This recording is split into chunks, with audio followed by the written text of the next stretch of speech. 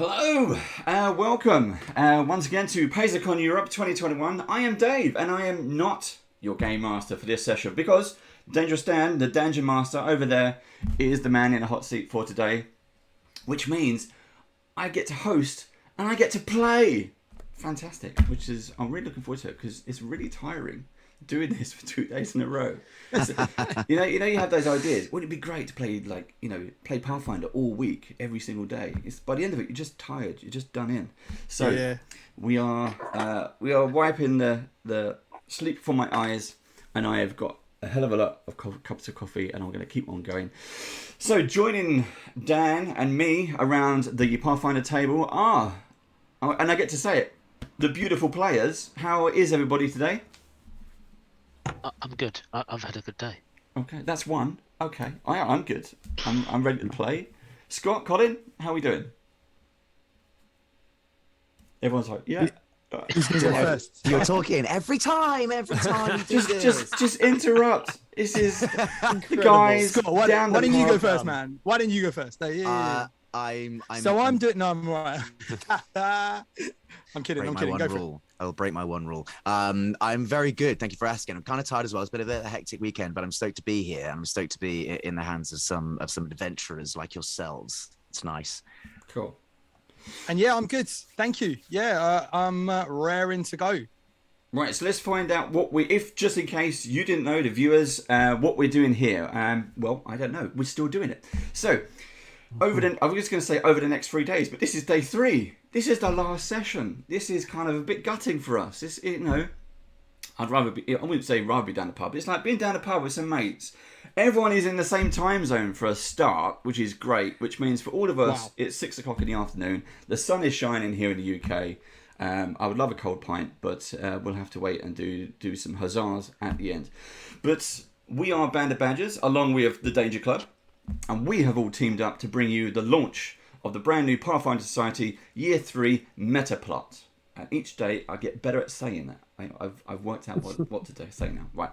And each day, over this weekend, we have been having new guest players and bringing you new stories every single day. And that's exactly what we've got here. But we've got a mismatch of Badgers and Danger Club people. So what is the Pathfinder Society all about? I hear you cry. What is the Pathfinder Society? What's the Pathfinder Society all about? There we go, behind you. It's that easy, really. It is. So Paizo Organised Play is a worldwide role-playing organisation. This is the scripted bit, that's why I can do this one. Where players... If anybody would like to check the scripted bit, it is in chat now. There you go. You can read along with me, join in. But you're 10 seconds behind, apart from these guys. So where players can take the same character and play in any game around the globe. Scenarios and quests are designed to bring players together as they explore new worlds, investigate mysteries, and fight the forces of evil in a shared setting that responds to their decisions. Now, the Pathfinder Society part of it is a worldwide fantasy role-playing campaign using Pathfinder 2nd Edition rule set, which allows you to take on the role of an agent of the Pathfinder Society, a legendary league of explorers, archaeologists, and adventurers dedicated to discovering and chronicling the greatest mysteries and wonders of an ancient world. So, with all of that included for today, we also, if you've been here for the past 2 days, if you've just joined us today, fantastic, welcome. It is a pleasure to have you here. Catch up on YouTube if you've missed the other chapters. We also have a few giveaways today. So Steve, our little Steve Monkey, what goodies do we have for the live audience today? Today, we have PDF copies of the core rulebook, the Pathfinder Society Guide, and the excellent Beginner's Box.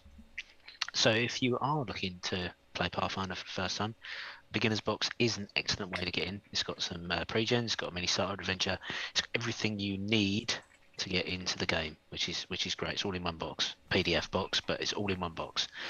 So we will be giving those away normally when we've got encounters or combat.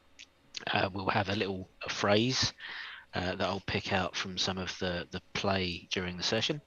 We'll put that in chat. I will note down the usernames of all the people that write that in the chat box, and then we'll simply roll the dice. It will be random chance as to who wins. So we've got 3 things to give away. We'll do them throughout the episode this evening. Cool. Thank you, Steve. Now, for those of you who don't know, Band of Badgers, what we are about are we support writers, artists, designers, and creators across basically all of our shows with various opportunities. So we have guest player spots, guest GM spots, live Q&As, unboxings. We even have a miniature painting show called the Great British Brush Off. And if you haven't, it's a lovely show. In fact, we've got one tomorrow. So I don't even get any rest tomorrow. We're doing something with a fantastic artist based in the Philippines. Now, also, if you happen to have a Kickstarter kicking off soon, we can even help you with that too, just by doing signal boosting, promotions, whatever you need. You can find all of our content on our YouTube channel at youtube.com/bandofbadgers. So now, I finally get to... I should have done is switch the cameras around. I finally get to hand the baton over to Dan. I can now shut up. Over to you. Tell us who the Danger Club is all about. Thank you so much, Dave. You can finally breathe. You can finally... I can rest. I'm going to pour myself... Enjoy yourself. Here we go. Feet up. Oh my goodness. Like, to give you some background on how this got started, like months ago when we realized PaizoCon Europe was coming up and it was coinciding with these events, Dave and I have been talking about what can we do together? We should do something together. And I'm like, we should run 3 games in 3 nights. It'll be incredible, and we'll all work together on it, and it'll be this massive thing that we'll put together. And we got it. We put it to Paizo, and it got put forward. It got approved. It all got booked in, and then clubs and theatres reopened in London, and suddenly the Danger Club got very, very busy and had to leave the first 2. And Dave has held the fort on the entire thing, done all the tech. So amazing work, Dave. That is tremendous. We're very, very appreciative. Got to say that right at the start. Right. Who are the Danger Club podcast? The Danger Club podcast is a Pathfinder 2nd edition podcast. We are a group of actors here in London. We've been playing at Pathfinder for like 3 years now. We've been doing it. We started we were playing in a pub. People started coming to the pub to watch us play. So we were like, let's make a podcast. We didn't feel like doing an adventure path. So what we do is we play individual adventures. We take what used to be called modules and standalone adventures and Pathfinder Society scenarios, and we play those, but we tie them all together into one big storyline. So at the moment, we're playing the Slithering. So if you want to see a group of actors or hear a group of actors playing the Slithering, the newish adventure from Paizo, you can go and listen to that on dangerclubpodcast.com. You can go back. I think we're on episode 17 of the Slithering, and we're dealing with it very well. Oh, you're so good at it. You've got bludgeoning weapons now. You're just about stopping oozes, dividing it every turn. Not too many random people have died. It's in a good place. You've had there's been no centaur birth, which is an improvement or a fallback from last time, if you will. But so you could do that. You can go back 17 episodes and listen to the start of the Slithering. But if you want, you could go back 148, believe it or not, episodes to episode 1, and you could listen to the complete story and hear these same characters play through Murder's Mark, Masks of the Living God, some Fall of Plaguestone, loads of scenarios, all of this, and see how it's like your home game, really. See how your group of characters grow and build romances and rivalries, sometimes between the same people at the same time, and just grow and develop. And we have guests on from theatre and TV sometimes. It's a good time. It's fun, isn't it? Yes. Thank you, Colin. That was not the one to leave us hanging on. No, it is. It's really fun.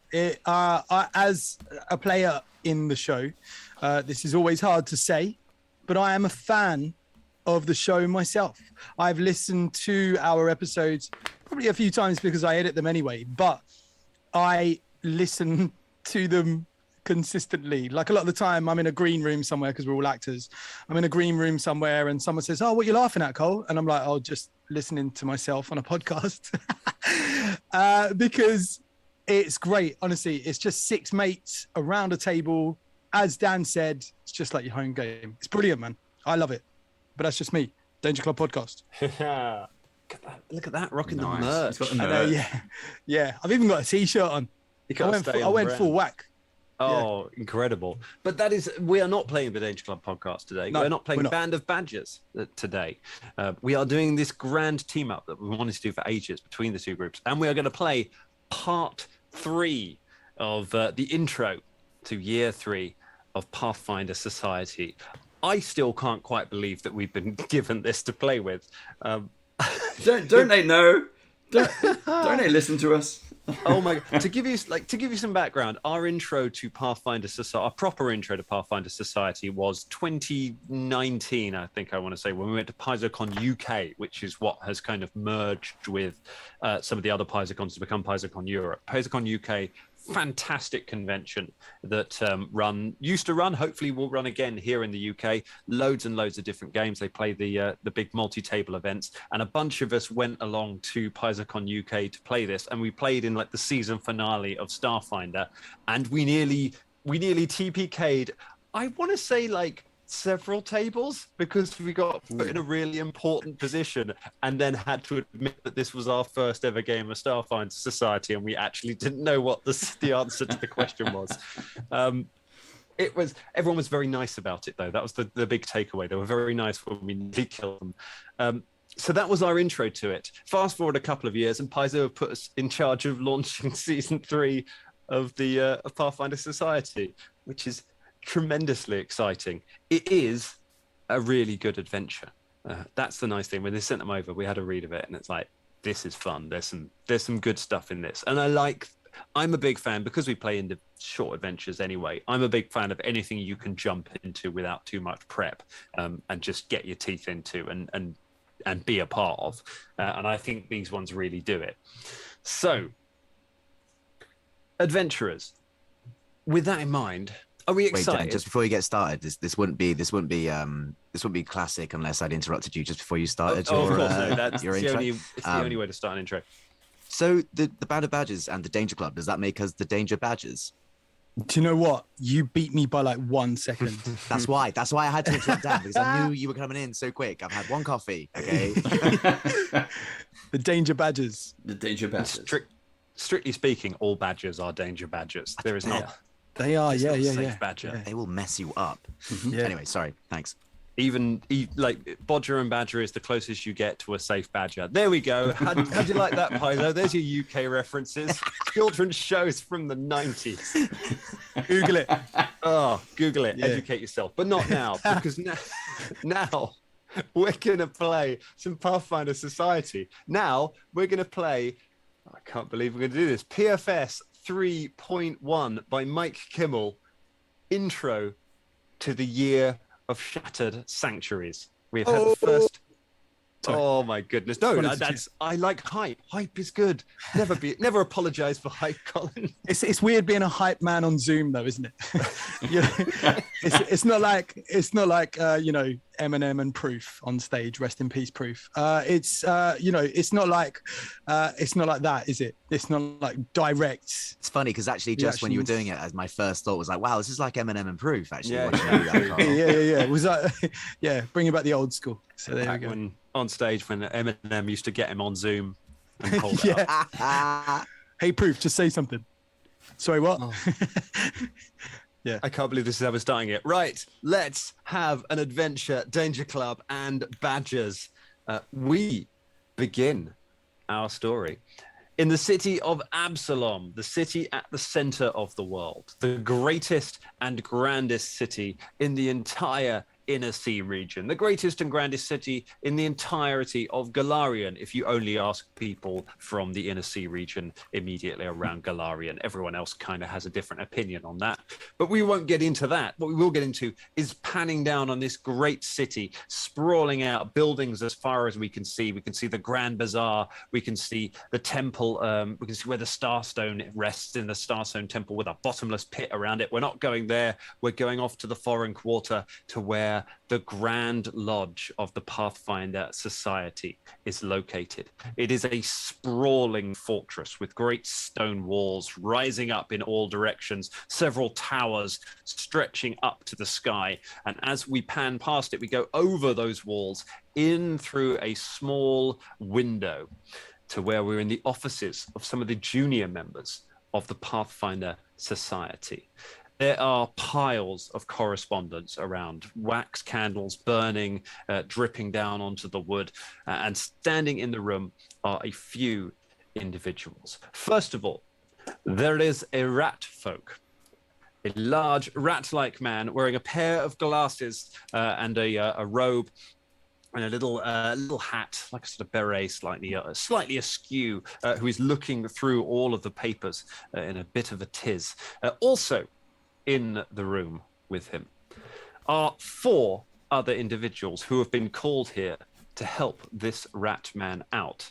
The first of these, you may know if you have watched some of these other scenarios, but you won't have seen this character played in quite this way. Dave, who is the first character who is in this room? I was going to say Brimbon, but it's put Scott on the spot. I am playing Rain. Rain is a very friendly Leshy bard. He has a purple cap on his head, which covers most of his, all the way down, keeps the sun over his eyes. He has his gorgeous big black eyes and this smile that just fills his face with joy. He's covered in a little bit of flowers and he loves everybody. He's very innocent. Oh, little mushroom guy. I love Leshies so much. They're like, there was a phase coming up when they first came out where all I would ever roll was a Leshy, because why would you play anything other than the tiny plant man? Let's move across the room. Let's go to the Danger Club side of things. We pan across Scott. Who else is standing in this room? Possibly, from the sounds of it, the polar opposite of Rain. There is a small tiefling with faint purple skin, very shorn, silverish hair, covered in a couple of tattoos, a waistcoat with various occult and arcane accoutrements dangling from it, golden eyes and a sardonic grin, probably trying to hide his familiar, a fluffy ghost bat called Bartleby, from scurrying around his waistcoat, with a crooked eyebrow and an expectant leer stands Brimbone, the tiefling witch. Expectant leer. This is great. I love GMing a witch because they're weird and you never quite know. There's no wrong answer with what can a witch do, because whatever the player says will not make sense to anyone else. So you just kind of go with it as a GM. You assume. Very good. And then we will pan across then. Steve, who else is in the room? You see a man clad almost head to foot in metal and padded armour. If you could see his eyes, they would be deep and sunken, and the weight of the world would be on them. It's a man who's seen things, who's lived through adventures, lived through adversity, and come out the other side, changed and haunted. He who stands before you is Astarel, cleric of Seren Ray, and hero of the Pathfinder Society. Astral just out-dramaed everyone. Yeah, man. Hate to follow that guy. Wait, were we saying this out loud? I didn't realize we were saying it out loud. We're just announcing ourselves as it goes round. I didn't realize that. Yeah. No. This is Astral to a T. This is how he walks into a room. That's amazing. I love that. This is why Dave has been set. See, so I've put my hand in those right out of character now.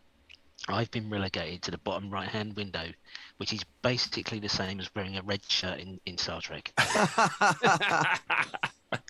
He's been trying to kill me for 2 days, and tonight looks like it's going to happen. Yep. I'm finally on the right side of the fence to be able to do some damage. Oh my goodness. Yeah, you've survived this entire convention. I'm going to try very hard to make sure. No, I'm not. That's mean. I will try very hard to make sure. Let's find out who else is in the room now. Who might save you from this fate? Who might take that bullet for you? Who is the 4th person in the room, Colin? Standing there is could be mid-50s, could be mid-70s. You're not quite sure.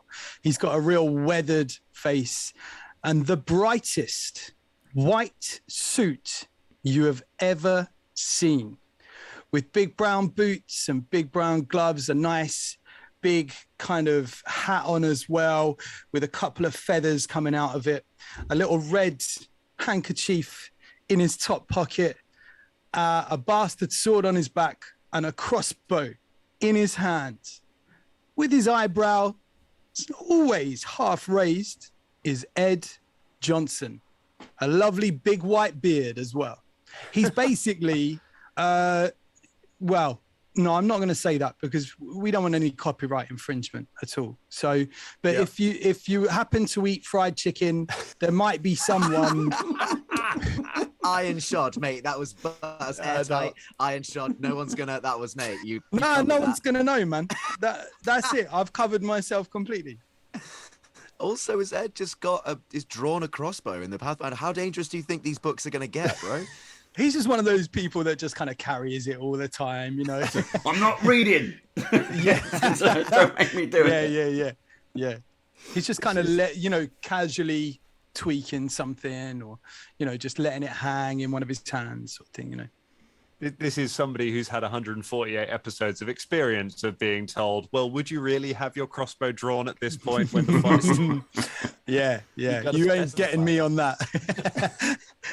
If it kicks off in this room, I'm ready. Crossbow in one hand, bucket of fried chicken in the other. Ed Johnson is joined the party. Yeah. This is a great. I want to say something about we've got some excellent art on this appearing on the side. First of all, I want to shout out Simon Brumat, who did the amazing art for the Danger Club characters for Ed Johnson and Brimbone. He's done art for pretty much every character that's appeared in the Danger Club. I think he's fantastic. At Simonstrous Art on Simonstrous Art on Instagram. You will find all of his art on there. They're very, very, very good. That was like the first thing we did when we launched our Patreon, when we got some money through. It was the first thing we did was call up our artist who had done loads of fan art and just like, can we pay you to make art for all of the characters now, please? And he did an amazing job. They're really nice. Also, want to shout out to the amazing Paizo art that is on the side there. We're using a lot of the official Paizo art. My favorite thing about it is Rain. If you look very closely at Rain when he pops up on the screen, his waistcoat has the symbol of the open road on it. Like it has the symbol of the Pathfinder Society on it, which makes me think that Rain has been buying merch from the Pathfinder Society. He's been going to the Grand Lodge merch shop, the little school shop, buying all the branded gear. He has the diaries, the pencils to match everything. The school scarf, he's there. He looks fantastic. You all look fantastic. Dark, brooding, all of you. And what will lie ahead? Well, let's come across to the Rat Man. The Rat Man, many of you have met before while you've been here in the Pathfinder Society. Some of you have been members of the Pathfinder Society for some time. Astral, obviously we know, is a legend of the Pathfinder Society. Rain, a new initiate. Ed and Brimbone, very, very newly arrived, looking for some work, looking to pick up a new contract from the Pathfinder Society, the greatest bringers of work and mischief in Absalom. The Rat, most of you have met before. He's a rat man named Henry Time. Henry Time is a venture captain within the Pathfinder Society. He deals primarily with paperwork. He's based here in Absalom, and he has been sorting through piles of correspondence. And as he looks up from his desk at all of these letters, he wipes his brow with a handkerchief, and he says, "Rain, I'm really glad you're here. I just don't know what to do. We're getting so much mail coming in for Venture Captain Ambrose Valsing. He's the guy in charge of the whole lodge, but he's put me in charge of sorting through all of this, and I can't make head or tail of any of this. Suddenly there are messages coming in from what feels like all over Galarian. Most of the society is still away. He's got a meeting coming up any time now. Look, I know you've only just joined and you're looking for something exciting, but I want to be really clear on this. Admin can be very, very exciting. It's a legitimate it's a legitimate career path. It served me very, very well. You can barely, and you do die a lot less. Basically, I really need a lot of help here. if I give you some of these letters, can you have a look through them and sort them and just tell me a bit of information about what's going on in them, what's here? You'll be really helping me out to write my report. Yeah, So with that, I'd love to. Yes, it's perfectly fine. I'm happy to jump in any time I can. It's perfectly fine. I love doing it. But don't worry, we're here to help. I'm sure we all will. I know he's holding a crossbow, and Brimbone looks decidedly angry all the time. But I'm sure we all, and we can't even see Astor's face. But I'm sure we'll be happy to help. It's fine. And he starts immediately starting to sort through. But do you know? I mean, you said that these aren't dangerous, but I think it hurt a lot of plants or a lot of trees kind of died to make this paper. I'm sure. oh, he suddenly, every time suddenly looks very awkward. He's like, oh yeah, well, yeah, it's probably from, you know what, the paper department is really a different department to mine, but you know, I guess I could put in let me look into that. Let me look in. He takes a piece of paper and just starts writing a note on it. Oh my God, I'm so sorry. And he starts trying to rub the note out. I'll remember it. Oh boy. That's what we tend to do. Yes. He looks at the enormous pile of books and contemplates what it'd be like to try and remember everything in all of them all the time. So he hands out a load of notes to all of you. I imagine Ed is not the first person to draw a crossbow when they're told admin can be fun. It's a natural response. So he has some letters. So I have sent you all some handouts. So all of you should have a couple of notes with you that you scan through. These notes they are letters that have been written to the Pathfinder Society. They also include at the bottom some notes about skill checks that you might want to roll on those to learn a bit more about them. So let's go around. Let's have a look. I'll tell you what. Let's start with. Why don't we start with Brimbone? Do you want to have a look? A couple of you have got 2 notes. So if you've got 2 notes, we'll come back around. Do one and we'll come back around to you on the other one. Would you like me to read mine out? Brimbone, please do. Yeah, so Brimbone has a look at the first piece of paper. Just as we're doing this, as the notes are being handed out, Brimbone looks very carefully to Ed Johnson to see what he does when he is handed the notes and what he does with his hands, bear in mind that they're full of a crossbow. Well, Ed takes both the notes in one hand and then puts one on the table and goes to read the other one, still keeping his crossbow loosely in his left hand. As he does that, Brimbone looks miffed. The bat scampers up his back, taps him on the shoulder, and Brimbone is forced to hand over a raisin as a result of some hitherto unmentioned bet. Nice. I have a letter from Kadira here, I believe. It is correct. Brimbone clears his throat and realizes how much he hates public speaking, looks around, looks down again. All right, to make it weird. To whom it may concern, the Pathfinder Society's request to complete construction of its new lodge in Sedek is hereby formally approved. Please send the new representatives to finalize the process and maintain the building.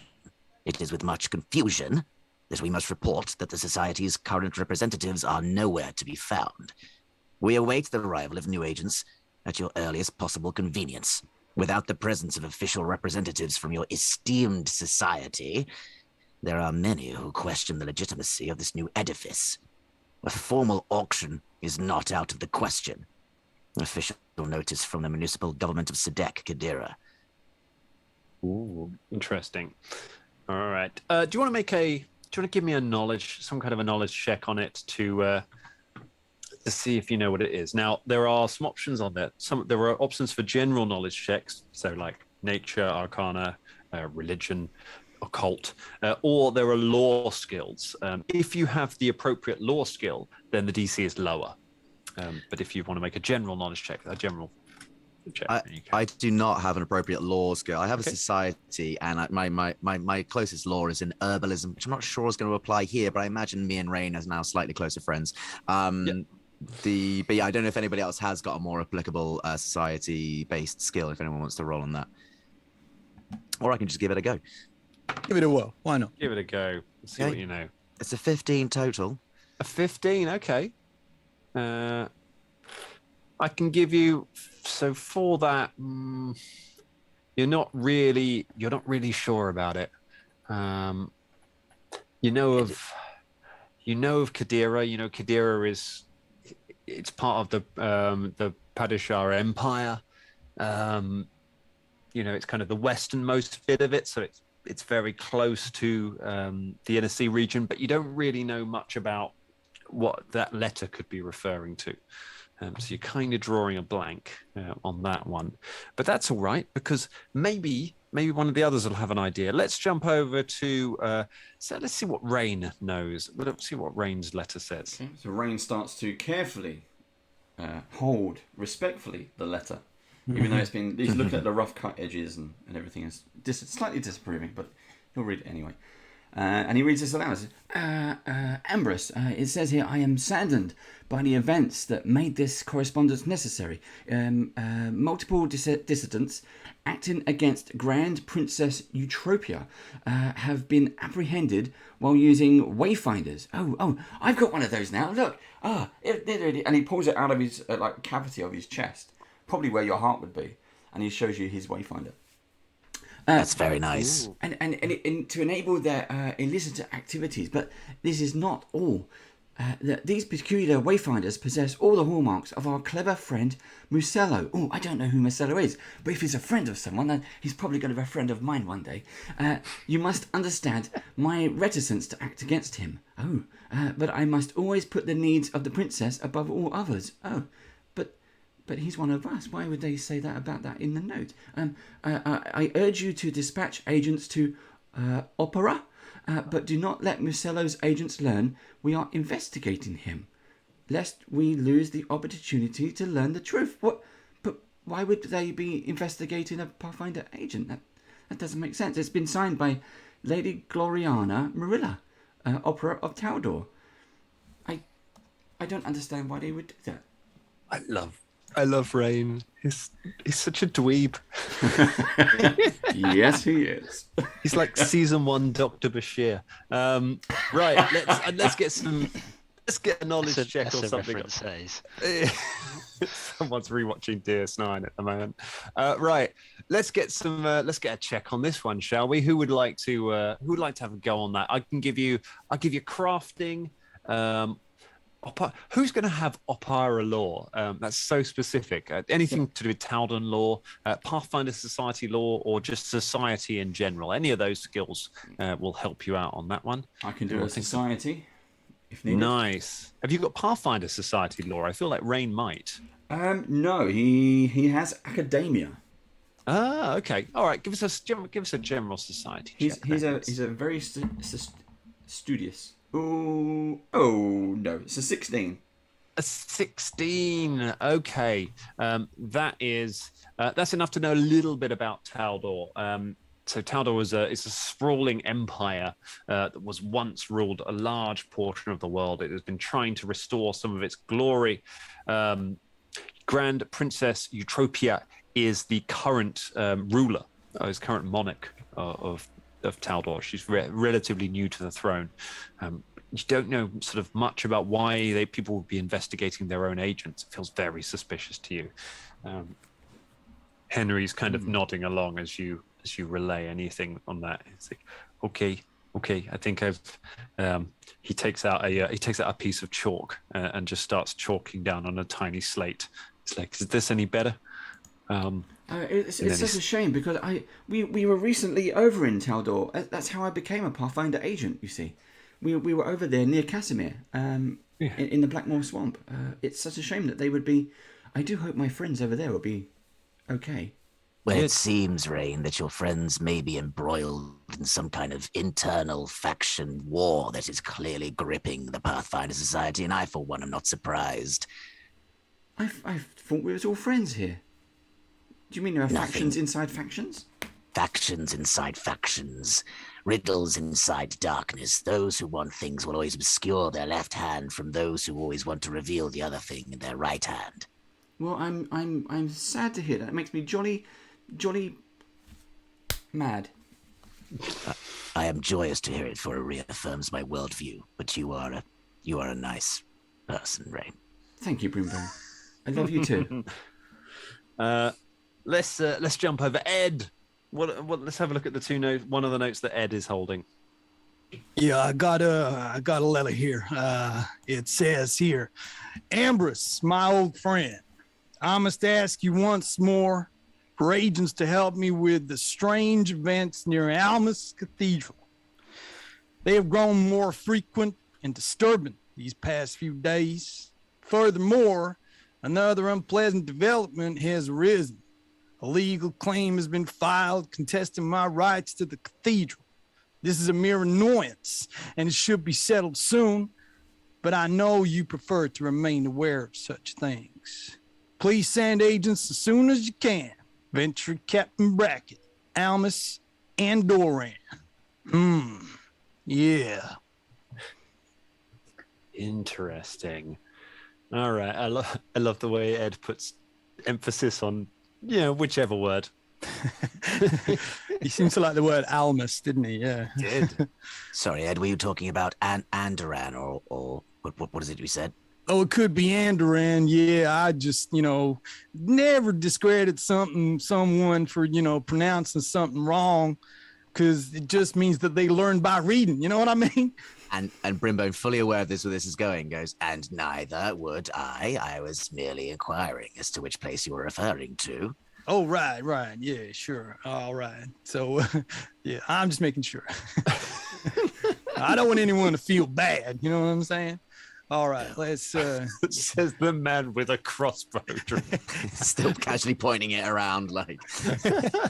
Hey, he's just casually holding it. He's not pointing at anyone. Let's not think. Americans don't do things that are bad, do they? So, not that he's American, because he's not from America. He's from Belarus. Yeah. Save. Yeah. Thank you. This is well recovered. I tell you what, let's the standard Yanderhof accent. This one. So it is. Yeah, it's absolute. That's the Yanderhof. That's the Yanderhof drawl. That's it. All right. So I would like skill check your way out of this hole. Come on. I would like to make a religion check. That's all I've got. Really, a religion check. All right. That's 10. Yeah. I could I make a religion check? You can absolutely make a religion check. Yes. I don't know anything about this. Anyone else? That's a 17. 17. I'll give you something for a 17. So I'll tell you. So Andoran is a city just to the north of where Absalom is. It used to be part of larger empires, but it's split away. They're very up on freedom and democracy in Andoran. The Pathfinder Lodge in Almus, which is the capital city of Andoran, it is also known as the Cathedral of Aradin.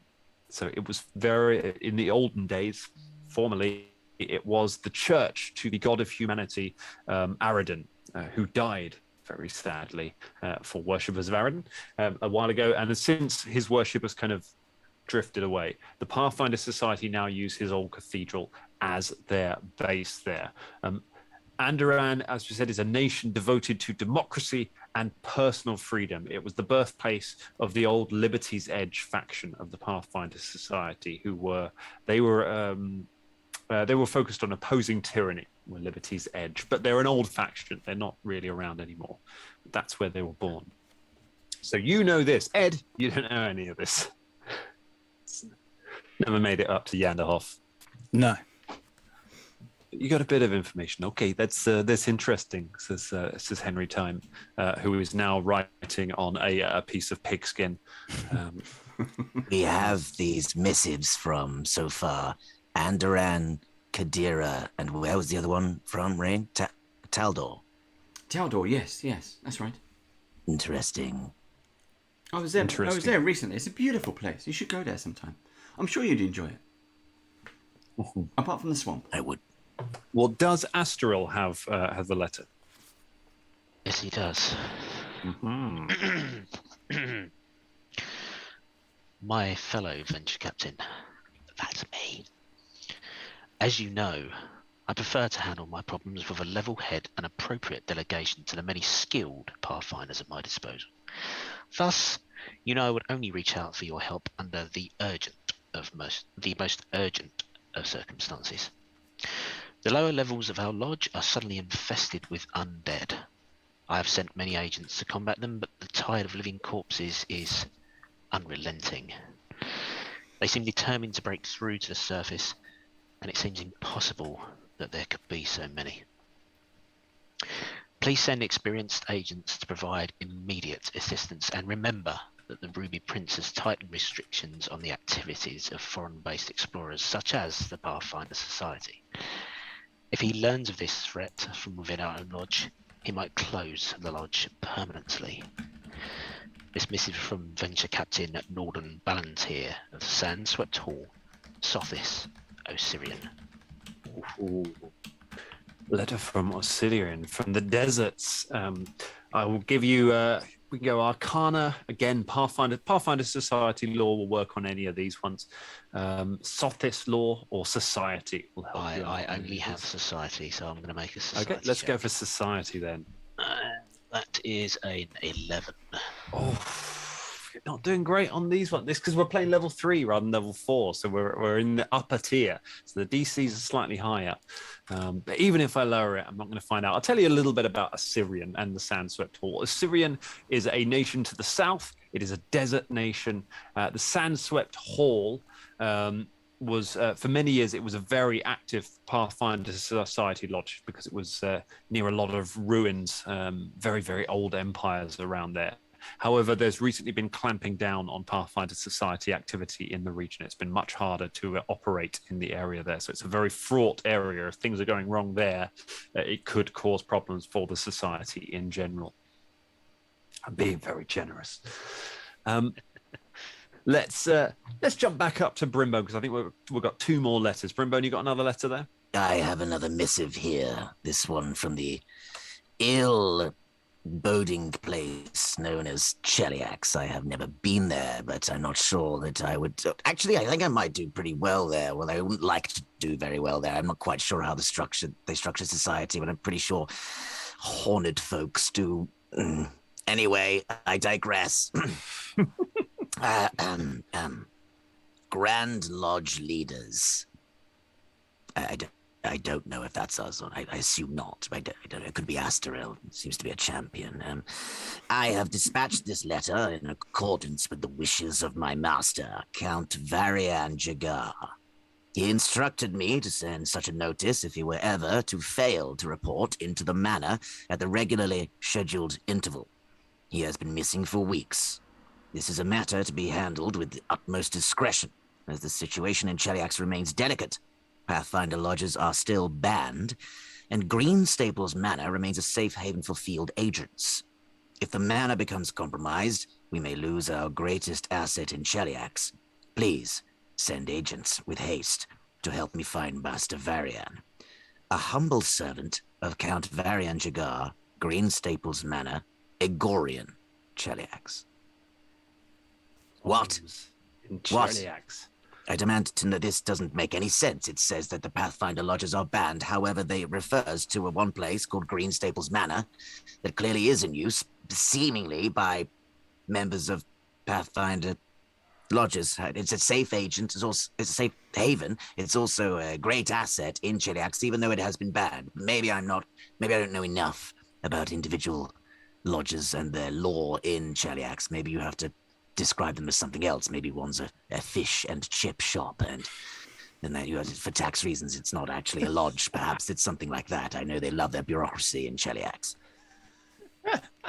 It's like a group of fully armed adventurers turn up at this fish and chip shop, and they're like, "We would like sausage and the chips, cod, please." What can I get you? Gravy and chips. Just move the fryer and there's steps downstairs to the real lodge. Right.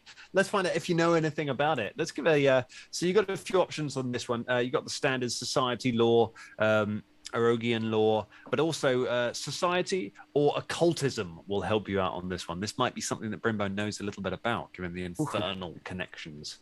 Luckily, yes. That's a 24 on occultism. That will do very nicely. That is easily a success. So I can tell you who Varan Jagare is. Varan Jagare is a half-elven wizard. He is almost always accompanied by his bodyguard, Radovan, and his faithful dog, Arnesant. I nearly said arsonist. That's not his faithful word. 100% calling it arsonist from now on. Why do things keep burning down, arsonist? Look at the dog. The dog stares at the camera. His faithful dog, Arneson. So he runs a very. You're right to notice that there's something strange about these. He runs a secret lodge within Cheliax for the Pathfinder Society. It is not based in a fish and chip shop. It is based in his manor house. So he runs a hidden lodge from there. Cheliax is a nation known for its ties to devils and its authoritarian rule. And most Pathfinder Society is forbidden there. Most Pathfinder Society actions are forbidden there. It's also the nation where the Hell Knights are active. So it is a pretty dangerous place. In terms of other stuff, the Grand Lodge's own archivist, Zata Drainin, was once the Paracountess of Cheliax before becoming leader of the Dark Archive. The Dark Archive was a old, defunct Pathfinder faction devoted to finding dangerous relics and occult knowledge. So the Pathfinder Society had a strong connection to Cheliax and to the royal family, but now it's just run out of that one secret society lodge in a manor involving a fish and chip shop and an arsonist dog.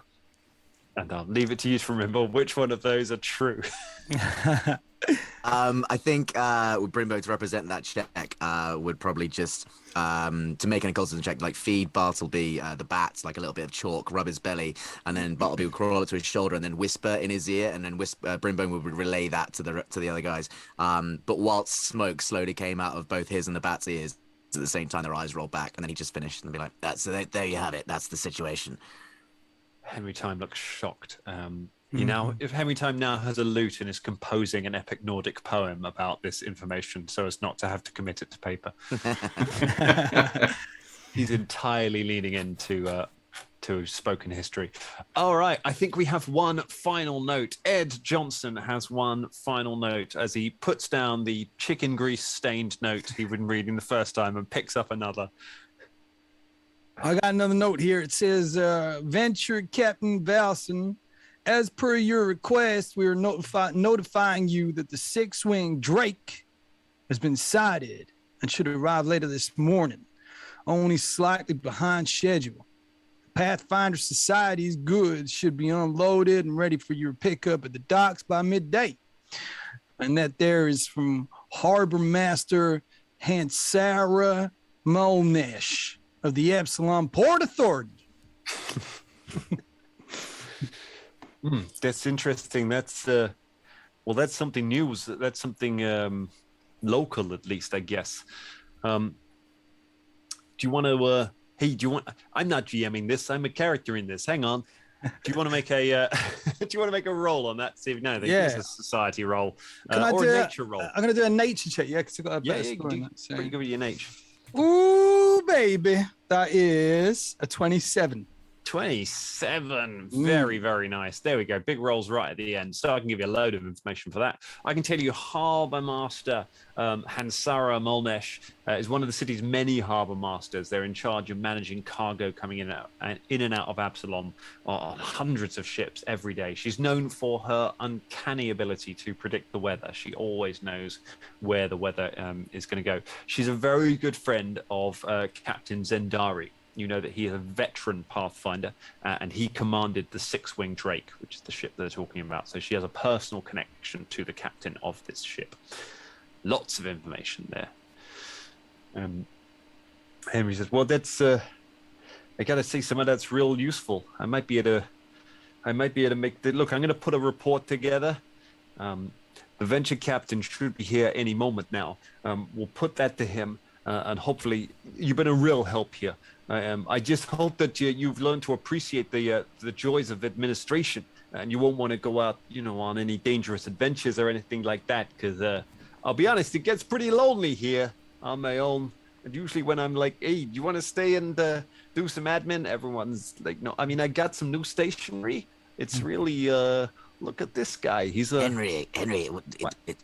Cease and desist with your stationary talk. You are putting a report together on these disparate and different missives that we have received, yet they are from several different corners of the globe, very far away. Are you putting a report together? Do you assume that they are all connected, Henry? It seems strange. It seems strange that they'd all be coming in at the same time. It's like something's happening here. Hang on, let me send for the adventure captain. Maybe he'll have an idea of what any of it can mean. I mean, does it mean anything to any of you? No, I don't think so. But if it's local, we can certainly we can kind of trot on over there and find out. Gosh, I don't want to leave you on your own though, and you seem quite depressed when you're in here in a dark, dank room. And he holds out his kind of arm appendage, so very much like Groot, and it grows a little flower, and he picks it off his kind of finger and hands it to you. He goes, just a small potted plant, and you'll be fine. Thank you so much. Oh, it's moister than I expected it to be. It is. I'm a little damp. It's got a real funny texture to it. Okay, I'm just gonna. Is this gonna grow into another you? I don't know. Who knows? Maybe we'll find out next episode. Great. I'll just plant this here in a pot. Let's call it where I sleep, and maybe it'll turn into a sentient creature while I'm asleep. Yeah. Either that, or it's probably likely to kill you. But whatever, really. I don't mind. But let's call it a plot hook. At this point, the door opens, and in enters a tall man with a deep tan and dark, very meticulously groomed hair and a drooping moustache. Some of you recognize him as Adventure Captain Ambrose Valsing, the head of the Grand Lodge of Absalom. Dave, has Ambrose Valsing appeared in either of the adventures that you've run over? No, he has been mentioned. He has sent missives and he has sent people on the adventures, but this is the first time we've seen him. First time we've seen him. Has he been mentioned just now in one of the missives that we got? Yeah. Most of the letters were addressed to him. Right. But that sort of makes sense. He's the man in charge of the Grand Lodge, so he's in charge of running things for all the Decemvirate who run the Pathfinder Society. So it makes sense that they would sort of address it. Apart from that one that was addressed to Astral. Yeah, that one was mine. That's a personal one. That was a personal. Yeah. Okay. It's, I often get those. Fan mail. It's like fan. Yes. You have a problem if nobody else can help, and if you can find. So Ambrose Valsing. It's the Asteril. Ambrose looks over everyone, looks at the pile of admin, and says, Pathfinders, welcome. Thank you for helping Henry here with some of his work. I can see he enjoys the admin, but I can see that he's labouring under the yoke of it. Does admin have a yoke? Doesn't matter. Forget about that. I see you've got a lengthy report here, devised on chalk and pigskin and song, and just use paper, man, for goodness sake. He pushes the pot out of the way and just kind of pushes over and starts looking through it. He goes, oh, well, this is troubling. It seems like we've got reports coming in from lodges all around the world. But I don't have time to look into this in great detail at the moment. I can have a look through it, but we have other things going on at the moment. I need some agents to undertake a very, very important mission for the lodge. Now, I need some people to go down to the Black Ross Museum.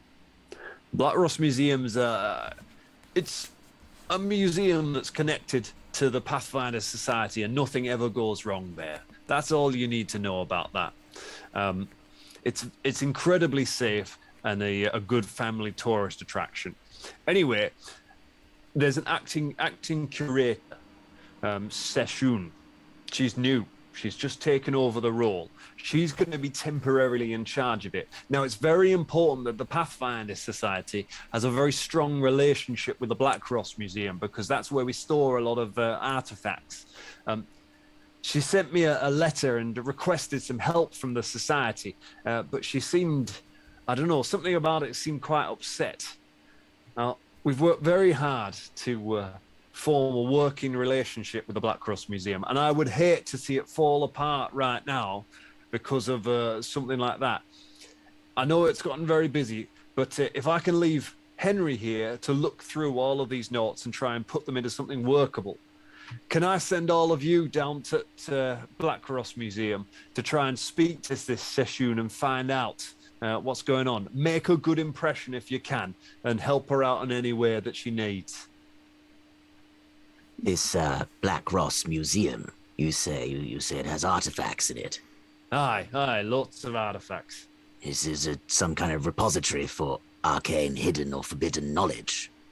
No, it's a place where things that are quite legitimately brought back from other dangerous places around the world are put on display for the general public, and nothing ever goes terribly wrong there with them. I see what you're saying, sir. Count me in. Oh, I'm very glad of it. I wish I could give you a little more information, but I'm afraid I've not really. I'm afraid I've not met her, but I can give you some. I can give you some supplies if you need. He looks through a desk for a moment. Says, "Here." He pulls out some small vials and hands them out to each of you. So each of you gets one lesser healing potion. Rimbone takes it, looks at it, looks back up and goes, we're going to a meeting, right? You just said we're going to meet someone and make a nice... I thought this was breath mints, honestly. No, it's for luck. It's a lucky potion. It's not a potion of luck. It's just just keep it on you. It'll just keep you company. Perfectly safe mission. Perfectly safe, right. Perfectly safe. I know you're new around here. Yes. But you talk to any of the agents around here, and they will. And he turns to looks at Astral, and then pauses, and then goes, well, talk to any. And he looks at Rain and sort of pauses, and then talk to Henry Time here. He'll tell you, working for the Pathfinder Society, completely safe. Henry's like, oh yeah, I got kidnapped by death cultists once while I was doing some admin, but other than that, it's been really safe. Good. See, nothing to worry about. You've all signed your waivers, haven't you? I think we'll be perfectly fine, Brimburn. Ambrose Valsin, our courageous captain, would not send us into danger, I'm sure. We'll be perfectly safe. What could go wrong? Like Henry says, it's just a museum. Aye, that's the spirit I like. Off to the museum with you. And with that... Rain's already trots out the room. Okay. So enthusiastic. And with that, we'll take our heroes across to the Black Cross Museum. It's not too far, so you make your way across town over to the museum. It's in the Wise Quarter of Absalom, so different part of the city. Take a bit of a weaving through some of the narrow streets, but you eventually make your way to there. The Black Cross Museum is a huge towering structure carved out of a single large chunk of volcanic rock rising up there, and you can see there are doors and some windows in it. There seems to be a lot of activity going on around it. There are gardeners and landscapers busily working all around the area, hauling in plants, building materials. They look like they're building up some new gardens all around it, laying down a whole load of landscaping. Near the entrance, you can see a woman in a white shirt and a skirt speaking to several of the contractors. She's holding a large book in her hand. She is noticeable by the fact that she has very deep bluish purple skin and vibrant teal markings all over her. Her eyes are completely without pupils, so they're completely white, and she has green hair. She is holding a book. She's looking through the book and talking to some of the contractors as you start approaching over towards it. What would you like to do, heroes of the Pathfinder Society? And what was the name of the lady we were meeting again? Her name was... Her name was Session. Session, thank you. I believe as someone should go and introduce ourselves. Perhaps the experienced members of the Pathfinder Okay, I'll do it. Thank you. Excuse me, Hey, excuse hello. me, man. Ed just kind of shouts out. Oh, sorry, I didn't realize you were running over there. Excuse me, ma'am. We're looking for somebody. I wonder if you can help us there. She looks for a moment and then kind of just lowers the book and goes, I'm very busy at the moment. What can I help you with? We're looking for Sashoon. She, I was going to say she rolls her eyes, but you wouldn't be able to tell. She's got no pupils. So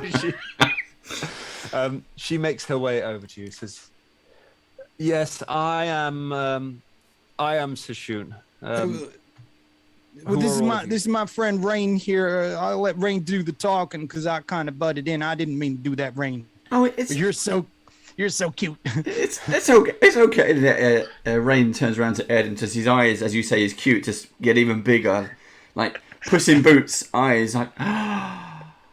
Oh my God, my heart, my head. And Rain's eyes are just pure black. Pure black. And Yeah. So like Brimbone's like, yes. They keep growing like small lists across the face. They will encompass the entire face. Yes. And Rain too turns around to Sashuna, does a big kind of bow with one arm out and everything, and says, Sashun, yeah, we've been the captain of the Grand Lodge has sent us over as soon as we could get here. We came here. We would have been here even sooner if we had known directly, but we got here as quickly as we could. We are here at your beck and call. We are here to serve. Is there anything what we can do for you? Yes, of course you have. I mean, you're the ones that Valsing sent over, are you? I wanted you to. We've got quite the mess here that I'm hoping you can fix. Not the gardens, obviously, but they're just about under control. The shipment. I'm expecting a delivery of Vibarian artifacts, of Vibarian from relics. You see, from the Pathfinder Society. They were supposed to be delivered this morning. And they haven't arrived. I've heard that the ship has come in, and yet the six-winged drake should have arrived easily hours ago. A six-winged drake? Been... I've never seen a six-winged drake before. Wow. It's You've not got literally... a delivery on a winged drake that has 6 wings. That is incredible. That is I've never heard amazing. of such things. No, I'll have have I, to consult Brimbo? the Coven. You're very literal. No, it is the name of a ship. Why would you give a ship right. 6 wings? No, it doesn't have wings. It is not literally... ships don't have the physical characteristics of the thing that they're named after. That would be ridiculous. So how many drakes are coming on this ship? No, there are no drakes. Forget the drakes. It's literally just... How would... It has Otherwise, 6 every... sails. No, it has the normal number of sails for a ship, which might be 6, actually, now that I think about it. I don't know ships, all right? Do the sails look like a drake? No. Is the figurehead at least in the shape of a mighty drake? No, but... Well, I suppose maybe it might be. I don't know. I haven't seen this. This is what I'm trying to tell you, is that the ship should have arrived, and I haven't seen it. And not that they would bring the ship to the museum. That would be ridiculous. It's in Maybe the harbor. drake got it and took it away. But if it's a flying ship, why can't they bring it straight to the museum? Oh, for the love of Aradin. So, look, let me try and re-edit this. It is a ship, right? Picture a Yep. ship, right? You got that in your mind? Just a regular ship, a boat. It's got sails. It's got the normal number of sails. It's got the normal figurehead, made of wood. Just a ship. Picturing that, right? Another one that's made of wood. It's When will you make called... ships Well, what of do you metal? want it to be made of, you stupid mushroom? Like all the gardeners just stop and look at her. Rain just turns around to Ed, and you just see his eyes start watering up. Yeah, It Ed's slowly steps behind hand- Ed. Ed's hand just sort of tenses up around the crossbow. He doesn't raise it or anything, right? But he's still got it in his hand. Now, Oh my god, is this going to be our first combat? yeah, right. Now listen here, Sashoon. This here is my friend. I don't want any of my friends to be talked down to like that, okay? All right. My He apologies. ain't stupid. No. He's just I'm- different. Also, I'm not even sure if he's a All mushroom right, because so he just tell us about this. This ship? Yeah, Right. Good. Right. All right. So, the ship. Yeah, Right. let's hear about the ship. all right. Picture this. So it's a ship. It's a boat. It's a regular boat. That is just like a normal boat in all regards. Let's not talk about what it's made of. Maybe it's made of wood. Maybe it's made of sweets or dreams, or it doesn't matter. It's a boat, and it is called the Six-Wing Drake. Six-Wing Drake is its name, not what it is. No drakes. There are no Drake crew. Drakes haven't attacked it that I know of. It's not owned by a shadow corporation of drakes who are investing in shipping. There are no drakes involved. Just some guy once thought, oh, you know what? I like drakes. You know what would be great with a drake? 6 wings. 6 wings is better than the normal number of wings that a drake should have. That's crazy. Well, I can't have one of those, but I do own a ship. I'll call the ship that. That's what has happened in this scenario. There is a ship called the Six-Wing Drake. It has goods for the museum. It is late. It has not arrived. I want to know what happened to it. Do you understand that? Any questions? yes. Why didn't you just say so?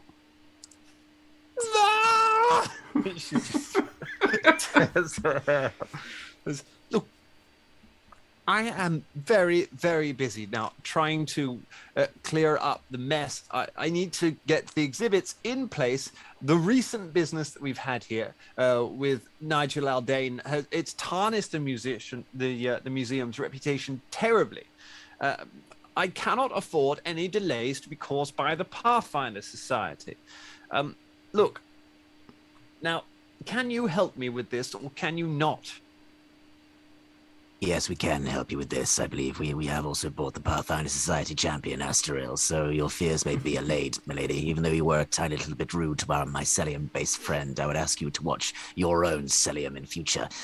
Nonetheless, you did get quite specific with that Shadow Council of Drakes. That was just something that didn't seem to be pulled out of nowhere. I'd love to inquire about this later, because Shadow Council of Drakes, that's right up my street, and someone should know about that, really. Even if you have made it up, it's the kind of thing that could come into creation like later. Anyway, I'm not going to go into it. Yes, we can help you. By the way, this museum is cool as balls. Yes, that's our official slogan, actually.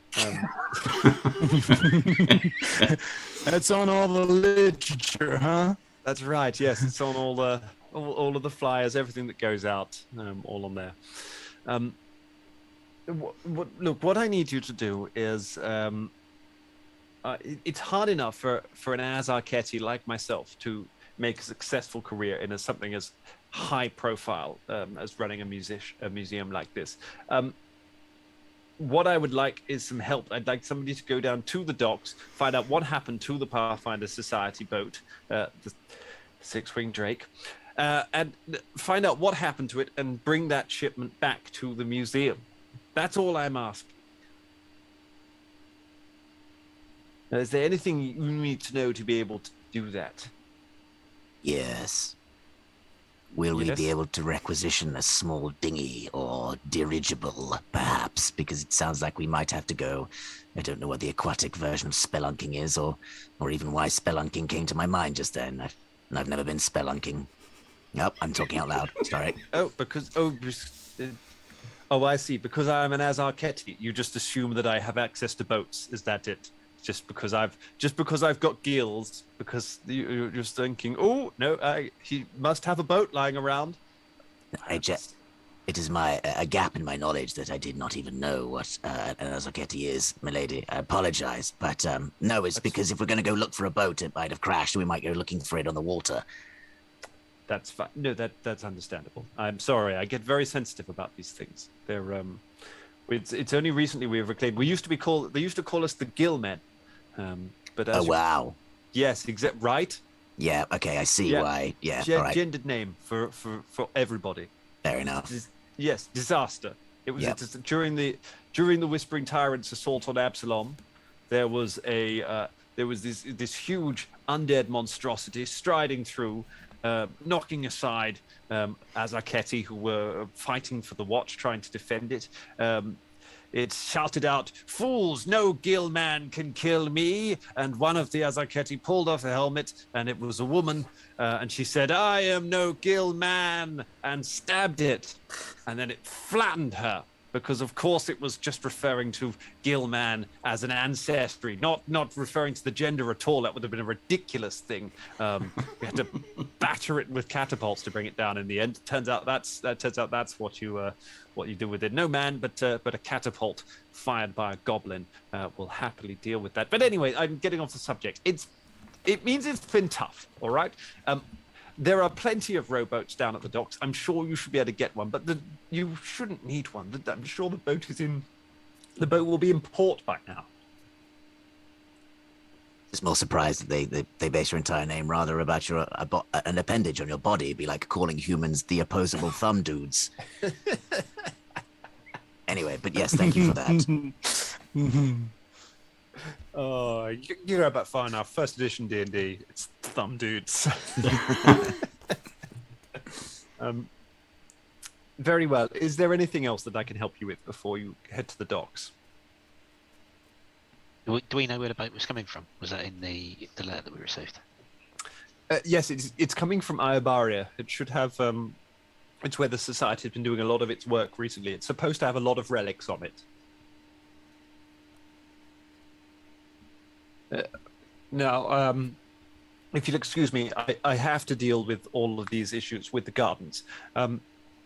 If you just head down to the docks and just, when you have the relics, please return here. I will be waiting for you.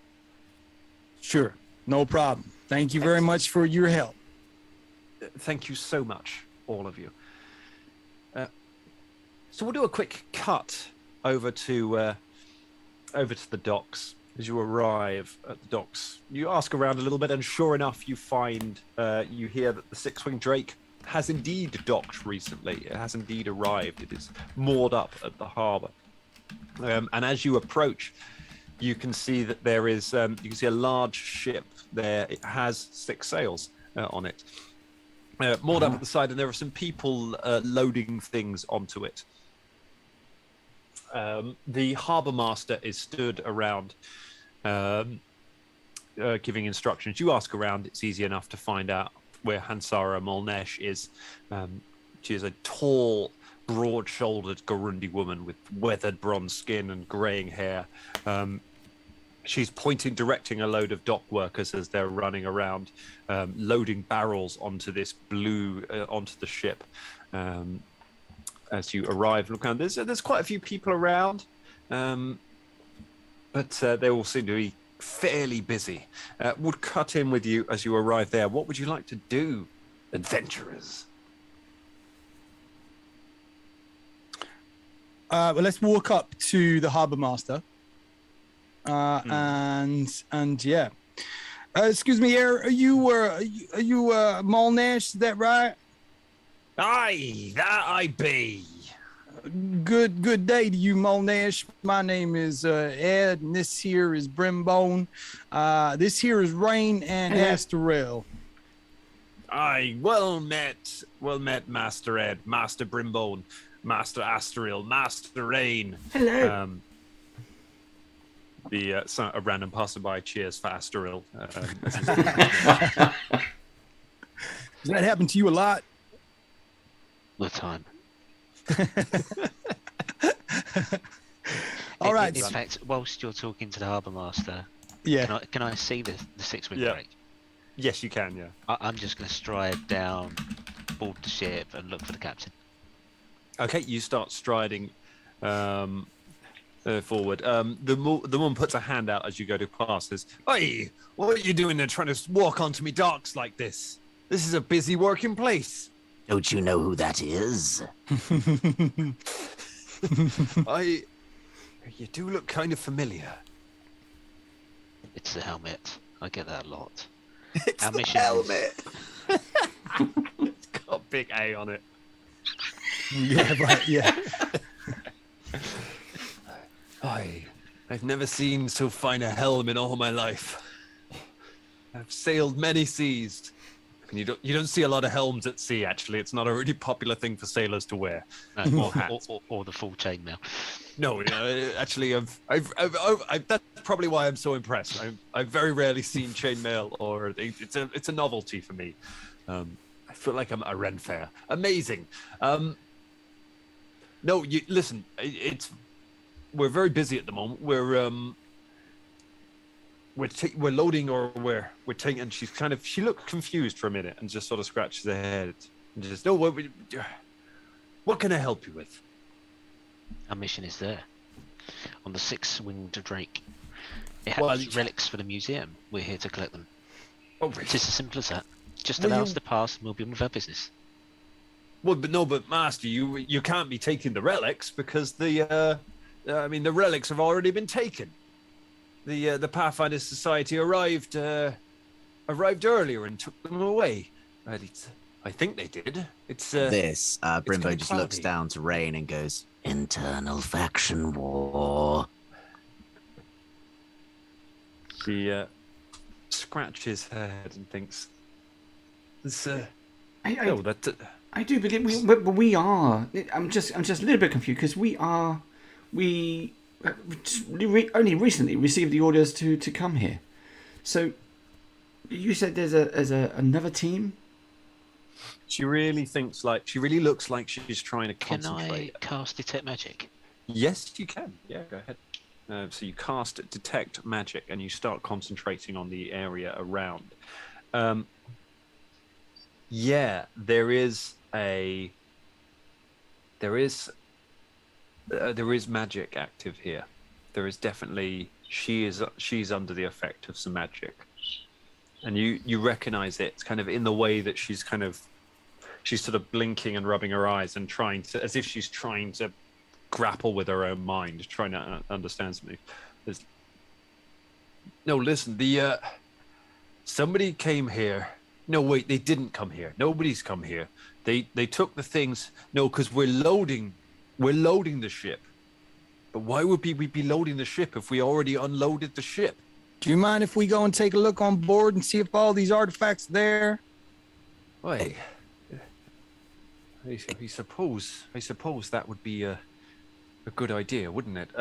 Excuse me, would you allow me to just rub these two crab legs I've got together in my pouch, and then don't worry about it. Distractions over here, looking over here. I just cast Soothe on her to try and boost her mental saves in case she's saving against whatever spell okay. effect is going on. Very nice idea. Yes. Okay, you cast Soothe on her, so that gives her a bonus to will saves, is it? Yes, it said, I think it's mental saves, so it could be all three of them. Oh, nice. but So certainly it saves against mental effects. Yeah, Okay. for a minute. Nice. Well, she shakes her head after you do that, and sort of you see her eyes clear a little, and she's like, "No, you're right. You're the Pathfinders, of course." She turns around to the deckhands and says, "Lads, hey, the Pathfinders are here. You just whatever you're doing, stop loading put down those barrels and start unloading the goods because the Pathfinders are here to take them." Hello. A few of the people kind of stand and sort of look, and they look as equally confused. Hello. And then let's have our first die roll of the game, shall we? Ooh. And it's the one that's usually the first die roll. Everyone, give me a perception check. 21. 21, very nice. I also got 21. 27. Ooh. 22. A 22, some 21s, and a 27 for the hero of the Pathfinder Society. Yeah. Which is very helpful because, after all, you're the only one who sees this. As the people are kind of looking around, as you go to take a step forward towards the ship, one of the deckhands stands up next to a pile of barrels that are on the deck of the ship, with his eyes just completely glazed over. He looks over at where you are, and you just see him mouth a single word. And before you can react, the six-winged drake explodes in an enormous ball of fire. The barrels next to him, upon the word being uttered, just detonate. The entire ship is just ripped apart. All of you are just flung in slow motion off your feet and just crash down as burning wood and bits of sail crash down into the dock areas around. People start screaming, and as you pick yourself up off the ground, dazed and shaking yourself, you look into the burning wreck of where the ship once was. It starts to sink, and you see a couple of pairs of glowing red eyes starting to come out of the flames towards all of you. Everybody, we're going to take a little break. And when we come back, we will be rolling for initiative as we continue to play Intro to the Year of Shattered Sanctuaries. Cool. It's gonna get See you back in 5. See you in 5, everyone.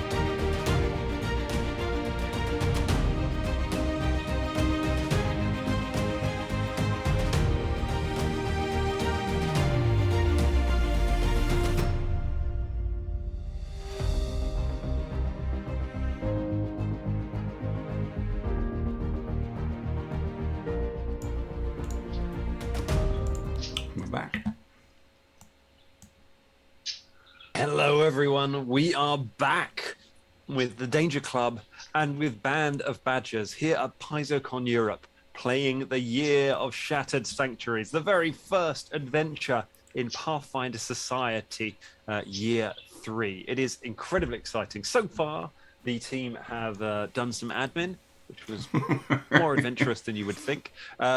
They have they made a rat question his choices of paper. They've taken on a quest to go and So impress. many dead. So many needless lives given. Oh, it was Flayed awful. skin of your ancestors. So dark. Everything is the Necronomicon when you're a Leshy. Yeah, literally. And we've been to the Blackrosh Museum. Nothing went wrong at the Blackrosh Museum, which, if you're an experienced PFS player, that is quite the unusual thing. However, something has gone wrong somewhere else, because when our heroes were sent to the docks to retrieve some artifacts from the six-winged drake, suddenly the ship exploded and put them in considerable danger. We're going to resolve that danger and carry on playing the adventure. But first, I believe we should give away some prizes to some of the fine people who are watching today. Yes, we're going to give away a PDF copy of the core rulebook. And to stand a chance of winning a PDF copy of the core rulebook, you will need to enter into chat the following phrase: six-wing drake. So if you type that in chat, I will record your Twitch username, and then at the end of combat, I'll get one of the players to roll the dice, and complete randomness and chaos will decide who the winner is. Core rulebook, the actual game itself. That's a nice one. So yeah, if you want to win that, get that phrase "six-wing drake" into the chat. So I think we should have ourselves. I think we have ourselves a little combat going on here. So for that, players, I want to take you over to the old Roll20. You will see we already have a little map laid out here. Players, viewers, you should be able to see this very soon as well. Let me describe what is happening to you. As you pick yourselves up off the ground, there is fire kind of falling down and landing on some of the buildings around, starting to set fire to a few of the warehouses around. Not very badly, but yeah, they are starting to catch. In the harbour, there is what used to be the six-winged drake, and sadly, a lot of the dock workers who were on it at the time. It is torn in half, it is in flames, it is going down. Most of it is probably already resting on the bed of the harbour. There are some fires down on the jetty as well, and appearing out of the fires towards you, you can see two sets of burning eyes as a pair of flaming creatures wreathed in soot and smog come crawling out of the flames towards you. For the first time in this adventure, I would like you to roll for initiative. So you're going to be rolling perception for this, unless you have another skill that you want to, you can convince me would be appropriate for this, but I think it probably is perception to have noticed these things coming at you. 16. 16 for Rain. Okay, not bad. What else? What have we got, Brimbone? 19. A 19 for Brim. How about Ed? 15. 15 for Ed. How about the greatest hero of them all, Astaril?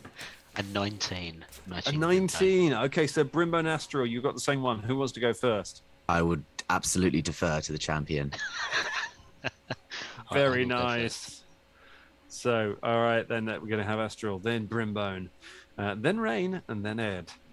And maybe something else as well. All right. Astral, it is your go first. You have 3 actions. You have these creatures crawling out towards you. You should have control of your token. What would you like to do? Okay, so I'm going to pull my shield from my back. Get ready to face off against these beasts. Raise that shield into combat ready position. And then I'm going to drop a forbidding ward on my good friend Rain. Rain, who I dragged back from Taldor across my shoulder, virtually swimming across the inner sea back to Epsilon. I think you have There's a different no way different that Rain is going down on my watch. So with Forbidding Ward, you get +1 to your armor class and +1 to saving throws against these horrendous fire creatures that stand before us. Okay, thank you. That is my turn. Very nice. Rain protected once more. In that case, we're going to go over to Brimbone. Brimbone, you can see these creatures. You can see the spell being cast on Rain. What would you like to do? Can Brimbone see any? You said there might have been survivors. Is it obvious to me that I could help anyone or are they all too far gone or not close enough? Or anyone who was on the boat is definitely gone. In terms of people who are around, you can see some people running to put out fires, but there are lots of small fires. You might be able to help them out. Okay.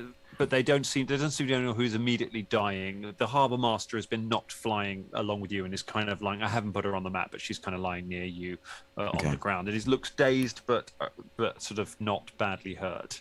Okay, Brimbone does a quick sweep and tries to assess this and prioritizes the sooty, fiery things coming up towards us from that jetty. Then, can I ask? I've got a funny question. Yeah.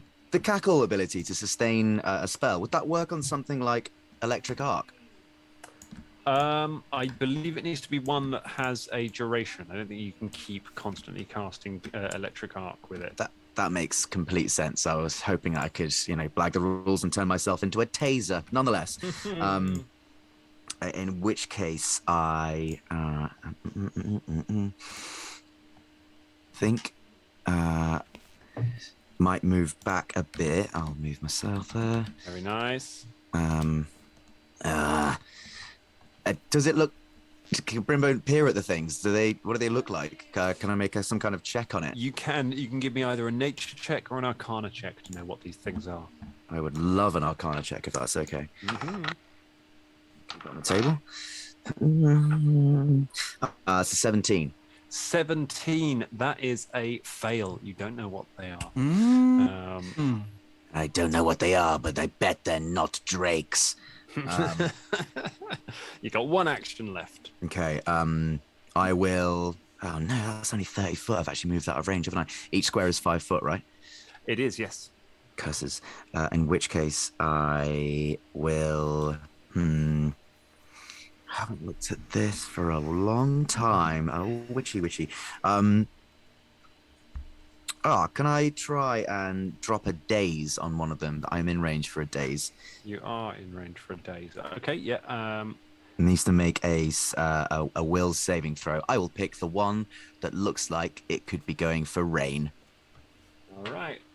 Pick the one that looks like it could be going for Rain. It tries its will save. Using my Scott McCall dice tower that one of our listeners brought for us. Very nice. That is a 15 on the will save. That would be a fail. What happens to the rat? Failed save is stunned. Takes 4 mental damage, and on a failed save is stunned, I believe. Oof. Very nice. Not a crit. So it's not a crit fail. It's just a fail. Yeah. I believe so. Okay. My goodness. Okay, so it's going to take 4 mental damage, and it is stunned. Stay back from whatever hellhole you came from, you sooty rat things. Are they little like rats? They look rat-like, yeah. They do look kind of rat-like. Sorry, how much mental damage was that? 4. 4 points of mental damage. Very nice. I think it might be on the critical. Yeah, sorry, the stun is only on a critical fail. Okay, so it's not stunned, but it takes the 4 mental, at least. And my bad, that is 5 mental. Sorry, my bad. 5 That's mental it. damage. That's it. No That'll wrap it problem. up.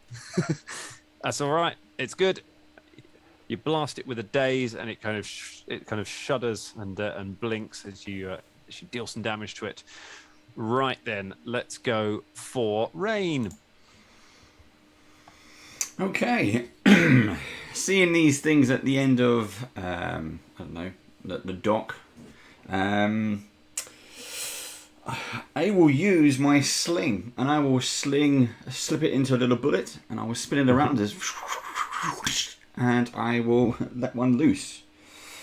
This is, no, that's an 11. Oh, 11 ain't gonna do you. I'll quickly reload and spin again, and no, and not only does it's a natural one. Oh, it's a fumble. Now this is a question that I've been wanting to ask you. Now I know this is not strictly PFS legal, but I in front of me have the critical hit and the critical fumble cards, which can be an awful lot of fun. Now, do we feel this is something we'd like to bring into this? I probably should have pitched this when you got a critical hit rather than on a fumble. What do we think, team? What do you think the viewers would enjoy more?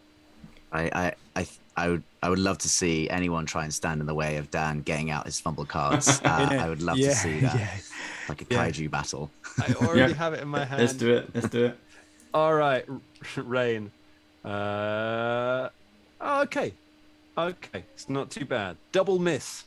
If this attack uses ammunition, you use twice the amount of ammunition on the attack. So you put 2 rocks in the sling, and you fling both of them straight into the harbour. That could have been worse. I think I am. Ed. You got to stay positive, haven't you, Ed? It's your go. You've done a lot of damage to these things. Yeah. What does Mr. Johnson have to? Well, as you know, Mr. Johnson has got his crossbow in his hands. So, yeah, which is always nice. So he's going in his hands. He's going to raise it up. He's going to shoot that crossbow. Oh, geez, it's a 26. A 26 is a hit. You Boom. land the crossbow bolt straight in the rat. All right, let's get some damage. It's 7 points of damage there. Very nice. In that one that has been dazed. Yeah, one's already been dazed a bit, yeah. Now, am I right in saying another action would be to reload? Reload will be an action, yep. I'll reload and shoot again. So that'll be my 3 actions. All right. So that time it was a 24. That's a good roll again. Oh, well my goodness. done. Even with your -5 for multiple Oh, attack? no, actually, no. It's a 19 then. So my 19. mistake. Yeah. 19 will still get him, however. Thank you. All right. So damage that time, a little bit less. 5 points of damage. Oh, very nice. Ed sets a terrible example for people in Absalom who've been campaigning to make it illegal to carry a loaded crossbow with you wherever you want by proving that it can be used. Yeah. You see, you hear a dock worker overside somewhere going, "See?" And then another one goes, "Not now, Derek." Just before the second one goes off as well, I just go, "Smile, you son of a..." You fire a pair of crossbow bolts come sailing over at the creatures. Both of them strike true, dealing some damage, but it is not enough to drop the burning creatures. And I can tell you, it is their go now. So they're going to start moving up. So one of them comes moving straight forward, straight through the flames, as if they are nothing. Let's deal with them both. Let's deal with them one after the other. So the first one moves up. Asteril, as it approaches you, you're enveloped in a kind of choking, coughing cloud of smog, and you can see it becomes harder to see the creature once it's up close to you. Actually, I probably should have been making Ed roll some. I'll tell you what, Ed, I need a couple of flat checks from you. I need you to roll a d20. Yeah. 6 or above for both those attacks, because they do have concealment while they're from the smog that's around them. Oh, do they now? They do. Right. Okay. So let's have a couple of flat checks on each. Oh, that first one was 7. Oh, close. Just gets through. And the second one was a 19. So there you Lovely. go. So they both hit. That's fine. Keeping it above board. Normally, I'd say hand off the chess piece, but we're so close to it. So it runs up. It goes up to it. Decides it's going to attack Asteril. So it is going to take a bite. It's going to try and bring down the hero of the Pathfinder Society. It comes screaming in. It's a 29. Oh. Yes, that hits, but I would like to use my reaction to shield block, please. At least absorb some of the pending damage. That is a very, very good idea. That's not a critical hit, is it? No, are we critting on 20? No, my armor class is 22, so it's not. Oh, okay, good. You're all right in that case. Fair enough. Are we doing? Sorry, we should have asked before. Are we doing the minus 10 plus 10 for the crits? I would normally. I don't mind if you all would like to. If y'all would like to stay away from that, I'm certainly only going to draw crit and fumble cards on natural ones, natural 20s. We normally only do natural ones and natural 20s for We'll crits. do that then. Let's keep it consistent across all of the games. So in that case, it's Nice. just a hit. And on this one, it benefits you. So that's 7 points of fire damage. Okay. So your shield will absorb some of that. So the hardness on the steel shield is 5. So I take 1 point of damage, and the shield takes 1 point of damage. Very Good shield. Nice. Oh, shields are great. Shields are super useful. But I'll tell you something. I'll tell you something exciting that's happening as well of that. You're on fire, buddy. As it bites into you, flames from around it just start licking up and catching onto your clothes. So you're going to start taking fire damage on your turn. You'll be taking persistent damage when that ticks. Oh, and it's got one action left. What can it do? I hate just doing attack, but it really doesn't have a better option at the moment. So it's going to go for a second attack. That one is only a 20. No, that's a miss. Oh, manages one bite. You catch fire, but that's all it can get for you. Okay. Let's bring it was actually 2 points of damage. 2 points. Okay, that's so fine. the shield and me share the remaining damage. Cool. Yes, I misread the wording on that one. So thank you, Jack. Get your shield up just in time, and it slams into you. Flames come pouring over the top of it, catching onto some of your clothes. As the other one comes charging forward, they have got crazy movement, so it doesn't have to worry about too much. It runs straight through there. I am assuming you don't have attacker bot, Astral. No, I don't. No. Nope, that's fine. So it's fine doing that. It runs straight up to Rain. Oh, poor Rain. Will he be so positive? It might be. It's only a 17. A 17 is a miss. Oh, Rain, you duck out of the way as the thing comes snapping and snarling and biting at you. I'm just hopping on the 2 feet. And then it runs around you with the second one running up to here. After the meat towards the back of the group. That is all of its rounds. We're going round to round 2 of Combat Astral. First things first, you're going to take some fire damage, my friend. That's 4 points of fire damage. Okay, so do I have to spend an action to put the fire out? So you can either, at the end of your turn, you roll a flat check. DC 15 flat check to put the fire out. If you want, you can spend an action to lower the DC. And that will make it easier for you to do that. I also need you to make a fortitude save because you are starting your turn within its smog. Okay. So that is a 15. 15, that is a fail. You are also sickened 1 while you're in the fog because you're inhaling the toxic fumes of the thing. Let me remind you, sickened is... That's -1 to my attack rolls, I believe.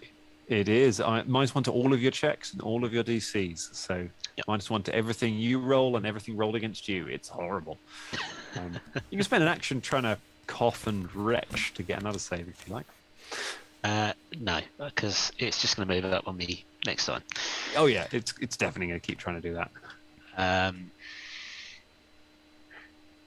It's still standing on the pier, the causeway, and I'm standing on the dock. Mm-hmm. So I have an idea forming. Ooh. I'd like to attack the floor at its feet, please. Nice. Because it must be weakened by the fact that it's on fire, because it set me on fire. So I'm going to attack the floor Try and make it fall through into the water.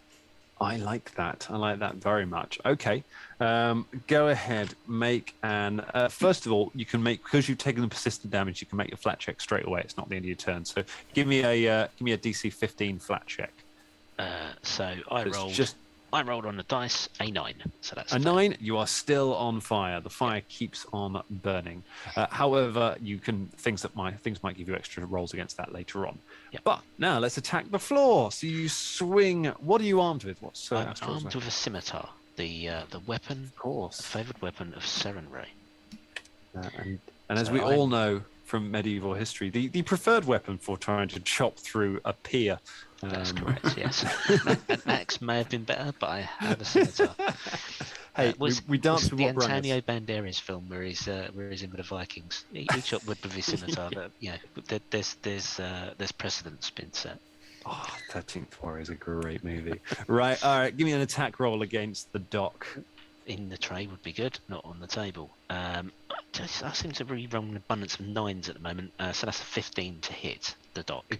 15 to hit the dock. That is going to be a hit against that dock. Roll me some dock damage. Right, that is a mighty 2 points of damage.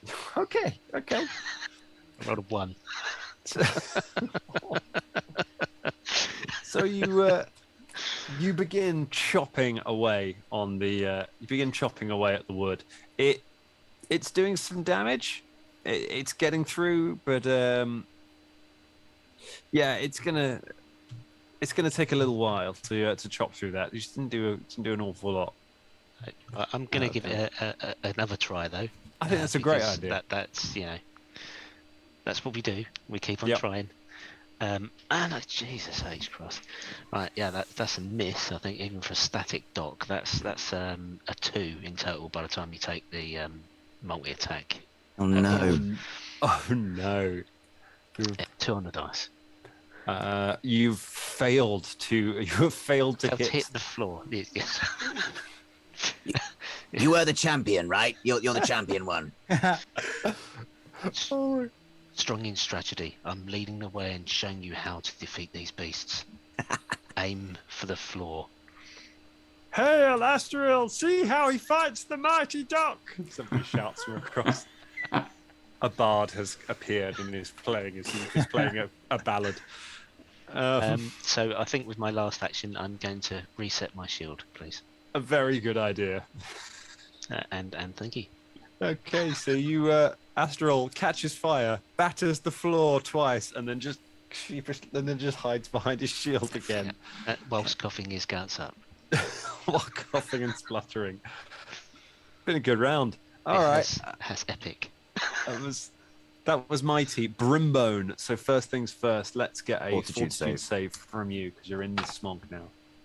That's wow. Okay, I rolled high. It's a 29. 29. You crush it. You're good. So I kind of shout over to Astral, being like, Are you watching the tide come in? Because it looks like you're smashing up the dock on the bay.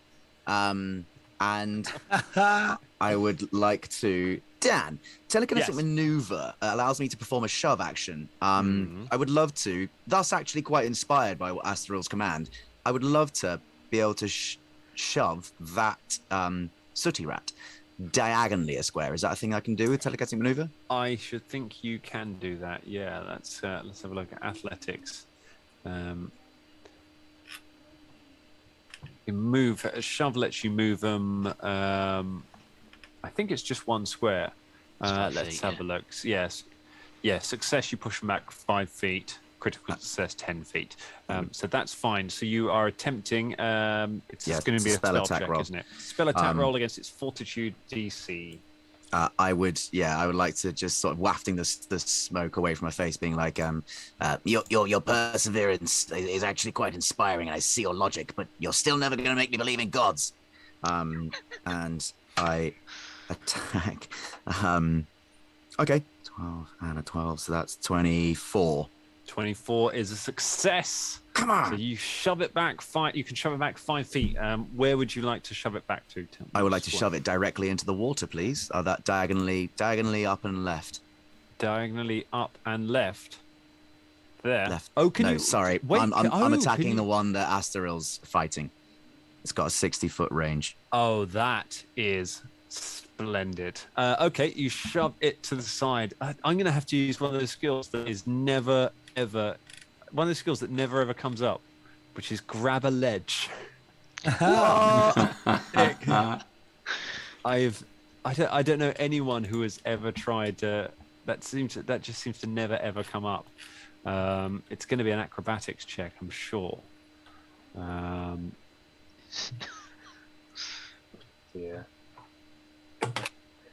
Is it a trained acrobatics skill? It is a trained I think so, yeah. Let's not jump to conclusions. These burning rats. There's a lot of burning rats in the circus, all right. Some of them put some serious hours in. Although with that roll, it does not matter slightly. It goes flying off the side of the dock and crashes into the water with steam hissing up as it hits the water. Yay! It's not gonna kill it, but it is gonna do a ton of damage to it. It From splashes into the water. previous experiences with Brimbone, I love that spell. When it works, it's great. Ahaha! Yeah, take that, salt in your eye. Ugh, grr. So that's 2 actions because that was a 2-action spell. What else did they do? It's Fortitude save. I've actually got 1 action left.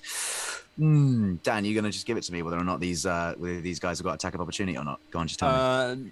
If you spend that action doing a recall knowledge check to, Well, then I wouldn't be able to spend an action moving away No, from it, you then, wouldn't. would I? fun, I'm gonna isn't it? take a punt and I'm just gonna move and go Ed. Move further away from it. You run out of the smoke and away, and I can tell you, it does not take an attack against you. Woo! There we go. You've gotten clear. So let's go across. In that case, Rain, what is the plan? I really liked that idea of the projectile. I've got something similar, but mine is telekinetic projectile. So I wondered if I can do something similar. Can I target rat number 2, turn it into a projectile, and then shoot him off into the water? Is that possible? Okay, so you want to target. I want to turn the rat itself, the cinder rat itself, into the projectile. It has to be. I believe telekinetic projectile does need to be an unattended object, so it can't be a telekinetic maneuver you can use to push living creatures. But no, that would be because it was so small and cute. You see, I was just like, it is adorable, like a ferocious beanie baby. Yeah, that is fine. I will stick to my original plan, which is I'm just going to load up the sling again and try my. Oh, that is a 21. A 21. Well, that's a hit. That's a hit. That's okay. Here's my first bit of combat, and that is a straight 3. I get no bonuses. That is a 3 damage. 3 damage, and I hate to do this to you, but can I get a flat check to see if you can target it in the smoke? Yeah.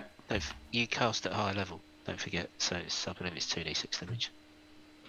You're now casting at a 2nd level cantrip. No, this is just a sling. Oh, sorry. Okay. Yeah, this is just a sling.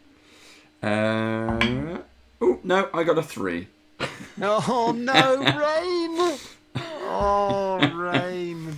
Just flings the rock into the smoke, and it whizzes past Ed Johnson's head. Doesn't hit the creature. Oh, that's so heartbreaking. You have got 2 actions left, though.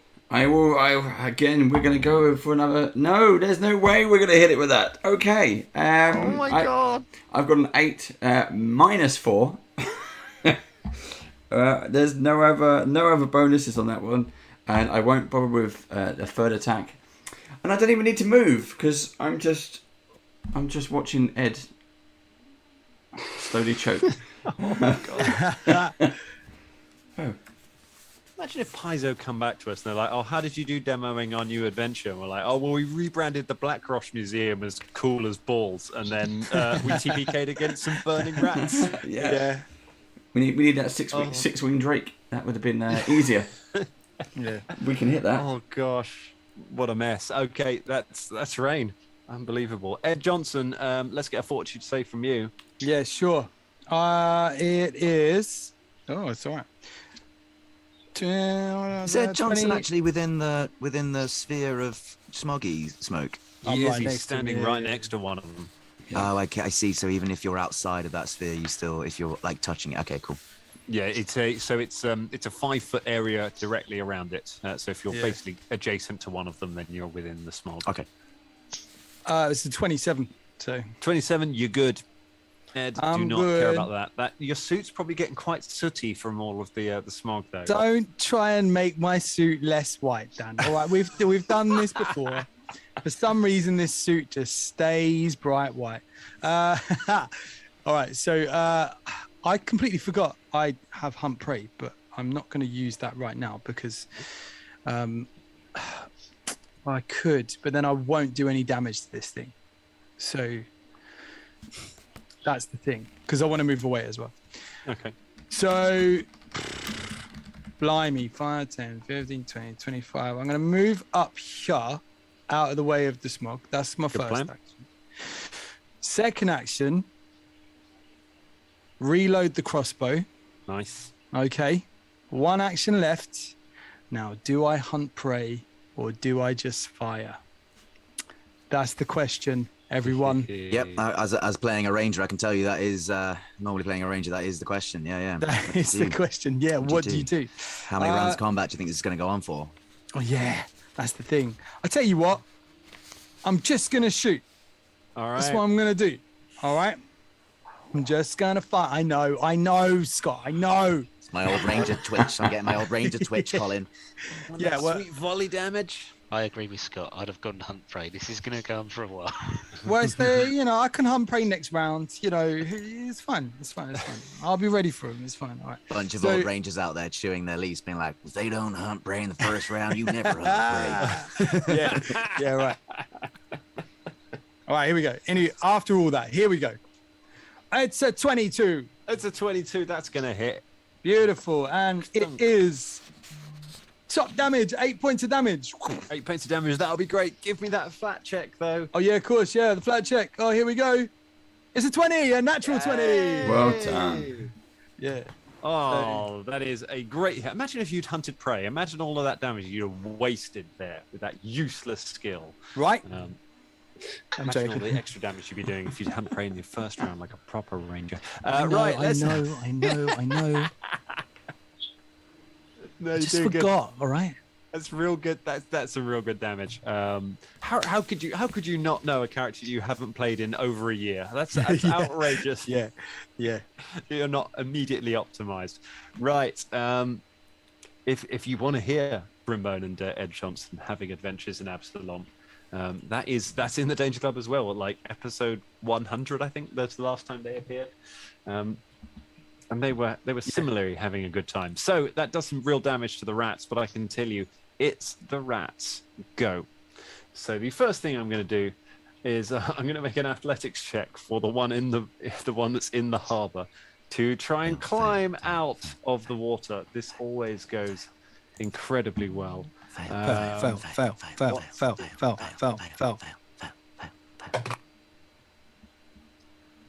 That's a 3. Rat fell.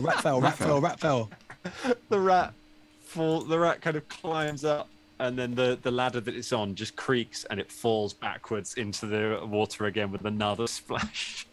Ah, yes. Continue to eat salt water, you aberrant pest. It is going to try and climb back out again. It's gonna have to burn all of its actions trying to climb out of this stupid harbor.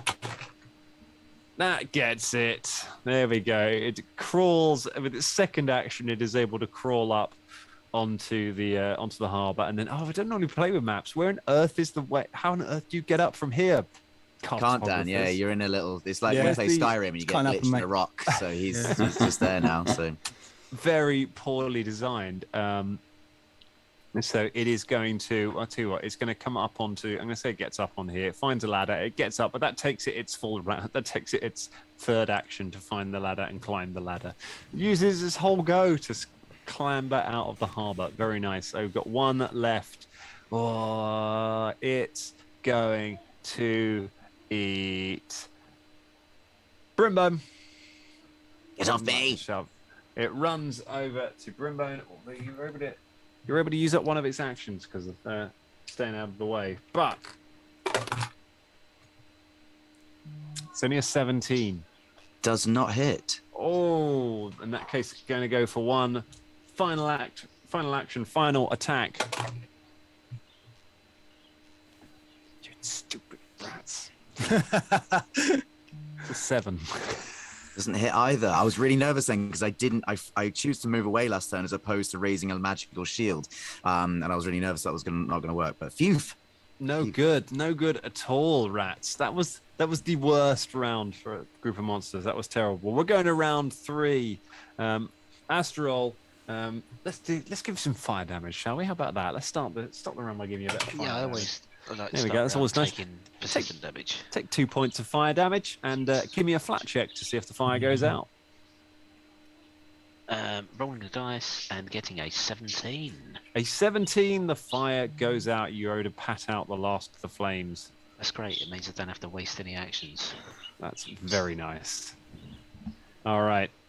You got 3 actions. I'm going to stay where I am alongside Rain, protecting my friend. Nice. But I'm also mindful that Brimbone's, he's been stalked now by this rat. So I'm going to raise my scimitar, and I'm going to call down upon the power of Seren Ray to cast Divine Lance straight at that burning rat. Oh, nice. So Divine Lance is a ranged spell attack, and that means I need to make a flat check to see it. Is that correct?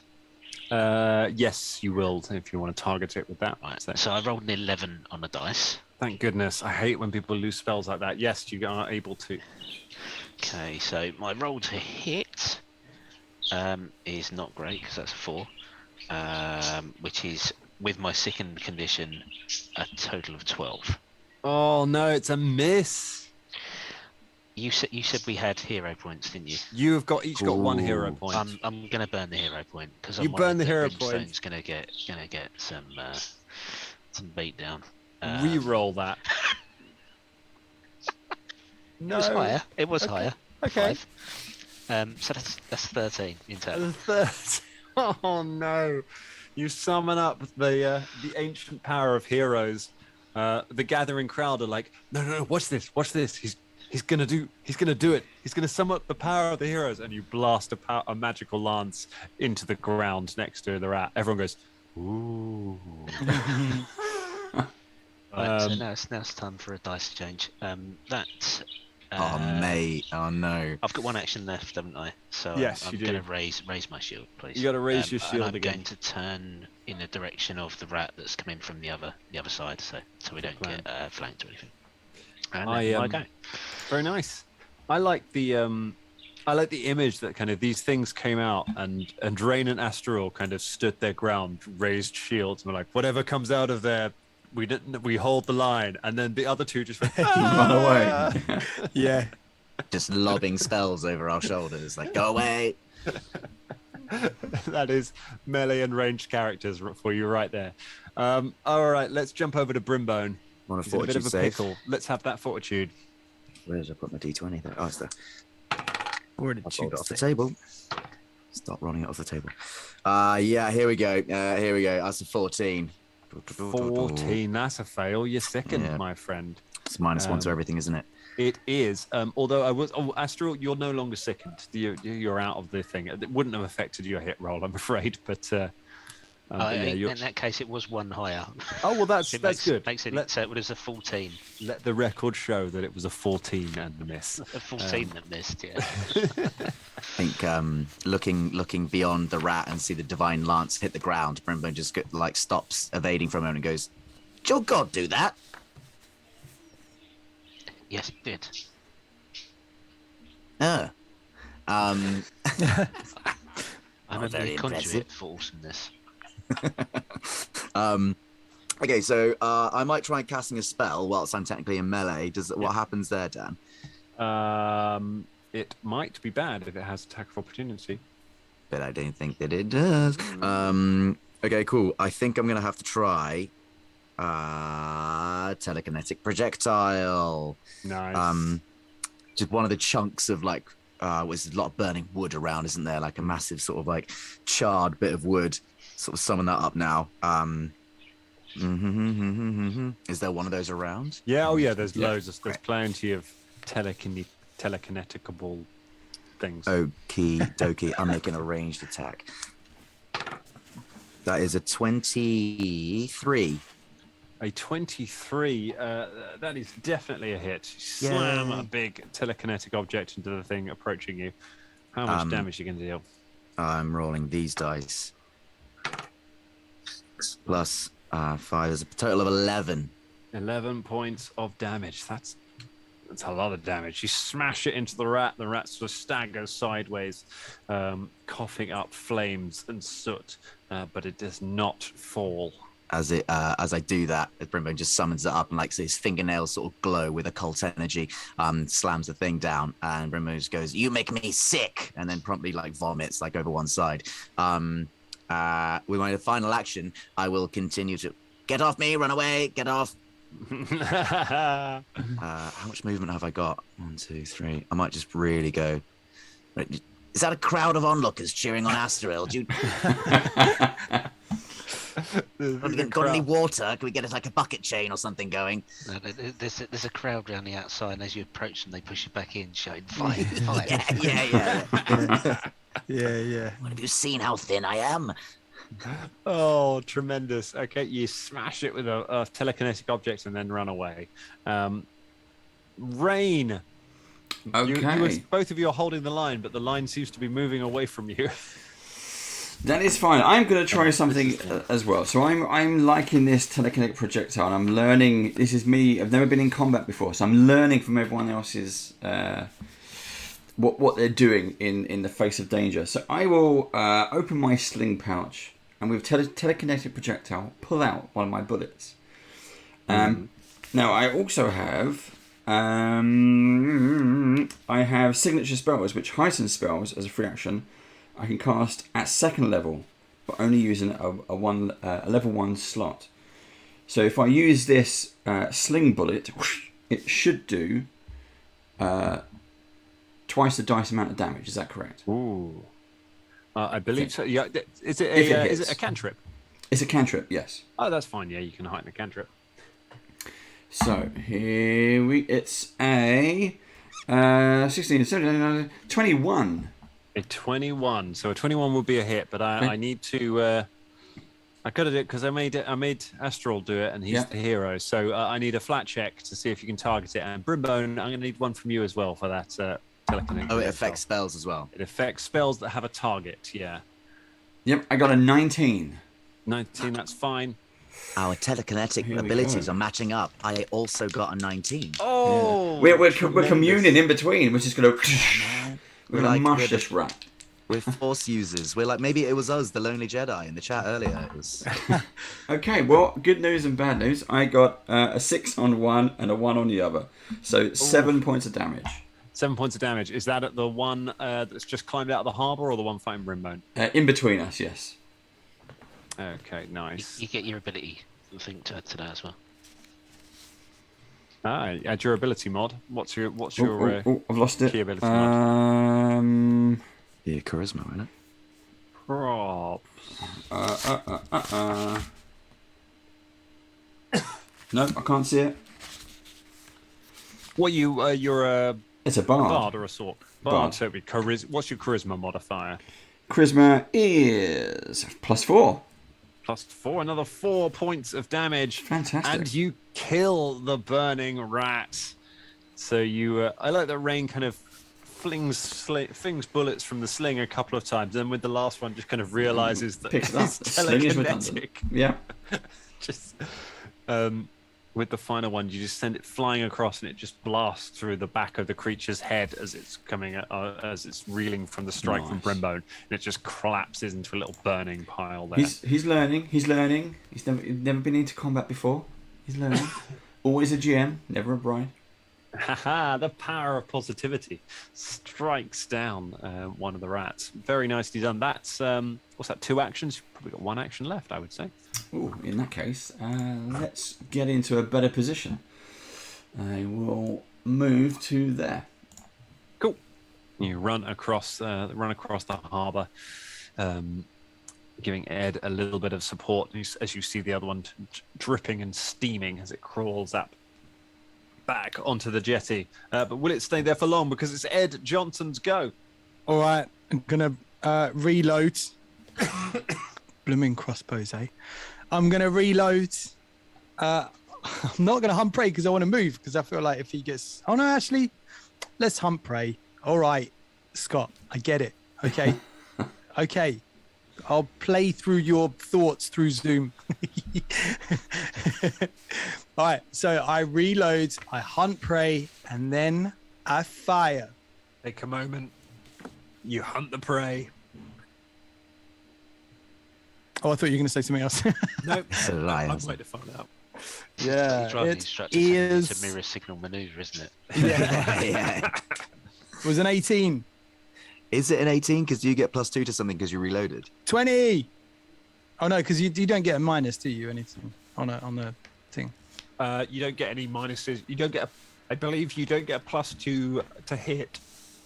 Is it If damage? you spend 2 actions, then you do, but you get a +2 damage. Yeah. Right. Okay. What's the plus okay. to the damage? Just so I'm aware.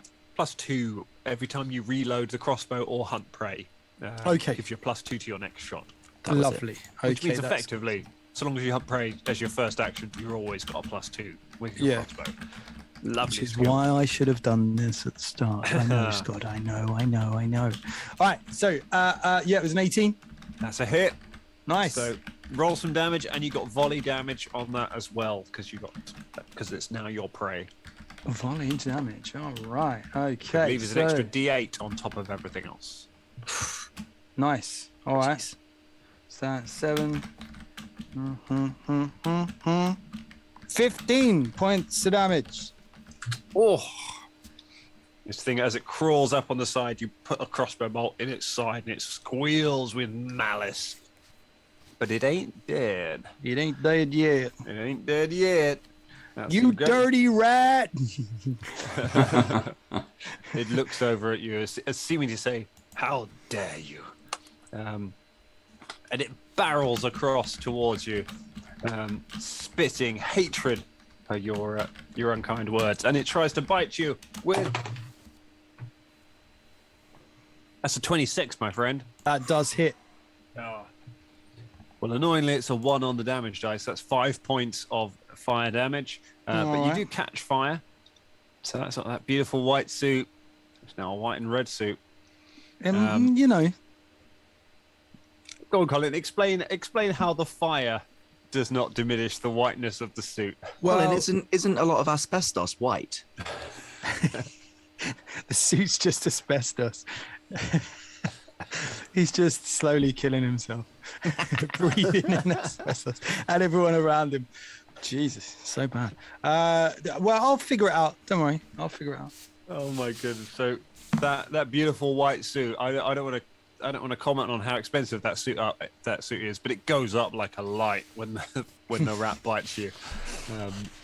Ed is now burning, and the rat takes its final action to attack Ed for a second time with absolutely nothing. 8. Nah. Ed, and you duck away from it, just trying Oh to yeah, keep this thing hunt away. prey, don't move. Hunt prey, don't move. Oh my god, you're going to be unbearable when we get back to the main show and Scott's playing his ranger, aren't you? Yeah, and be like, Scott, don't forget this. Don't forget that. Oh, I would welcome help and tips from you, Colin. I would love that. Thank you, mate. I appreciate it as well. Let's carry on. these rats have taken you to round. Is this round 4? I think it's round 4. Let's get these rats down. So our friends can win some prizes. Astarul, the hero of the Pathfinder Society, with the crowds cheering you on. What are you going to do? Oh, mute. I'm going to check how far away I am first. I'm okay. I'm within 25 feet of a rat. So, Using once again the scimitar, I shall call down Seren Ray's power and attempt another shot. Taking my flat check first with a 5. 5 just makes it. So I will shoot that rat. Because what you gonna do? I was waiting for someone to say that. That is a 19 to hit. 19's a hit. And so the Divine Lance shoots across the dock, hitting for 11 points of damage. 11 points of damage. Yeah. Astaril, hero of the Pathfinder Society, tell me how that rat dies. Horribly. As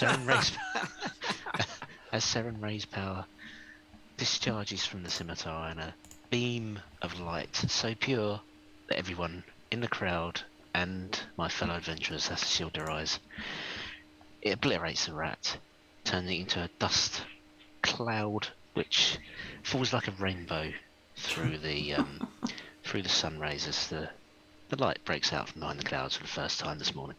Oh, well, that's lovely. You dusty rat. a dusty rainbow of rat particles gently falls around Ed as he continues Stick to to burn. the suit. Yeah, Now we're out of combat. Can I just run and jump in the water? you can. Here we go. You take an additional 1 point of fire damage All right. from the fire, at which point you hurl yourself into the harbour with a splash, which immediately puts the fire out. I just have a kind of little swim around as well, and then get out and then have a look at my suit. How bad is it? It's pretty singed. I won't lie. It's definitely going to need some love and care. It's going to need a bit of darning and a bit of stitching. If you get up like out of the dock and sort of say how bad is it, the rest of us going to have to roll diplomacy checks to try and like, oh buddy, Thing is white is my color. You know what I mean? It brings out my eyes. Yeah. Well, are they red? Have you ever tried like a mottled tan and beige? I have not. Maybe it would be good for, walking around in the mud and things, but Yeah, I hear that this season's all the rage, mottled tan and beige. I don't hear it from fashion experts. I hear it from spiders that live in my brain. spiders in your brain, huh? Yeah. We should sit down and have a talk one day, try and figure out these spiders. We should, but that boat blew up, everybody. Yeah. It did blow up. Before you go into it, I'm going to for the act of taking the initial action of looking for people to help, and for the incredible maneuver of knocking the rat straight into the harbour. Brimbone, have yourself another hero point to add. Yay! Well done. Nice. Thanks. I'm much more generous with them in this game. Yeah, I know. It's like Colt from my cold dead hands on the main show. Yeah. Did everybody take a bit of damage? Yeah, it took a little bit. I was untouched because my eldritch powers preserved me, where your light of Seren Ray might have not. Interesting. Does that mean you ran away while I stood there strong and taking Maybe attack? we can talk tactics all we like, Gastril, but you know. I'm gonna use a 3-action heal to do a heal bomb, and both myself and Ed will get. But I rolled d10s on heal Nice. because I have. No, you didn't One- roll low again. No. I thought you reset your dice, man. I did reset the dice. That was a d20. You get yourself 1 hit point back. Oh my god, that's unbelievable. That's all right, mate. Thank you so much. That's, it all counts. It all That's helps. the fire damage that Dan gave me just before I jumped in. So, It probably just heals your suit and nothing else. You Yeah. should, Oh, dear. Steve. You have to hang out with Ross. I think. I don't know if you and Ross ever hung out. That they would create like a parallel universe of just ones. bad dice rolls, yeah. Yeah. It's Wow. just certain games. So that another game we played in. It was just I was just became infamous for getting ones and dice. It was like I'm the clutch player. As soon as you get me to roll a skill, it's automatic fail. No. Nice. How many weeks did Ross have that crit card? Ross got a crit card that was a penalty to all attacks, and the only way to remove it is to successfully land a critical hit. Well, he got it in like episode 42 or something like that, and then it was with him until episode 100, part 6. No, Yeah, it was like it was there cannot be for a that long. hell of a It long was- time. But it was months. We barely got into Pathfinder Second Edition before he lost it. Like, Yeah. we're gonna have to work out the mechanics for it. Oh dear! That's great. I've never used a blue light when we've been streaming before, and I've discovered that it's Old Bad Moon, my favourite D20, the player killer D20, is also slightly UV reactive, and so I've got kind of rave dice going on here, and I'm extremely pleased about this. So.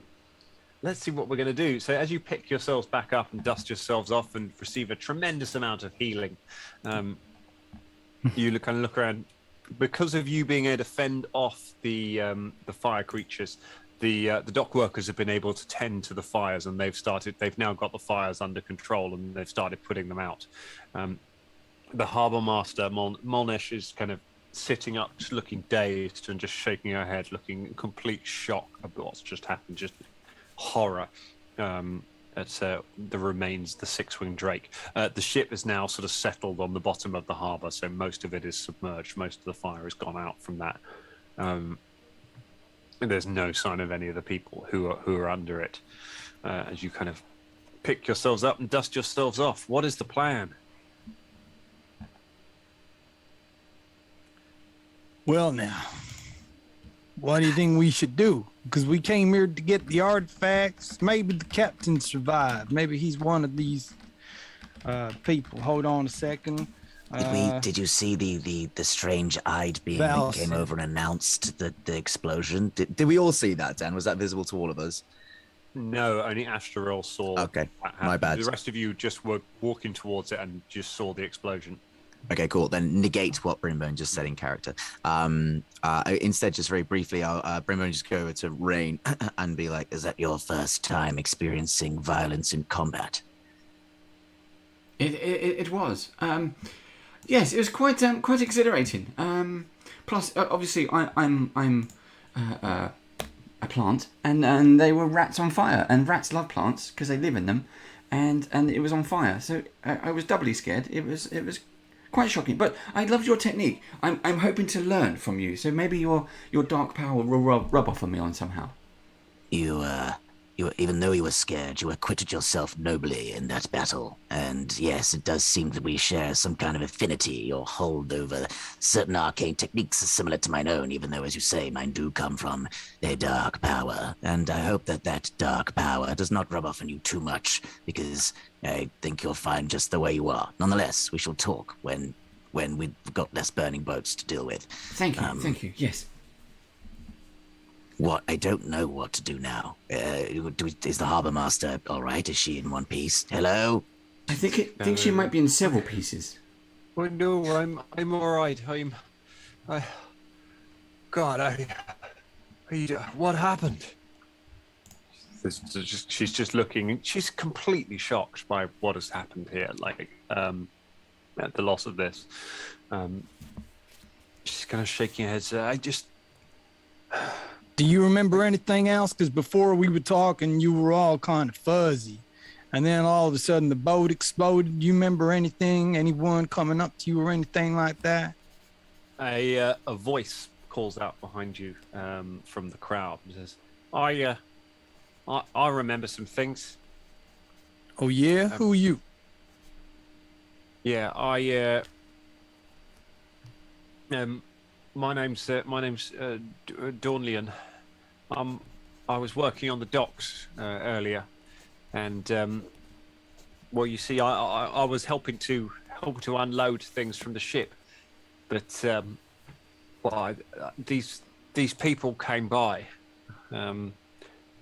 weird, strange fellas. They all had hoods pulled up so that you couldn't see their faces, pulled right down over. like they was afraid of the sun or something. Anyway, they comes walking straight up to the harbour master, and there's one at the front. Pulls his hood back, and he's got he's real pale, you know, like all of the blood's gone from his face or something. Not like the blood, but he's just, yeah, real pale, sunken eyes. I remember real dark eyes, and he says something to the harbour master, and her face just sort of glazes over, and then the group of them, they all walk onto the ship. And the deckhands, they come to stop him, but then the same thing happens. They only speak to him a minute, and then their faces sort of glaze over as well.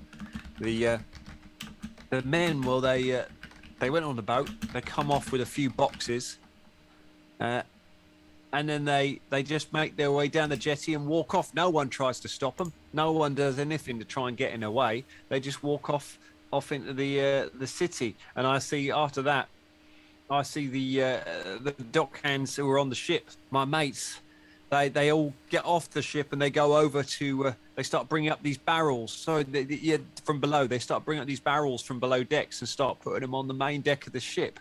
I mean, I don't know what happened. Well, obviously something bad happened, but I thought these fellas are up to something, so I thought I should follow them. So I kept tabs on them, and they went off to the.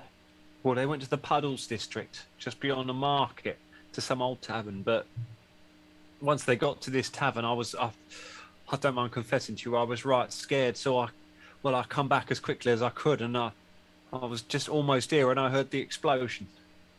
Oh, that's all my mates gone, isn't it? Nonetheless, you did a series of incredibly right and brave things. Well done. It does seem you are to be commended. What is your name? Julian. Yeah, Dorlian. Dorlian. Sorry, you did say that earlier, but I was busy looking at a rune I inscribed on my toe earlier. I think it's infected. Yes, you did a very good thing. Well done. That's information that I was about to ask someone for. Now we have it. Oh, well, okay. I suppose I'm glad I could help, but who on earth would want to do something like this? Don't worry, Dorlian. We have the champion of the Pathfinder Society here, and he and us are about to go and find out. We are. Oh. They obviously wanted to steal the artifacts from the museum. Seems obvious to me. And also, what you said makes sense about these dock workers being blank of expression. I guess they were mind controlled. I detected some magic around the harbour master. And just before the explosion, I saw that one of the dock workers uttered some words. Then the ship exploded. I didn't quite understand why someone would take their own life in that fashion, but yes, makes sense. This is useful information. Now, the Puddles district. I believe our friend Ed Johnson here is a ranger. You should be able to track. Is that correct? Yeah, I should be able to track him. Yeah, I can do that. All right. I'm pretty sure. I'm pretty darn sure I can do that. All right, so would that be a survival? Yeah. A survival check. Yeah. Yeah, 26. It's a 26. Very nice. Okay, so it is quite hard. You're in a city, but with a 26, you make your way into some of the back streets, and sure enough, you pick up the trail of what look like several people heavily laden going in the same direction.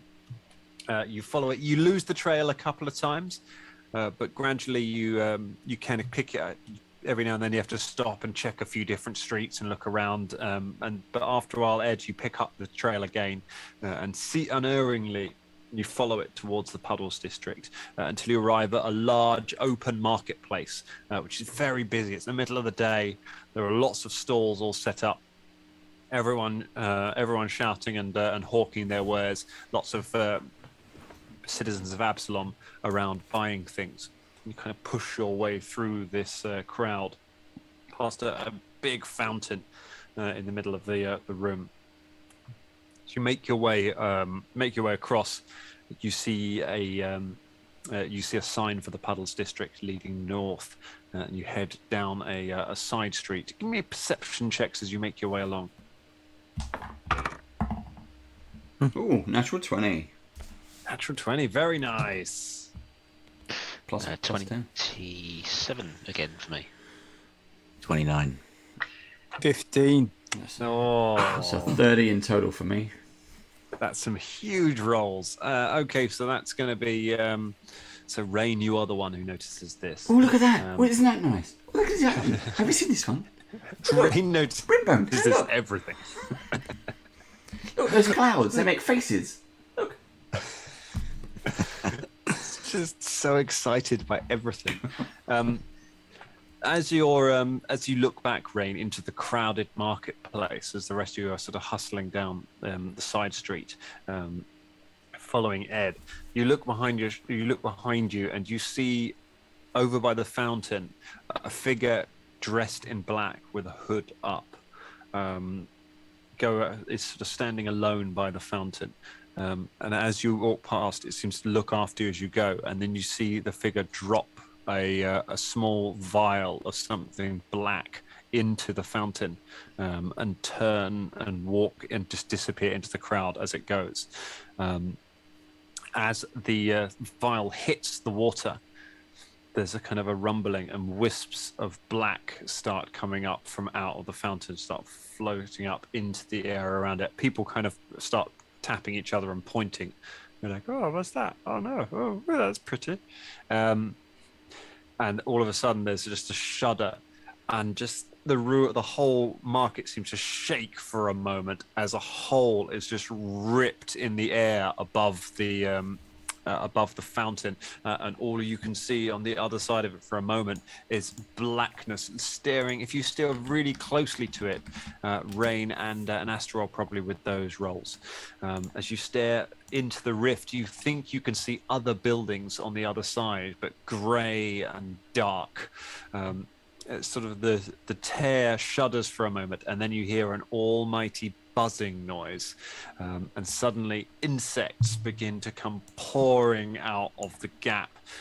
Lots of smaller ones and 3 very large looking things. They've got black wings, they've got long chichenous arms, and their faces end in a single long sharp looking stinger as they come pouring out into the crowd. The crowd scream and break and start running in different directions, and believe it or not, having just got through this battle, we're going to go back over to the roll 20 and take a little look at what we have.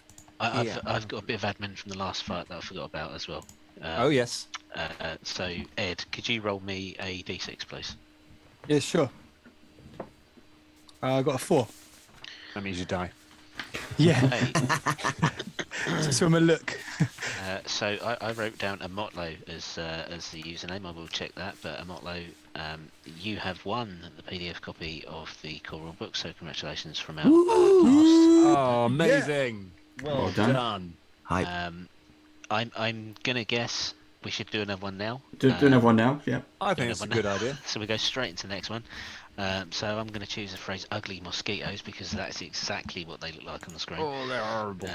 So ugly mosquitoes into chat, and we'll be giving away the Pathfinder Society Guide this time. That's a really nice book. That's a proper under the radar Lost Omens book. Like I remember it coming out, and it kind of didn't get talked about as much, but there's some really nice stuff in there. Like you could build.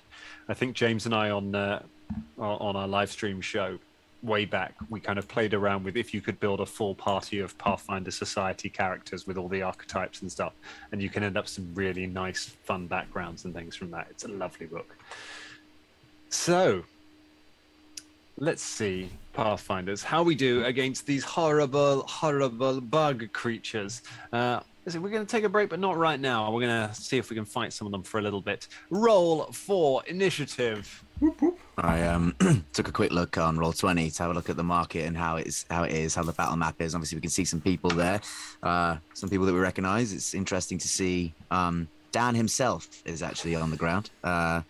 He's actually there with a couple of maybe NPCs, perhaps some Danger Club fans might notice. But also, we don't need to roll initiative, guys, because Superman is on the field. This guy looks exactly like Clark Kent. Like, we do not need to worry.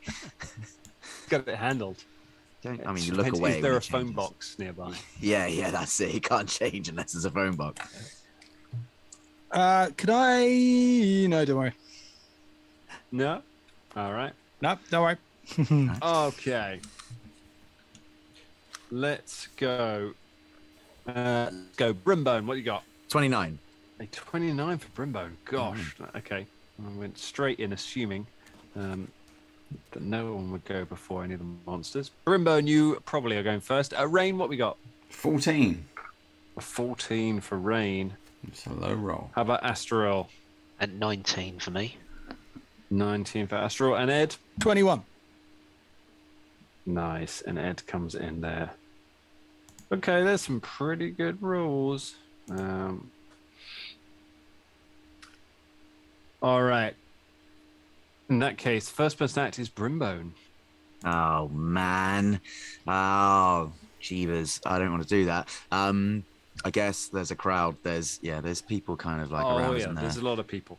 All right, so 25 feet of movement, 5, 15, 20, 25. Sort of moving up there and shouting, Get out of the way. Run away. Unless you have any citronella on you, which would be useful. If you won't have large amounts of citronella, then do run away. It's probably someone with a louder voice or a nicer personality should have done the shouting. Dan, I'm trying. Oh, sorry. There definitely should be. So if you're going to spend an action doing that, it is a diplomacy, intimidation, or performance check to try and encourage them to run. And if I did that, that would eke me out of the spell I want to cast. Interesting. Okay. Oh, it takes two actions if you want to actually do that as a thing. I'd let you not do it if you want. You can just flavor shout if you like. Flavor shout, or do you know what? It's going to have to be a flavor shout because it will surprise no one that Brimbone is not the epitome of diplomacy. So I don't think it would help at all. It's going to have to be a flavor shout. Much as I would like to help get them out of the way. So I will remain on course to casting the spell that I think I want to cast. Now, Grim Tendrils, Dan, which is the spell I want to cast. Would I be able to match up a line from my position, obviously not hitting any of the civilians, across 2 of those ugly skeetos? Where's the snap to thingy? So we look. Shall we try to draw some lines? You have got a straight. Take the pencil out of your mouth, Thompson. I was going to say I can hear Colin, our audio person, yelling at me. Mine was like, "Don't do that, Dan." Hey, That's what you can do. Come on. Yeah. Ugly mosquitoes, eh? Yes, you can get. Let me just check. You don't get any of the civilians in that line as well. Unbelievably, you can. Yes, you can hit 2 of the mosquitoes without hitting any of the people. I hate to rules lawyer myself though. The range of Grim Tendrils is 30 foot. So am I out of range for that second one because it goes to 35? Is that a? Yeah, 30 foot line to get the first one. I hate being truthful. Okay, fine. In which case I can still get. I'm going to electric arc those 2 then because then that is within 30 foot. That's and a great idea. The one next to it very still good get got. idea. The fly trap things haven't been invented yet, have they? So I'll just be like, Something about buzzing. So you target it. and I don't know why I rolled a dice because they've got to make reflex saves. They do. Yeah, it's not a targeting spell, which is good because they are shrouded in darkness. There seems to be darkness just pouring out of them around it, making it hard to see them. Some kind of theme with the monsters that we're fighing being shrouded in darkness. There's something going on here. There's some real darkness going on here. They're going to try and make some reflex saves. Now, got some pretty good reflex going on here, but let's see. That's a 16 for the first one. And a natural 20 for the second one. Critical success for the second, but the first one is that's probably going to be a fail. Okay, yeah, the first one is a fail, but yes, the crit it's definitely a success. So, zappy. First one takes 6 plus 11 points of electricity damage. Oh, very nice. And I presume the other one doesn't take any. It won't take any, no. It's completely... It dodges it completely as you blast it with electricity. Okay, that's real good. You hit it with electricity, you arc it into the second one, but the second one is too quick and dodges the lightning. The bigger one is one of them looks slightly bigger than the others. I will say the orange one looks a little bigger, maybe. All right, that is your go, which means it's their go. Oh. Oh, is it? I'm very happy about that. Right, let's see. They've got a lot of targets. Brimbone immediately starts getting out garlic. I don't taste very good. What have they got? They got 30 foot speed. Oh, you were 30 feet away, weren't you? I was. One of them comes buzzing straight towards you. Zoom just asked if I'm playing music because of my melodious buzzing. No, I'm not. I'm just trying to kill a witch. I'm just a guy standing in front of a witch trying to kill them with a shadow mosquito. Right, it flies towards you and it is going to try and attack you. It swipes at you with its barbed legs. It's a natural one. Jeez. So we said we weren't using the fumble cards, right? That was a... Draw it. Okay. I think at this point I should also mention that on the Paizo channel you can use your Paizo power points to buy hero points and villain points for the players or DM. Oh, So can you? 5,000 points right? for a hero point and 7,000 points for a villain point. Ooh. That just got interesting. We will absolutely accept these. I will use them liberally. Anyone buying villain points for Dan, just let you know I've got 2 hero points and I will outbid you on them, okay? So Oh, bad headbutt. It's stunned. yes. Stunned 1. It comes flying in with its leg and just crashes into... What have you got that's particularly solid, Brimbone, that it would crash into? He's pretty flimsy. Can we just say that I don't know, Bartleby the bat just covers its head for a while so it flies into the ground or something, just amazing. Covers its bug eyes. It's Bartleby's wings are like a shield of steel. Yeah. Bartleby kind of jumps up, flaps its wings around it. The creature just barrels into the ground. It is stunned. It is stunned so it loses 1 action. From being stunned. Each time you regain actions, reduce the number, so it loses those actions immediately, which means it loses its third action, so it can't make another attack. So yeah, it flies directly at you, a bat wraps it around it, it plows into the ground, and it just comes back up looking groggy, and that's its entire go. Nice. Brimbone sort of goes Yeah, you see, that's the entropy of the universe. Anything bad can happen to you at any time. Give up. Life is meaningless. The other one goes after Superman. oh no, I flagged him. Oh no, Superman. And that is going to be enough to hit Superman. It flies after the guy who's looking on. He looks like he's just starting to open his shirt, and then the bug thing just lashes onto him with its legs and just plunges its proboscis into his neck and just starts slurping, and you see blood come flying out. That's giving me flashbacks. Chewed on last night. That's a go though, so that's worth knowing. Ed Johnson, it's your go. I'm gonna hunt prey on this big orange fella. Very nice. You hunt See, that's prey. got hunted prey straight away. Yeah. That's what I did. Yeah, Nice. yeah. It's a great shout, mate. Well done. I will fire my crossbow Okay. into that big orange boy or girls, because they bite. And it's it's not that great actually. It's, I know that was like a nature fact about mosquitoes, but it definitely was it's a girl because girls bite. Yeah. Did you hear that? Yeah. I was like, oh, she, because but didn't explain it. It was a 17. A 17. hang That's on. not a hit. Yeah. Okay. Well, I'll just use my next round to reload. Okay, so Let's go. A crossbow bolt just goes streaking across the marketplace, the crowded marketplace. It's Superman. I'm having the worst day. Oh, Superman. Unfortunately, yeah, that's your go, Yeah. which means it's Astral's go.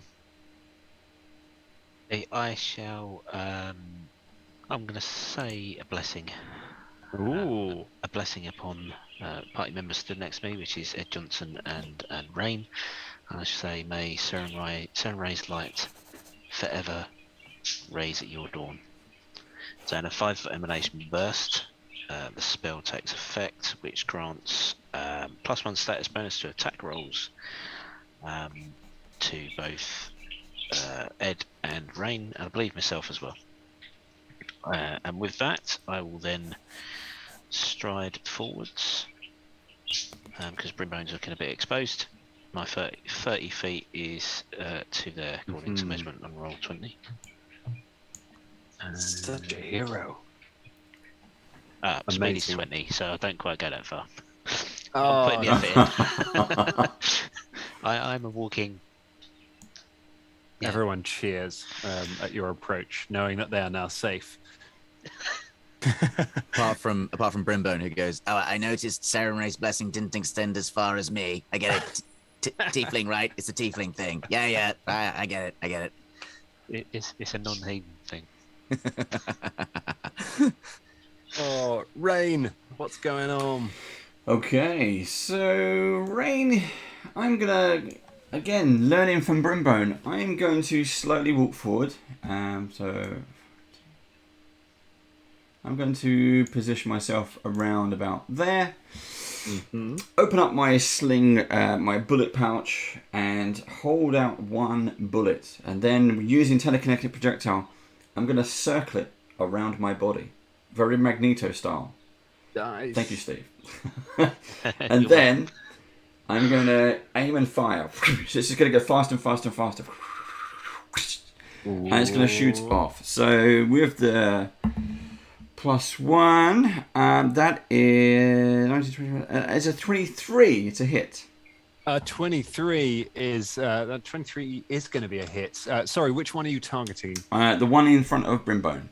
One in front of Brimbo, very nice. Okay, you blast it, that hits it. But I do need a. I am going to need a flat check because they are concealed. So you need It's a five natural or more. 20. Yes. there we Straight go. away. Roll some damage. If I get extra damage on that, that'd be even better. Okay, I got 2 5s, and that gives me a +4, so that's a 14 damage. Oh, Rain, with so far most of the kills in this adventure, Rain, you obliterate the bug as it kind of staggers up. It sort of shakes its head as if it's trying to recover, and then is just blasted with a projectile and just explodes into bits and pieces, splattering over this poor civilian here. He's like, I have a quick question on that. Can I return the bullet? yes, I think that's absolutely fine with a roll that well. You blast it, you kind of put, which makes sense because there's a civilian right behind. So the bullet kind of goes through the thing, stops in front of the civilian's face, and then retracts back into your hand. Fantastic. Yeah, I'll drop it back into the bag and pull the drawstrings. Nice. The villager is left with a therapy bill they will never be able to pay off.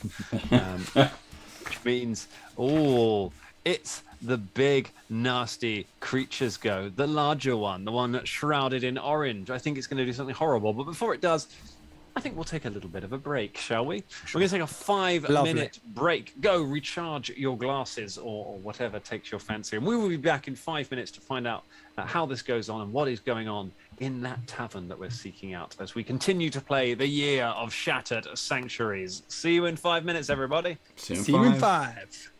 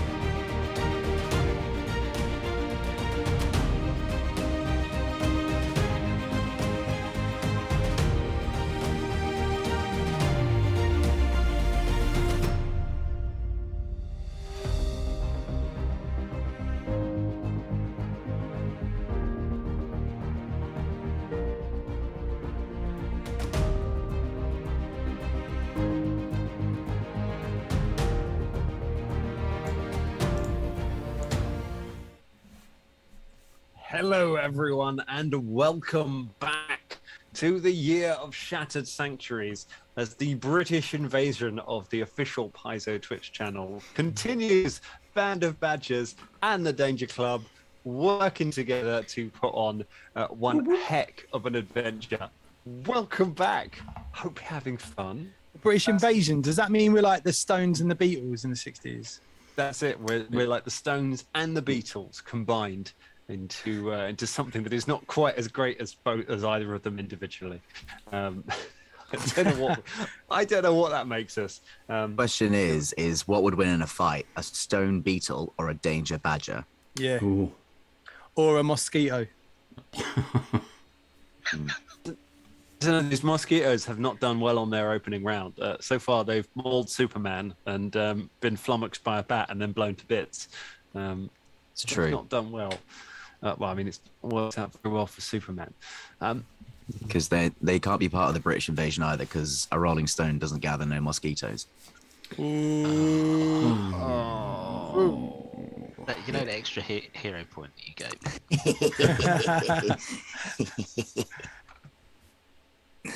Oh dear. Okay, so that has that. Okay, good to know. Just checking the hit points of the civilians there, because that might come up. So last time in our previous part of the adventure, our heroes defeated the fire elementals over at the docks. They found out that the ship had been blown to bits. Then they met a dock worker who had spied some strange, shady figures boarding the ship, taking some objects off and going off into the city.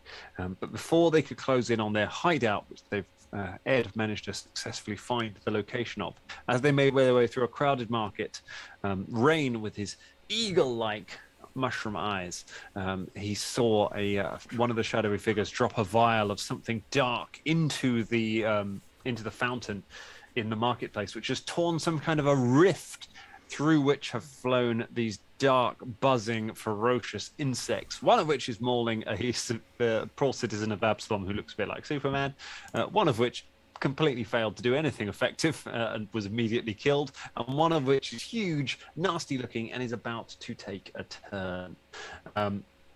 I think we should probably jump back into this. Steve, do we want to do a prize draw right now, or do we want to hold off until the end of the combat? We'll do it at the end of the combat. Yeah. Oh, lovely. That's what I like to hear, because I like having a little bit of combat. And I noticed as well from the chat that I have a villain point now.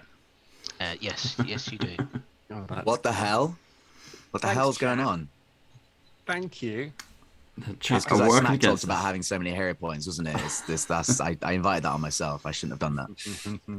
the audience. The audience want blood. Who gave you that? Do we know? It was Marissa. And as Baron pointed out, we think Marissa may be after me after yesterday. Oh well, I mean, how can I turn down that? Right then, let's jump back into this then, shall we? Oh, it's my go. I've got that villain point to use up. I'm just going to go measuring some things for no reason at all. It's not tactically the smart thing to do. No, you're right, because you know that attacking Rain, the precious child of this group, would earn you the ire and fury of several people. Oh, I'm not targeting Rain. I'm talking about cashing in this villain point in a way that is deserving. It goes straight after Astaril. It flies over the top of everyone. Technically, it should probably go after Ed, but because Ed shot at it, but it goes towards the whole group of you. But it is going to, annoyingly, it has to use 2 actions. But that's how much it wants to. It wants to please our viewers by going straight after Astaril. How does a 25 grab you? A 25 does grab me. Oh, it grabs you. It grabs you and then some. So I would like you to go ahead. Let's see. So you've been hit by the barbed leg. Okay, so you're not going to take. So I've got good news, and I've got good news and I've got bad news. The good news is you don't take any damage right now. Right. The bad news is that the creature's barbed legs plunge into your flesh and hold itself there. It is now attached to your body, and it is menacing you with its proboscis. Although annoyingly, because it went after you, it doesn't have any actions left, so it can't actually do anything this turn. But you have a bug attack, this huge bug. This thing's like the size of a dog, and it's just plunged its things into your arms, and it's just pinned in there. You can feel it tearing at your flesh where it's caught onto you. Horrible thing. It is attached to your body. Can your friends do anything to stop it as we go to round 2 and Brimbone? Oh, I haven't got anything. I think I had to knock it down. I was just going to put it to sleep, but now that it's attached, it's in your chest. If I put it to sleep, you just have a sleeping bug still attached to you. It's just like, ooh, weird and gross. Do you want it to go to sleep? If that stops it from sucking my blood, which I'm gonna guess is what it's gonna do next, yes, sleep would be good. Then very well. Now I appreciate this is a 5-foot burst, so if I moved a little square to the left, to the right there, I could still 5-foot burst it without hitting anybody else, right? Yeah, that's fine. Fine. Then I will stretch out an arm, and like the tattoos along Brimbone's wrists unfurl, and they start dissolving into sand, and the tune for Enter the Sandman starts playing in the distance, and Brimbone sort of goes, I think you're feeling a little sleepy. I would like a will save, please. Dan, what's the will save on these boys? They're not willful, are they? These things. Wow. We'll see, shall we? Oh, it's not a great roll. It's a 16. Yes, it's a fail. You know what? I'm going to cash in my villain point. You know what? Oh, I'm going to cash in my hero point. What? Yeah. How does that even work? I count a spell, you'll count a spell. That's what It happens. does not work like that. Why doesn't it? Your reroll to take your. It's a We're reroll. playing Yu-Gi-Oh, Dan. Do you want a situation where I can use my villain points to take away your rerolls? Because that's the precedent you're setting here. I don't know. I truly don't understand how the villain points and hero points work. So whenever I say things, I've just guessed. It's a shot in the dark. Marissa, this is for you to keep this horrible blood-sucking creature in play. That is much, much better. That is that's 26. That beats the spell DC, yeah. Oh, it stays awake. But I've used my villain point. I'm out of villain points now. Bring me more. I would like to cash in my hero point, please, to cast another spell. Does it work like that? No, it does not. It's It's a just about- reroll, or you can use it to stop yourself from dying when you're on. What 0. if I burn 2 hero points at the same time? That can save you from dying while you are dying, but it does not. First edition might have helped you out, but second ed, no dice. No Very extra well. spells. Looks like this bug stays awake for now. What if I trump your hero point? But if I sleep your hero point, then I can't. Okay, so I've got 2. I've got 1 action left. No, I moved and I stayed there, and that was an idiot move to stay where I was. But hey, that's my turn. Okay. All right. In that case, it is the bugs go. There's only 1 regular bug left, and it has nothing to distract it right now. So it just starts to drink Superman. Superman is killed. Oh no! No. man is dead. Oh. Well, at least we'll get a hit comic out of it. He collapses to the floor. The flag of Absalom still clutched in his hand, holding it aloft as the creature just bears down on him, draining his blood as he collapses. Everyone else keeps screaming. No one tell Dan that mosquito now is full of Kryptonian blood. Okay, that's yeah. Oh, right. Okay, it's gonna go after somebody else. Let's see. Who could it go after? It could go after this dumb-looking dwarf over here. It could go after this woman with a scarf over here. Go after this person with books over here. It could go after the person based on me. I was going to there. say, yeah. It's equidistant from you, Dan. That's interesting. I isn't it? feel like I should roll for it. I feel like I should. Let's have a little roll. See who. Yep. It flies over and starts attacking the incredibly handsome person with a Pathfinder core rulebook in the corner of the marketplace over there. I warn you, if it kills me, then that's the end of the stream. We killed a GM. That would be the end of the Danger Club, wouldn't it? That'd be That'd it. be it. That's how it ends. It'd be really weird, like It'd be like sort of Firefly. comic. Yeah, or it'd be more like some of these weird comic properties in the 90s when they got bought by other companies and they end in like weird spin-offs that aren't even part of the main story. And they're like, oh yeah, we lent them out to another company and they killed the cast off in this one comic. I can't remember. Somebody told me what comic that was. It died in an Alien spin-off and then became The Authority. Great book. Useless fact, because I can't remember the name of it. That was Let's Wildstorm. Wildstorm! Yeah! Thank you very much. There we are. Wildstorm. Oh, Wildstorm. They were like, oh yeah, sure, you can do an Aliens crossover. Aliens kill all of them. Yep. Yes, they did. Oh, great book. But we've got The Authority, which was a tremendous book. But they're not here to talk about The Authority. We're here to talk about Ed Johnson and what he's going to do to stop this catastrophe. All right. So where the mosquito is right now, would I have to move to get it in sight? Or... Oh no, there are definite moments while Astral is wrestling with it and trying to pull it out of his chest where you have a shot. It's got cover because it's attached to Astral, but right, yes, okay. Take a shot. So I can take a shot. No, I forget. Was I I used my turn to reload last time, didn't I? So last turn you did hunt, prey, fire, So I've reloaded. James is going to be mad if we keep saying fire for a crossbow. Shoot the crossbow. Shoot. Fire a gunpowder weapon. You shoot a crossbow. Yeah, let's get it right, man. Let's get it right. All right, so... You medieval combat aficionados. Okay, so you have a loaded crossbow currently. Remember, you can take an extra action to aim if you want to for an extra +2 to hit. So I rolled a 29. Oh, so, well. No problem at all. So I don't need to. Who needs to aim? Eh? Oh, Estherol, you must be like, you're wrestling with this thing. You just see Ed leveling a crossbow at you. Try and hold it steady. Hold it steady. He's not aiming. It's a hit shot. Yeah. Just whipping it out. Yeah. All right. So.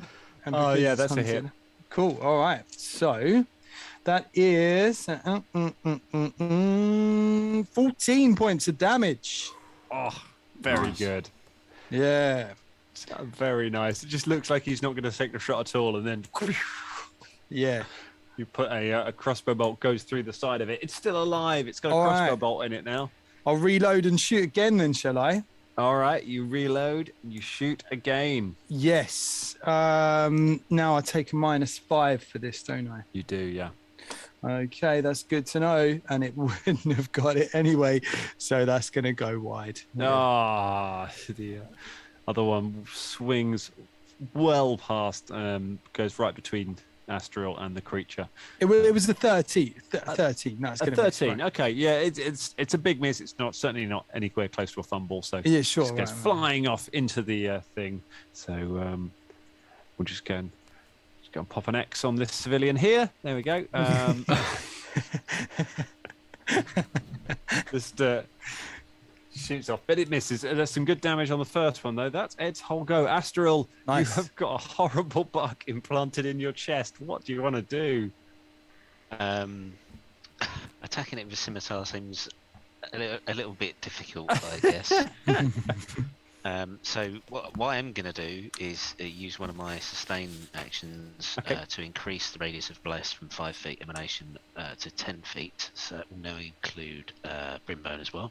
Nice. Wait, sorry, hold on. Just to interrupt. Did I get any bonuses with what you did with the Blessing of Serenray, by the way?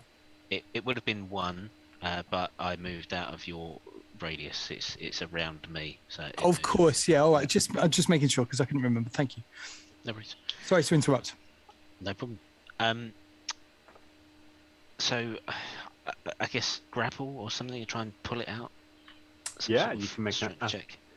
You can do an athletics check to try and push. It's basically like a shove action. So you're going to try and push it away. I would like to give myself guidance as well. please. I'm going to use one action to sustain bless and increase the radius, one action to cast guidance, Very nice. if I can use a manipulate action, and then I will try and shove it using athletics, which I'm not trained in and don't have particularly high strength score. So this is Could be good. a flat roll with a +2 is a dirty 20. Oh. You see, once again, as is always the case with you, Astral, I've got good news and bad news. The good news is you take hold of this creature and you rip it from you. The bad news is blood then pours from the wounds that you've torn out as you start to take persistent bleed damage. Jeez. As blood just starts gushing from where the serrated legs were pulled from your flesh. However, you do shove it back out of your body. So let's do some. Let's take some persistent. Let's see. It ticks on your turn. It is your turn, so I'm going to roll it now. That's 3 points of bleed damage. Give a flat check to see if the bleeding stops. Right, 3 points and a flat check, which I roll a 14. 14. You keep bleeding. Keep bleeding, keep bleeding. It's all going well. It is. I told you I'm the red shirt in tonight's game. This is very, very much the suffering and martyrdom part of the Sarenrae faith, isn't it, this one? Yes, it is. Yes, it's the suffering for others, although the others seem to be suffering as well. So I think we've currently lost, 3 NPCs. You've lost only, well, not including all, you lost a lot of dock workers. You've only lost 1 in this area. We've only lost 1, and it was Superman, which is okay because in about 2 seasons' time he'll come back and there'll be 6 of him, and there'll be a competition to find out who takes control of Superman. Want to be a robot? And I have absolute faith that you can save this other incredibly handsome NPC down here. I mean, you'll make it a priority, I'm sure. But let's find out what Rain is going to do. Rain, you've got a horrible big buzzing insect next to you, dripping with Astral's blood. That is okay. So I'm going to try the same trick again. I'm going to use the bullet to let it spin around me. But while that's doing that, I will put a hand on Astral's shoulder and provide him and cast the spell Endure, which will give him 5 temporary hit points. Just to kind of keep him going, keep him alive as long as possible. And then quietly take aim and fire. So this is the bullet, and that is a dirty 20. Ooh, that is a hit. That gets it. I am going to need to finish a flat check though, because that is a target spell. It's a 19. 19 gets it. Fine. Go ahead, roll some damage. That is 5, 6, 7, 8, 9, 10. That is 12. 12 points of damage as the bullet. 12 points. Very nice. So the spell you cast, the Endure, it grants. It's not a healing spell, is it? It grants temporary hit points. Okay, exactly. That's fine. Yeah. That does not end the bleed condition in that case, but it does. It does boost you up a little bit. It's just that's a little very nice. up. That's some good damage though. Cool. All right. Thank so you. Reach over. You channel some spells. Very nice. You channel some magical power into Astral to bolster him, and then you wheel around and blast the bolt into the creature. It sends it sort of spinning in the air, but it keeps kind of rights itself, and you pull the bolt back to your hand. It's still going. It's still fighting. That's me done. It's you go. It's you done, is it? Yep. Because it's the creature's go. The creature latches on to Rain. Well, first of all, it makes an attack. Let's find out. Might not, Ooh. I should have saved that. That is... It's a 17. 17 misses. Oh, come on. All right, it's going to have to go. It's going to make a second... If only you had a villain point, Dan. If only I had a villain. Oi! I just gave you 5 temporary hit points. Don't tell him. Clearly, it has no chance at all of getting rain. It spins around and attacks Astral with its second attack.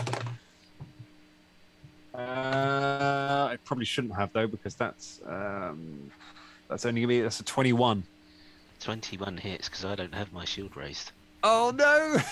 It latches onto Astral a second time. And this time it has one action left, so it plunges its proboscis into Astral and starts to drain Astral's blood, which is gonna deal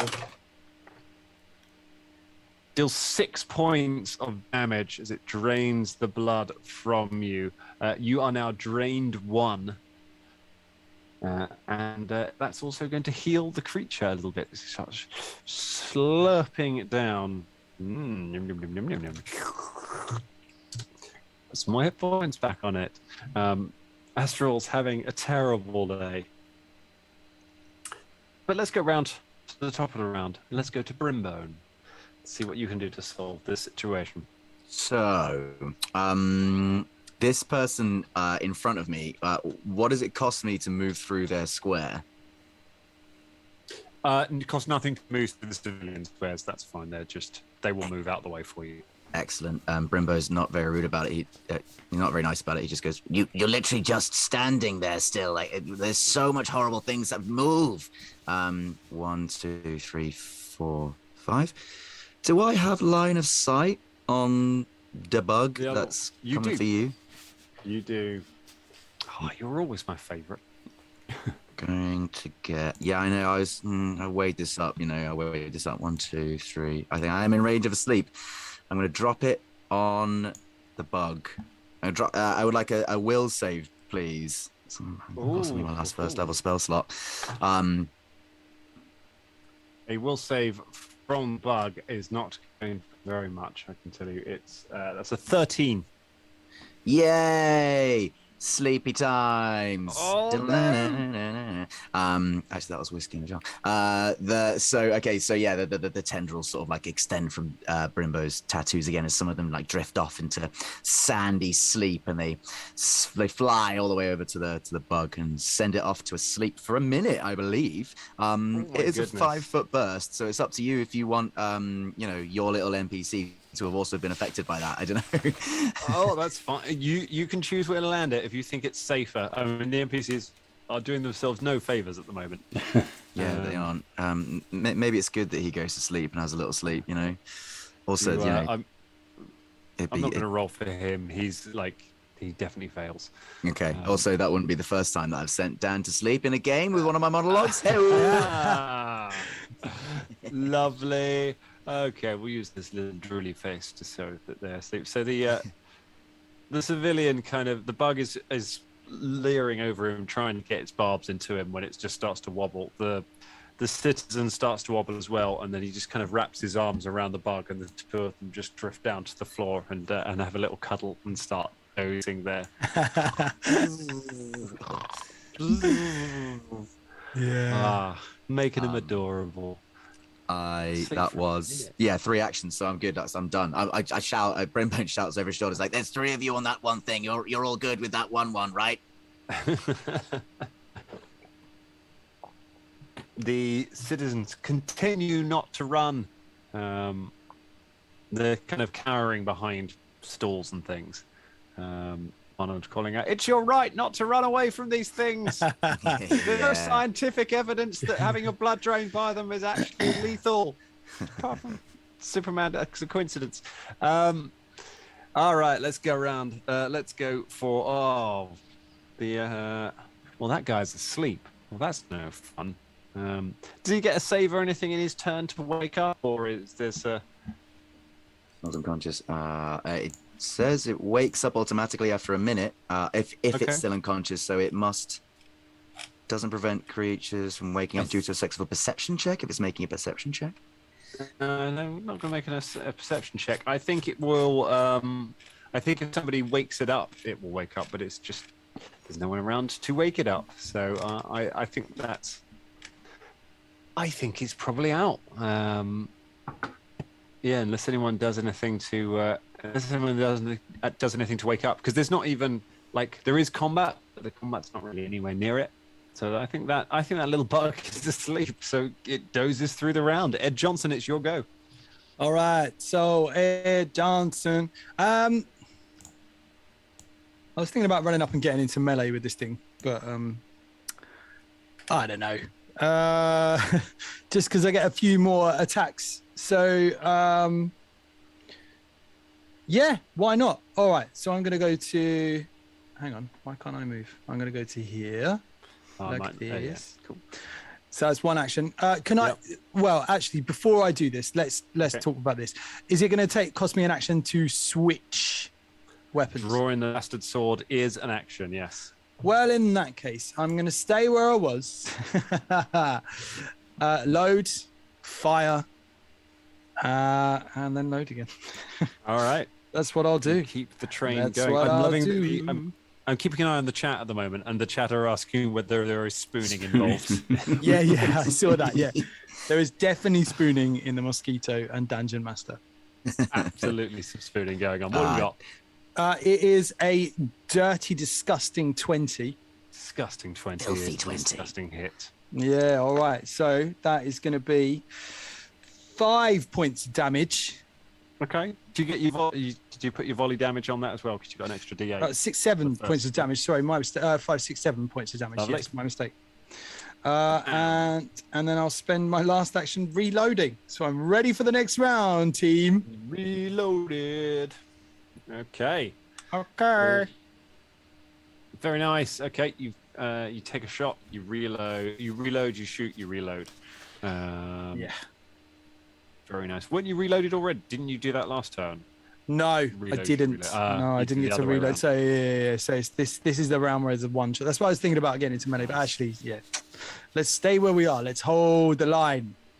I've been looking for familiar builds recently for because I'm actually making a character for a off-air campaign I'm going to play in, and one of the best suggestions of them is a familiar that's a familiar with familiar with hands, basically, if you give them that, who can just sit on your shoulder and reload your crossbow every turn.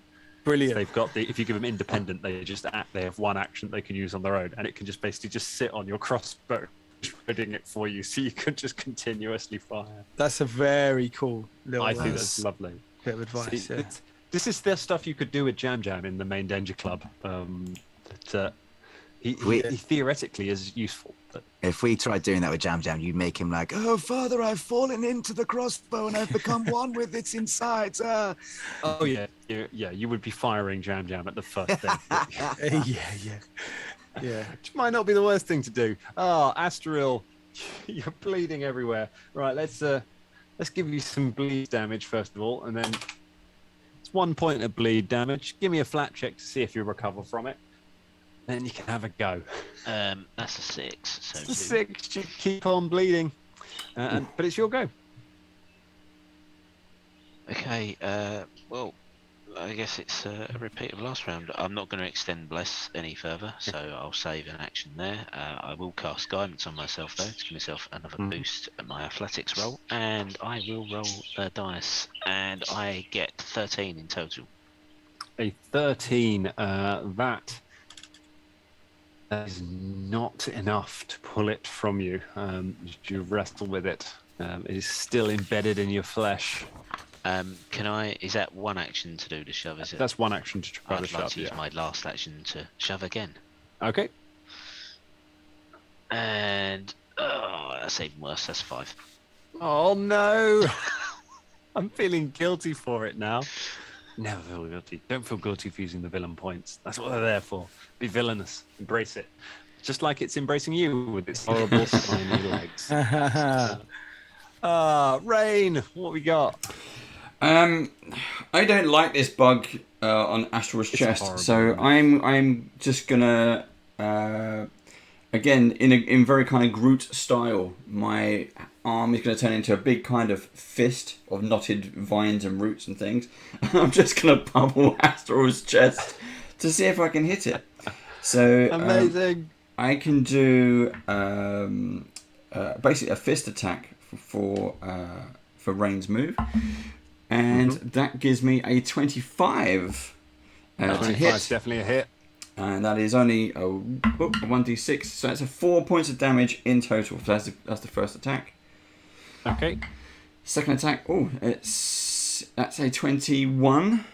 21's a hit. Minus 4, and that's a 7 points of damage because I got a 6. Nice. 7 points of damage. Oh And my I will goodness, just I can't believe it. Tiny Slapping him. fungus man. Tell me how you killed this bug. I also rolled well, that's an 18. What's that? Minus 10. So that doesn't hit. But I'm just gonna keep hitting him until it's just mulched into his chest. Until it's just flattened onto him. Oh, Astro, it's also full of your own blood, so as you hit, that blood goes everywhere. Don't worry, Astro. I'll get it for you. It's okay. It's coming off. I've got it. It's nearly there. Don't worry. Everything's so red. Which blood is yours? The civilians can look over and they're like, don't worry, everyone. The hero of the Pathfinder Society. Oh, God. As they watch the fungus creature. Just at Tarantino levels of blood flying out from everywhere. We're going to stay roughly in combat rounds because Astro is still bleeding, although the other one is asleep. That one doesn't get to go. Brimbone, we come back around to you. Do I walk over and telekinetic projectile coup de grace the sleeping bug?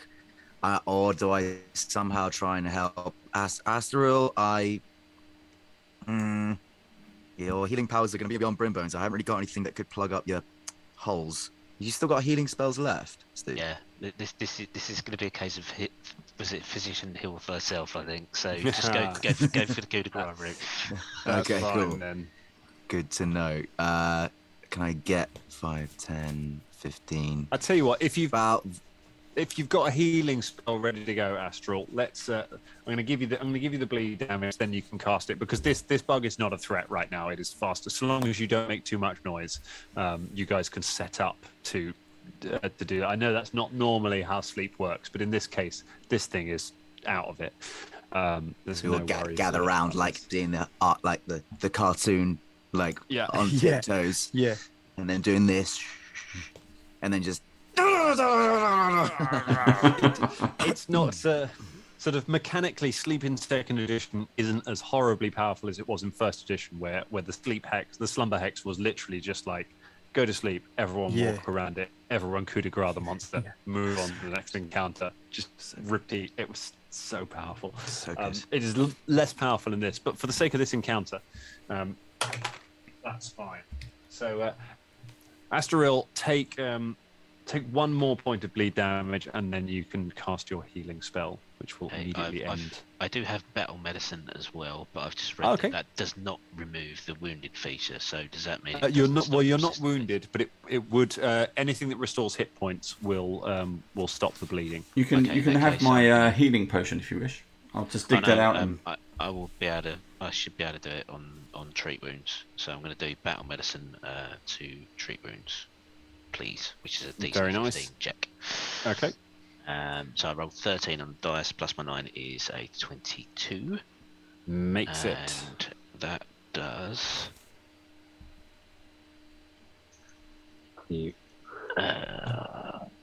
That's 9 hit points back. Oh. So the master of the holy arts tears the creature from your chest, what's left of it, and then you just pull out some bandages and just bandage yourself up. What a mess.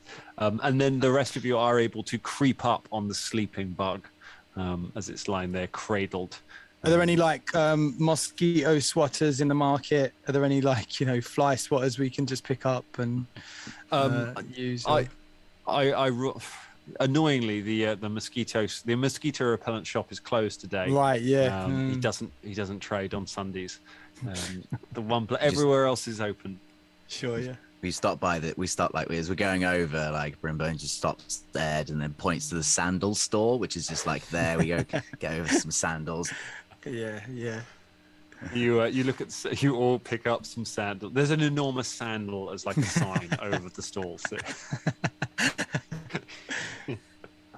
You take the thing and then just creep up to the creep up to the sleeping villager with his sleeping mosquito. The villager kind of rolls over, cuddling the mosquito, and he's like, "Oh, mommy, I don't want to get up." What would you like to do? Well, we'd like to slap that massive sandal down onto that mosquito. Are we going to take the villager with him? Or? No, we're not killing. I just saved this guy's life. We're not killing him now. I know. It's only because his dad's like Avatar. yeah. I'll tell you what. We smash the bug and then immediately walk away. All the goo's around, but we turn back and go, "Wow, some really nice leggings that guy's wearing." Just real colorful, man. Oh, you walk away, leaving him just covered in blood and gore as he's like, "Ah!" As he starts screaming. Like, wakes up next. He went to the shops. Something came towards him. He fell asleep, and then he woke up next to a massive slipper and just gore everywhere. Yeah. That's this guy's nightmare. Okay. I like the idea that Ed had a moment of being like, "No witnesses." Let's kill all the villagers. No, he's not that kind of guy. That's amazing. Okay, so you've successfully saved most of the villagers, and you're able to push on. I tell you what, Rain, for saving Astral, there, have yourself a hero point, sir. Ooh, nice. Rain is learning how to do battle. He also did get a sneaky one from chat. Did I? Did he? Yeah, he did. I saw that. Yeah. I don't know quite who paid for it, but yeah, there was a sneaky one in chat. Well, thank you very much. You are maxed out now, then. I have 3. Yeah, I've got my 3. And Wow. 3 technically makes you untouchable. I think you become Arundel for a while. Yeah. Very nice. All right, well, let's push on We've with also this. got the giveaways just to Oh, roll, yeah, so let's do don't a forget giveaway. Yeah. that. So it's a D8 Brimbone. Would you roll me a D8, please? I certainly would like to. 7. So that is Drimp 101, I believe, if I've written that down correctly. So Drimp 101, congratulations, you have won the PDF Pathfinder Society Guide. I will speak to you shortly to collect your details, so congratulations. Yeah. Congratulations. Excellent work there. It's a very good book. You will enjoy that, and you will find many feats in there that we would have wished we had on this that are really useful in society games. So the people are incredibly grateful. One of the shopkeepers says, "Thank you so much for saving us all. I don't know what we would have done. What on earth were those creatures?" I don't know. Can I make a little a nature check? Yeah, go Would ahead. that work? Yeah. Are they kind of magical? Can I make an occultism check? You got both of those would possibly do it. Yeah. All right, so go okay. ahead and give me a. Well, mine's a terrible roll, so don't worry about it. Okay. Mine's also a terrible roll, so I think Brimbone and Ed just start going. You see, well, I think actually, because it's not about leaves. Kind is of it? big things. They just fly around. Sometimes if you light a candle under the full moon, if it's the gibbous moon, then you get them, and I'm not really. Sometimes you get the monsters, and sometimes the monsters get you. You know what I mean? Basically, you should shut your windows in an evening time, but that your extra planar windows, the interdimensional windows, the other way, and they can't come in. Always make sure that the mosquito guy comes in on the Sundays. That's what we learned here. The people get a 4 to see through your lies with a perception check, and they all immediately nod, very concerned, and just race off in the direction of the mosquito guy's shop home to try and make him open his store. Yeah, nice. Allowing you to kind of to press on. Imagine you're all, some of you are feeling a little beaten up, some of you are feeling a little better, but you were able to push on through the alleyway. You come around so do you want to do anything else in the market while you're here, or just kind of press I think Brimbo is just gonna like say to Astral, because he could tell that Astral, after Brimbone's little whinge, he could tell that Astral tried to extend his powers to try and get Brimbone as well. Astral had a little bit of a whinge about it. And also he is looking pretty beat up. He had a bug in his chest for a long time. It was horrific. So I think he just, as we're walking on, Brimbone just go, Are you all right? Yes, I am fine. my skills at patching myself up are unparalleled, unrivaled. I've lived through many a horror. My own party members trying to take me down. Acid baths. Undead creatures. Pits of fiends. Yeah, well, I've been through a lot. And I'll lift my helmet at that point, revealing Astral's face. What's his And what face does his face look like? Yeah. Sorry, Scott. Deadpool's ugly twin brother. His face is melted with acid. He is completely bald. It's a cross between Deadpool and Red Skull. It's just horrible under there. His eyes are just filled with horror. I think He slides it Brimbone, back on. listening to him, like nods and realizes that he's talking to someone who's like seen a lot of stuff, and like everything. And as the helmet comes off, Brimbone's like, I see you truly have suffered in the service. Oh my God! Oh blah blah blah! Oh, I've never seen anything so utterly wretched. Oh wow! Oh. Brimbone like lights a candle, like to purge the thing. He gets some sage. Like whoa! Oh sorry. Whoa. Whew. Whew. Can Ed Johnson like have picked up an apple from one of the stands and just be walking past, and Ed just kind of pats Esther on the back, says, "I think you look good," and then bites into the apple. All of the guards from Aladdin go thief and start chasing you. You love it, yeah. I Nice. flip a coin then. Yeah. Make a Well, I ranged don't know attack. what sort of coin. Yeah. Hunt prey on the apple. Amazing. All right. So, I like that, Astro.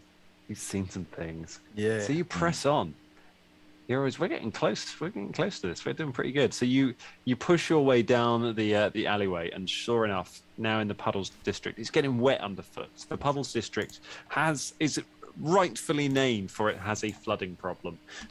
On rainy days, several of the streets are almost a foot underwater, and soon you are kind of sloshing through deep puddles as you make your way through the muddy streets. Coincidentally, perhaps, there are not many people around on the puddles. People tend to avoid it if they can. And so it's very easy to find very quiet corners, meaning it is very easy to find areas such as a slightly deserted street square where there is a tavern. It doesn't have a name on it, doesn't have a sign. In fact, it looks like no one has been there in quite a long time. I like pubs like that, don't you? Do you know what I mean? Yeah. There's no sign, like no one's in there. It's I just like pubs like that. They're just old school. Sorry, I didn't mean to butt in, Dan. I just thought that was neat. I needed to say it. Yeah, no, they don't. You have to know it's there. Like you have to have seen it on Twitter to know that this pub is around. Sorry, I'm a hipster. Yeah, weirdly, there's a massive queue. Yeah, outside. yeah. Because they don't let you book. So there is I'll bring you a little map. We don't need to do fully the Roll20 right now, but I'll bring you over to the map so you can see it. This is what we're looking at here. You got a big deserted square where there is a single-story building, this tavern. It looks like no one has been there in quite a while. The windows are boarded up, as is the door. There's just boards put, and there's to be no sign of anyone around. What would you all like to do? We confirm that this is where the tracks lead. That is, Ed, you're pretty sure from following those tracks that they lead to this. I'm pretty area, and sure. it matches the description you were given by the dock worker. It's quite easy. We just have to go up to the door, and we can just go and knock and see who's home and say hello. Did you get those things from the boat? There might be some traps, or there might be some magic or something. Yes. We need to just make sure before we go anywhere near this place. Rain, your instincts are wonderful, but yes, it appears that someone is going to great lengths to make sure we cannot continue what we are doing. So we should somehow scout or ascertain what nefarious deeds have been set in wait for us. Okay, I'll follow your lead. That's okay. Well, maybe you'll be able to help in some way. I don't know. Don't follow my lead. I I should have quit smoking a long time ago. You can hear this in my voice. Like, don't follow my lead. You should probably follow Astral's lead or something. How does this work, Dan, with the familiar? I don't want to do this, but I do, don't I? Can Bartleby do a little scout over the rooftops and around the immediate area? Yeah. Yeah. So you.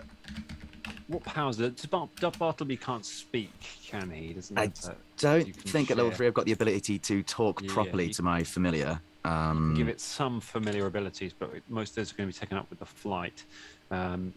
Okay, so you send Bartleby to fly over. Bartleby has a little flap around the square around the building, comes back to you, perches back on your arm, and kind of looks at you, and just sort of looks at you. Gives a little shrug. Yeah, nothing out of place, no bugs coming through, dimension doors, no, all right, well. Shakes his head. Well, very good. I'm completely assured that this is safe now because my bat shook its head, and that's enough for me. So, who wants to try that door? Shotgun not? What would it be for checking for traps or anything with it? Damn hippies. It will be. It's a perception check. I will roll. You tell me your perception. I will roll it for you. Okay. My perception's a 9. 9. Okay. So you go and have a little look around.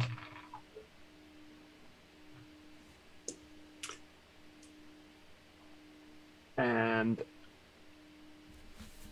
as you get close and you have a look under, you kind of look around. You notice a faint glowing. So, but behind the boards that are across the doors, you notice the boards are not very heavily nailed in. Like they could easily be removed. They're clearly put there to look like they've been there a long time, but they actually come away very easily. And you notice a faint glow coming from the door latch.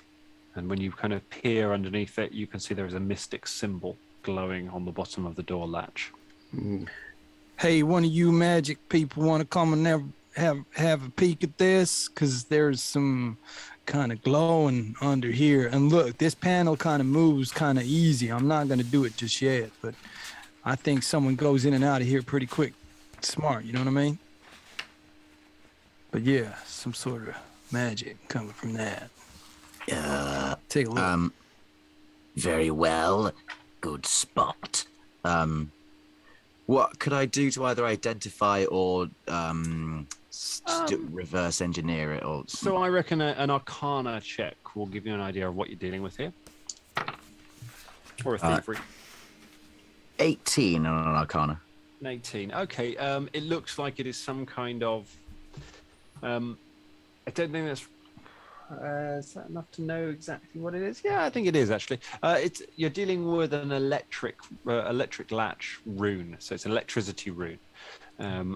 Anyone who touches that latch is going to be receiving quite a dose of electricity. There are a couple of ways to deal with it. You can either use the spell Dispel Magic to try and counteract the magic within it, or you can attempt a thievery check to try and a skilled thief might be able to scratch out the rune without triggering it. I relay this to the team, and I'm not particularly thief. I don't have Dispel Magic, unfortunately. It didn't do that. No, you took that very well. Okay, good. But if someone is particularly thiefy, I don't know you two if you've led particularly dubious lives prior to this one. If you're good at that kind of thing. Listen, I thieved a couple of things, but I'm not very good at it. So maybe we should look at something else. If you had to quantify it numerically, Ed Johnson, like, what would you say? Well, when I was 4, I tried to steal a candy bar which had 4 fingers. And, yeah. And I got 4 of them. You know what I mean? Right. But if you had to, that's fine. It's a weird little story. But if you had to quantify it numerically, what would it be? 4. Oh, right. No, I just got it. Yeah, thank you. You were a candy boy that had 4 fingers. What grotesque, horrible aberration was setting you a finger bar with I these? know they weren't very nice either. Well, Contrary to popular belief. I only eat candy bars that have 3 fingers on them. So I think if anyone was to try it out of the 2 of us, that wasn't a number, by the way. It would Sure, probably be, sure. Yeah. But This is the sketchiest comparing of stats to candy bar method. Unbelievable. What about you, Outrageous. Asterell? Can you dispel that magic? Or what about you, Ryan? No, I don't believe I can. At the very least, maybe we should try to see if there's another entrance, maybe. It can't just be one way in. I'm Maybe there just is going to no way. walk off and do a perimeter of the building looking for the cellar entrance. If it's a pub, there must be a cellar entrance. You take a look around. You find the cellar entrance, but you find that it has been very heavily boarded up. And as you give them a tug, you can see these ones are very heavy. These ones have been properly nailed down, whereas the ones on the door are much looser. So this looks like it's the way in, huh? It's literally the only way in. It's awkward. Well, All I guess. I guess can tell it's- the 3 of you just building up the courage to ask me to take some more damage. Yeah, right. Just walking through a load of traps. No. You have suffered enough today, Asteril. Surely Ed Johnson, with his the 4-fingered candy bar method, should be able to win the day. You know, I'll give it a whirl. Here we go now. Amazing. Okay. With these, let's just work this out. With these hero points, can I cash them in whenever, or You can is cash it in for a re-roll, so you can roll your die, find out what it is, and then you can roll it again. But I can't roll and then cash one in. No, that's exactly what you can do.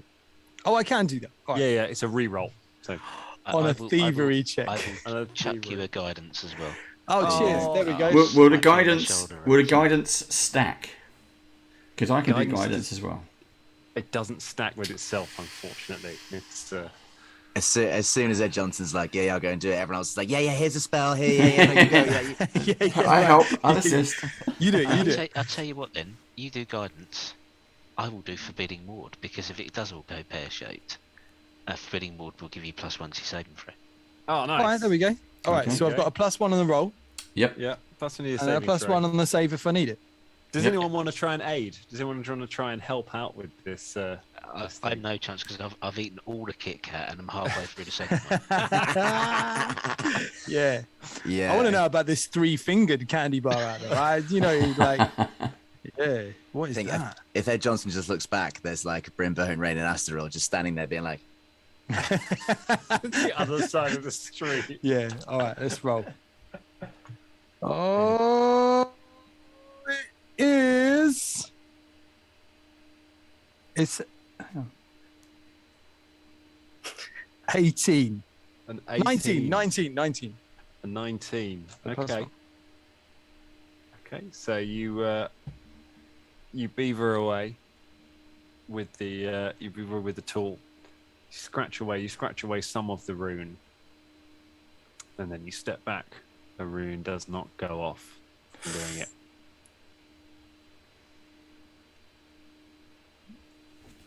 But has something else happened, Dan? You're looking like something No, else. I, I know that look in your little eye. that looks like I've got a fistful of dice that I Yeah, was right, about to yeah. roll. Just over here. And it Absolutely gets it. outrageous. All right, You, so you I scratch think- away some of the rune, but it doesn't. You don't trigger it. Whatever you did while you were working on it, you don't trigger the rune. Well, I think I did it. Great. Now just open the door. I think maybe someone should detect magic one more time. I'm not 100% sure over here. The GM's gone quiet. It's suspect. All right. I tell can you fire what. off detect magic. Go on. You detect magic. The door's still magical. Mhm. No, Ed, it's still there. Right. So I didn't get it all. There's still something there. We believe in you. Back round the corner. Just peering heads round the wall. Oh, do what- adventurers and doors, man. Doors Does this? all the time. I know, yeah. Does this mean I need to make another thievery Oh yeah. check? If you want to try, you want to have another go at it. Like it might already be disarmed, but Yeah, sure. Right. Yeah, yeah, sure. it might just be a magic door. Did I get guidance on this one, or was it Yep, you can do another one. I've got it as a Guidance on this cantrip, so. beautiful? Mini ward will last for a minute. That's the 21. 21. You scratch your way out a bit more of the room, and then sort of stand back and dust off and kind of look at it. Do you want to detect magic again? Yeah. Or you detect magic? There is now no magic on the door. That's it, Ed. It's clear. Well done. There is no magic on there. That's well. good. Can I make some sort of other check just to meet? Can I check for traps again on this General door? paranoia. Yeah. This is maybe Dan's just made me really paranoid. I can tell you, you find no evidence of traps on the door. All right, there's no traps on the door. The rune is disabled. Who wants to open it? I will open the door. I can open the All door. right. Shield at the ready. Scimitar Nice. drawn. Yeah, It has crossbows Rainbow Six loaded. now behind the shield. That's it. Like you all feel like Ed probably could have scratched that rune off a lot better if he hadn't been holding a loaded crossbow in his other hand while he was trying to. Yeah. So, Astral, you put your hand on, you pull the boards away. They come away very easily. I'm going to decide. You put your hand on the latch. I will take these 3d12 that I was holding, and I'll put them back in the box. Ed Johnson, have a hero point. Oh, Ed Johnson for disabling the runes. Nice one. Thank you so much. Slow, thorough, and effective. Well done, everyone. Good You one, Ed turn- Johnson. You turn the handle, you push the door open. It is very dark inside. The only light in the room is coming from the daylight outside. So the light only extends about 10 feet into the room. After that, it is dim light, and then it is full darkness beyond. You step in, and you can see vague shapes of. You can see sort of vague shapes of tables and chairs and things stood around, but it is very dark and it is very, very quiet. Can I fix my wayfinder to the front of my shield, please?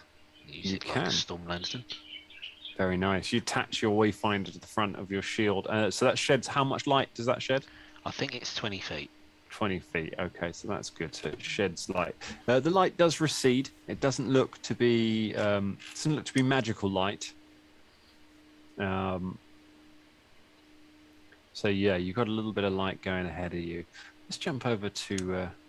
I'll tell you what. Let's jump over to the map and let's place your tokens where you want to. The door is right here. This is where you're coming into, and I will start to reveal some of this map.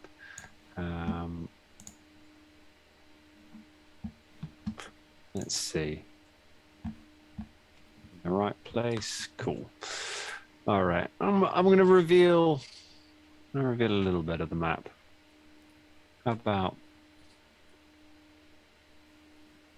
this much?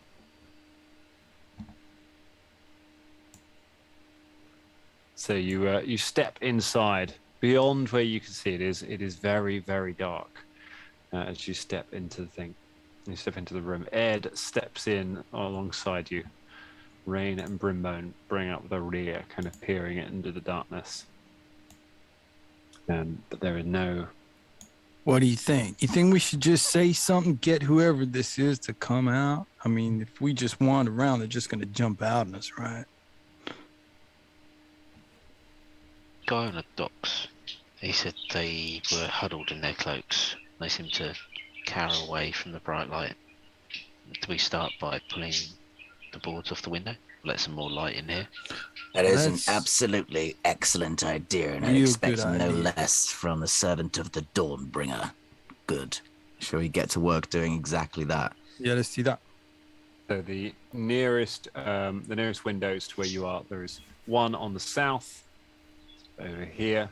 There's one to the north. kind of up here. Dawn Flower, isn't it? Not Dawnbringer. Is it Dawn Flower, Serenray? Dawnbringer sounds more impressive, so let's go with that. Nice. It's canon now. It's canon. There we go. That's it, yeah. Okay, I say we stick together. Let's go down to the south. Open up that window. What do you think? Yeah, cool. We can just methodically do it like one by one. Yeah. Yeah. Make your way down to the south. We'll reveal a bit more map. Remember, there's a six-winged drake. It was I all along. Yeah. The six-fingered drake. I know someone who's looking for you. So let's have some perception checks. Okay. 24. Ooh, boy, I got bad. 22. 13.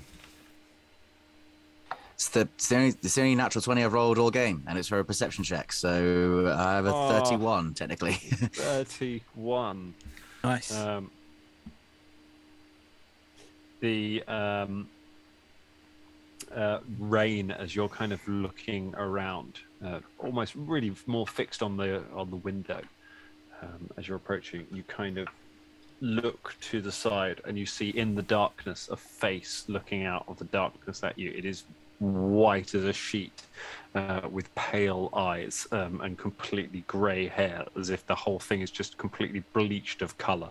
Hair, eyes, skin, everything. It is wearing a black robe with leather armor over the top. Its hood is pulled down, and it is holding in its hand a hatchet.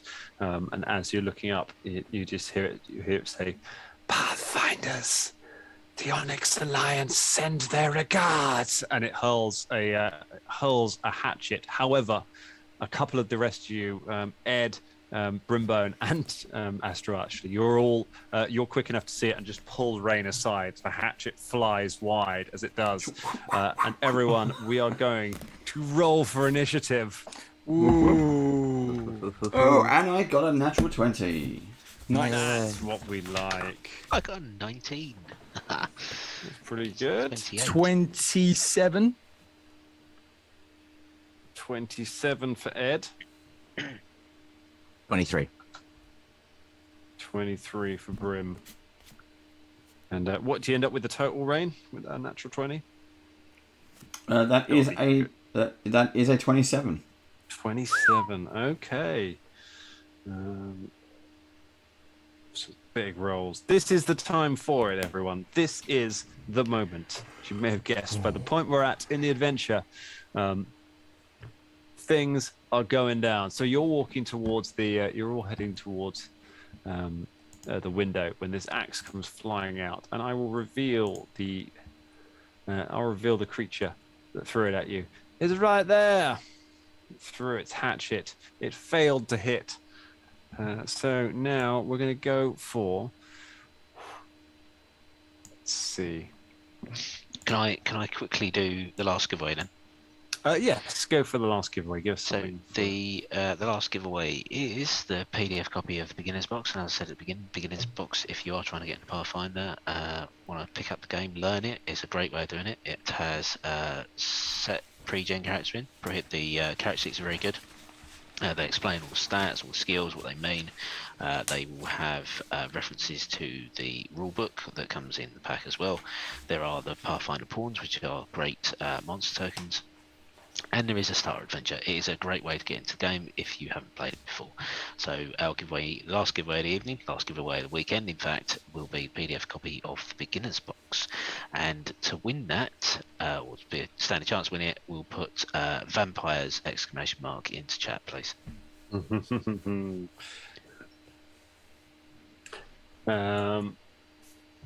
Okay. Why not? Okay. A dagger comes flying out of the darkness at Astaril. Come on. 16. That's a miss. And you get your shield up in the nick of time, and it just tings away.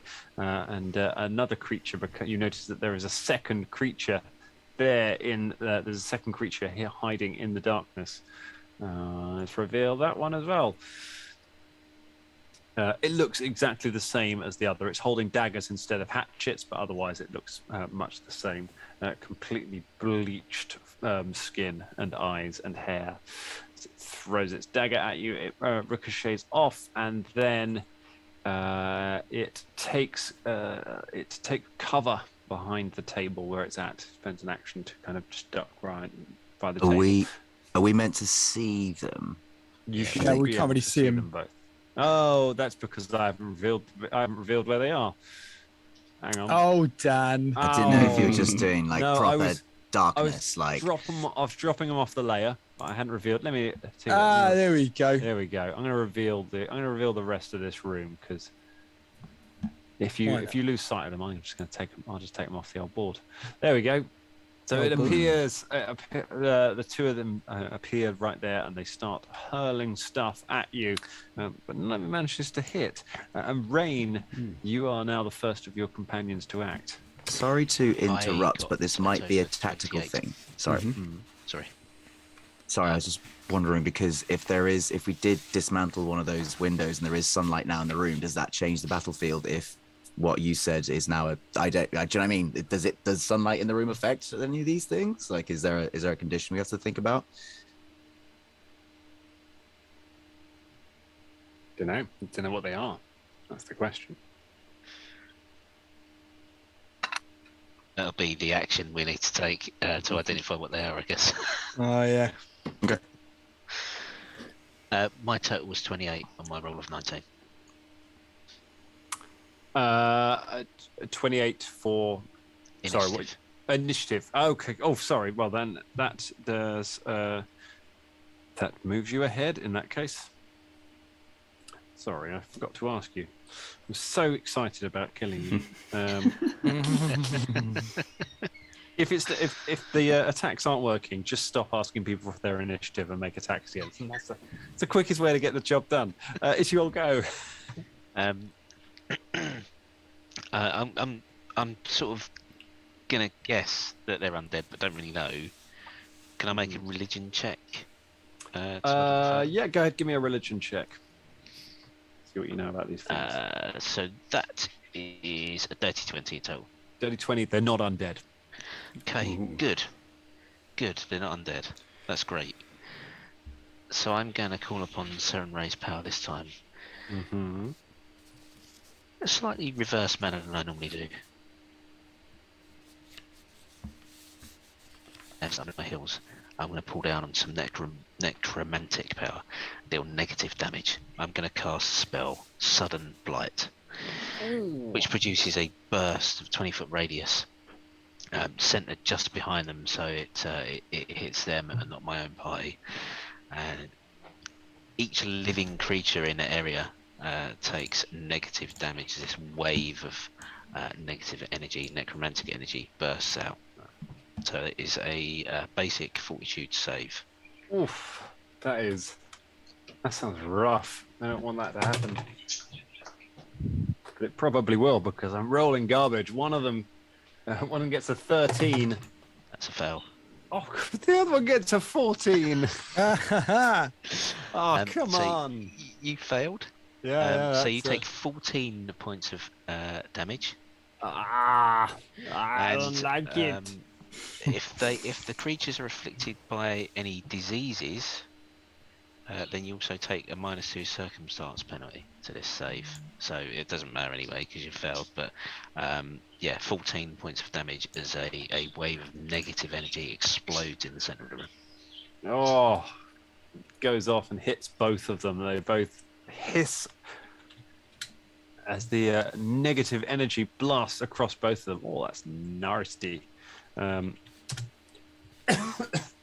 If they are affected by diseases, they're not ones that come into play here. You haven't got time to give them a full examination, though, unfortunately.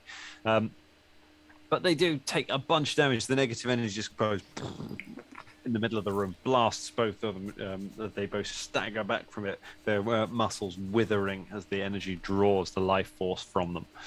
Blah, gross. What else you got? That was my 2 actions That because was the your villaging check was one. And the Ah, spell of was course, 2. yes. Yeah. Very good. In that case, Ed and Rain both have 27. Who wants to go first? Up to you, Rain. I'll go first because I'm going to do bless. So, ping, I'm going Great to idea. do Nice. that around us. So anyone within basically 5 foot of me gets +1, which is all of you. That's everyone. +1 to attack. Is that also damage as well? +1 to attack. Attack rolls. No, that's it.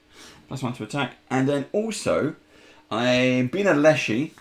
According to Leshy, as in the character sheet, Leshy, as in Rain, the character, who is an NPC from the first 2 chapters, he can do something called a spore pod. So that is his natural ranged attack. He produces a spore pod out of his limbs, and I'm going to just chuck it at the one at the back. It has a range of 30 feet, 5, 10, 15, 20, 25.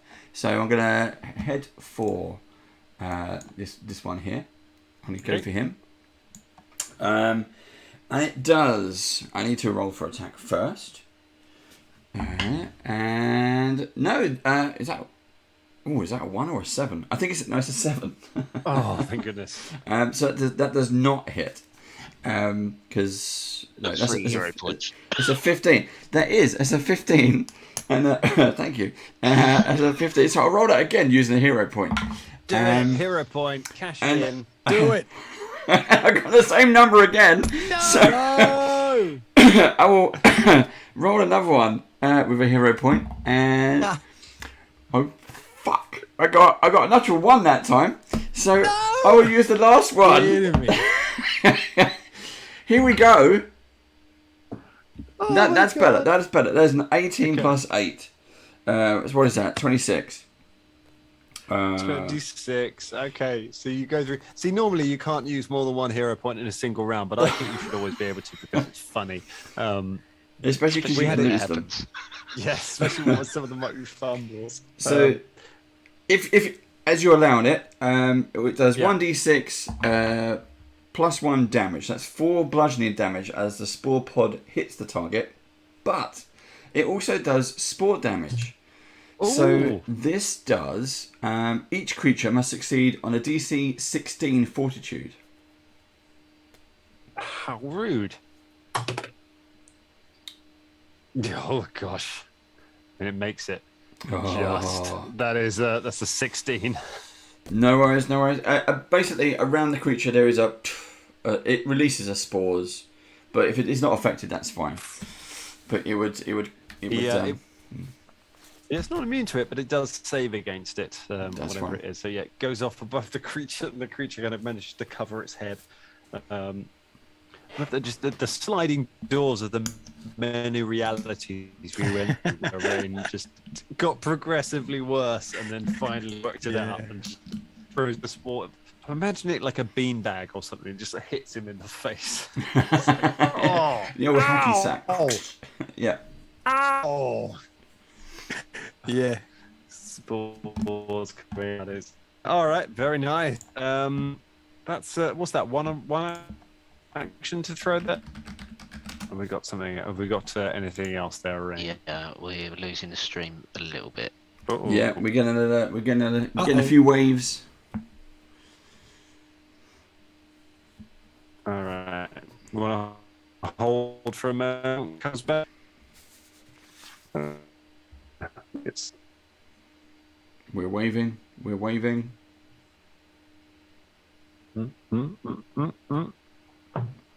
We are waving. Here we go. We seem to be. Nope. Uh-oh. We're back. I'm back. We seem to be back. We're back. Hooray! Oh, well, that's good. Okay, so you fling a packet of spores across the room, hit the guy in the face. Just like, ow! Who throws a spore?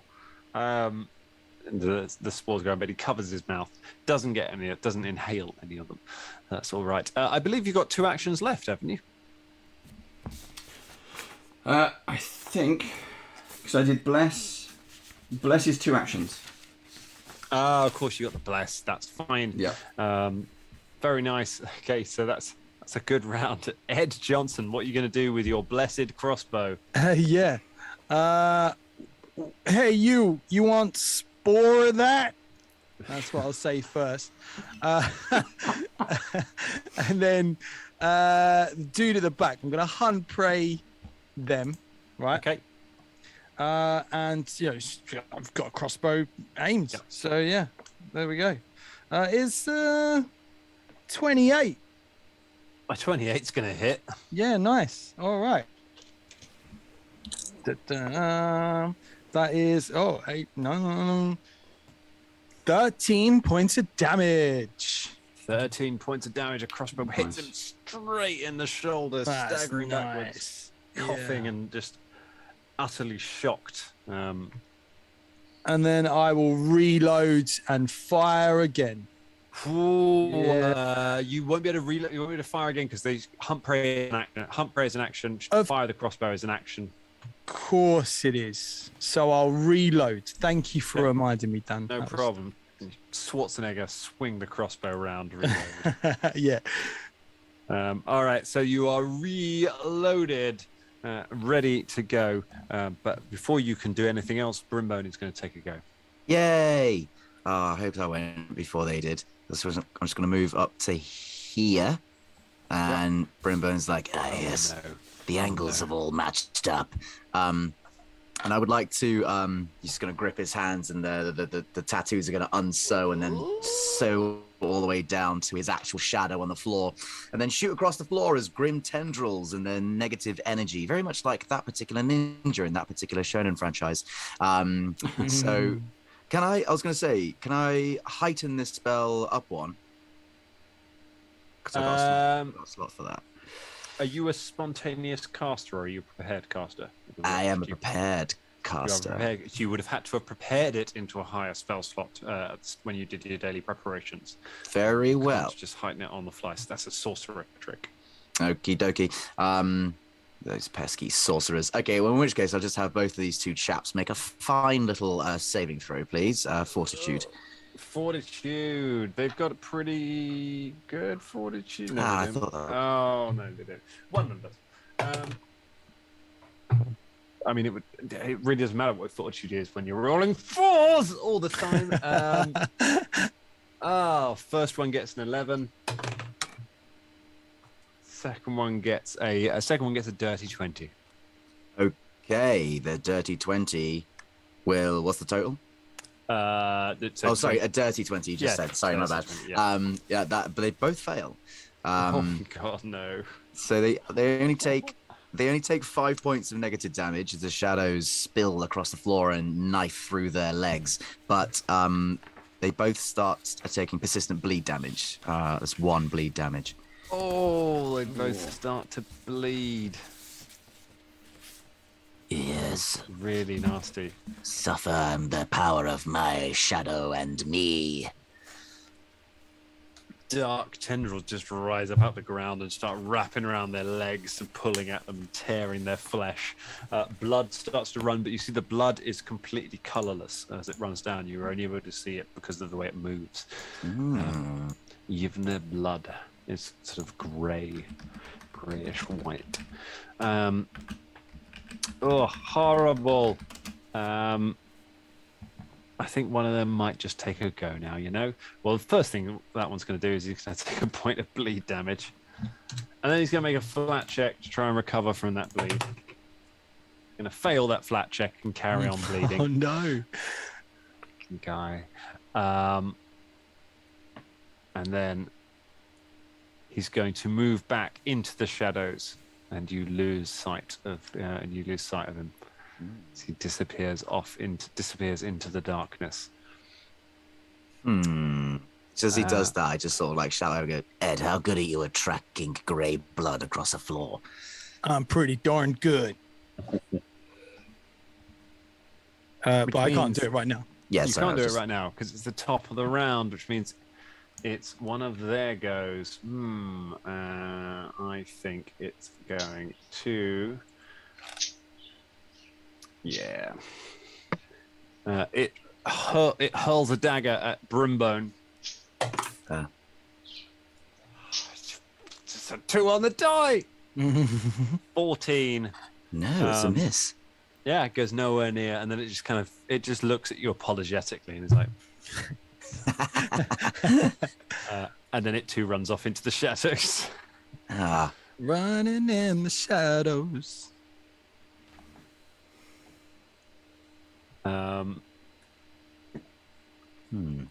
That is there. That's it. Going. We're going to go to the next person. It's Astrol's go. Okay, I'm going to move forwards 20 feet Okay. to there. Do I catch sight of them using the searchlight on the front of the shield? You. There's a bird in this tavern. yeah. That's all. They left the bird and nothing else. There's just one Tengu guy in here being like, "You all right?" Hello. It's the miner's canary. You are going to reveal some stuff with that. Unbelievable. They, as you push the darkness back, the pair of them appear in the light. They're still quite shrouded, but yeah, with the light of your wayfinder, you're able to light the way. You see them ahead. What would you like to do? Oh, so now suddenly all the targeting arrows appear. Yeah. Go on. Is it me? It's not you yet. No, I Astral's didn't think still it got was, no. 2 actions left. Sorry.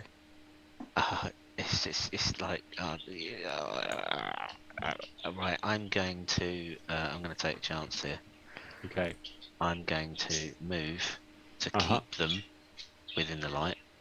I'm going to move there, and I will raise my shield. You move there.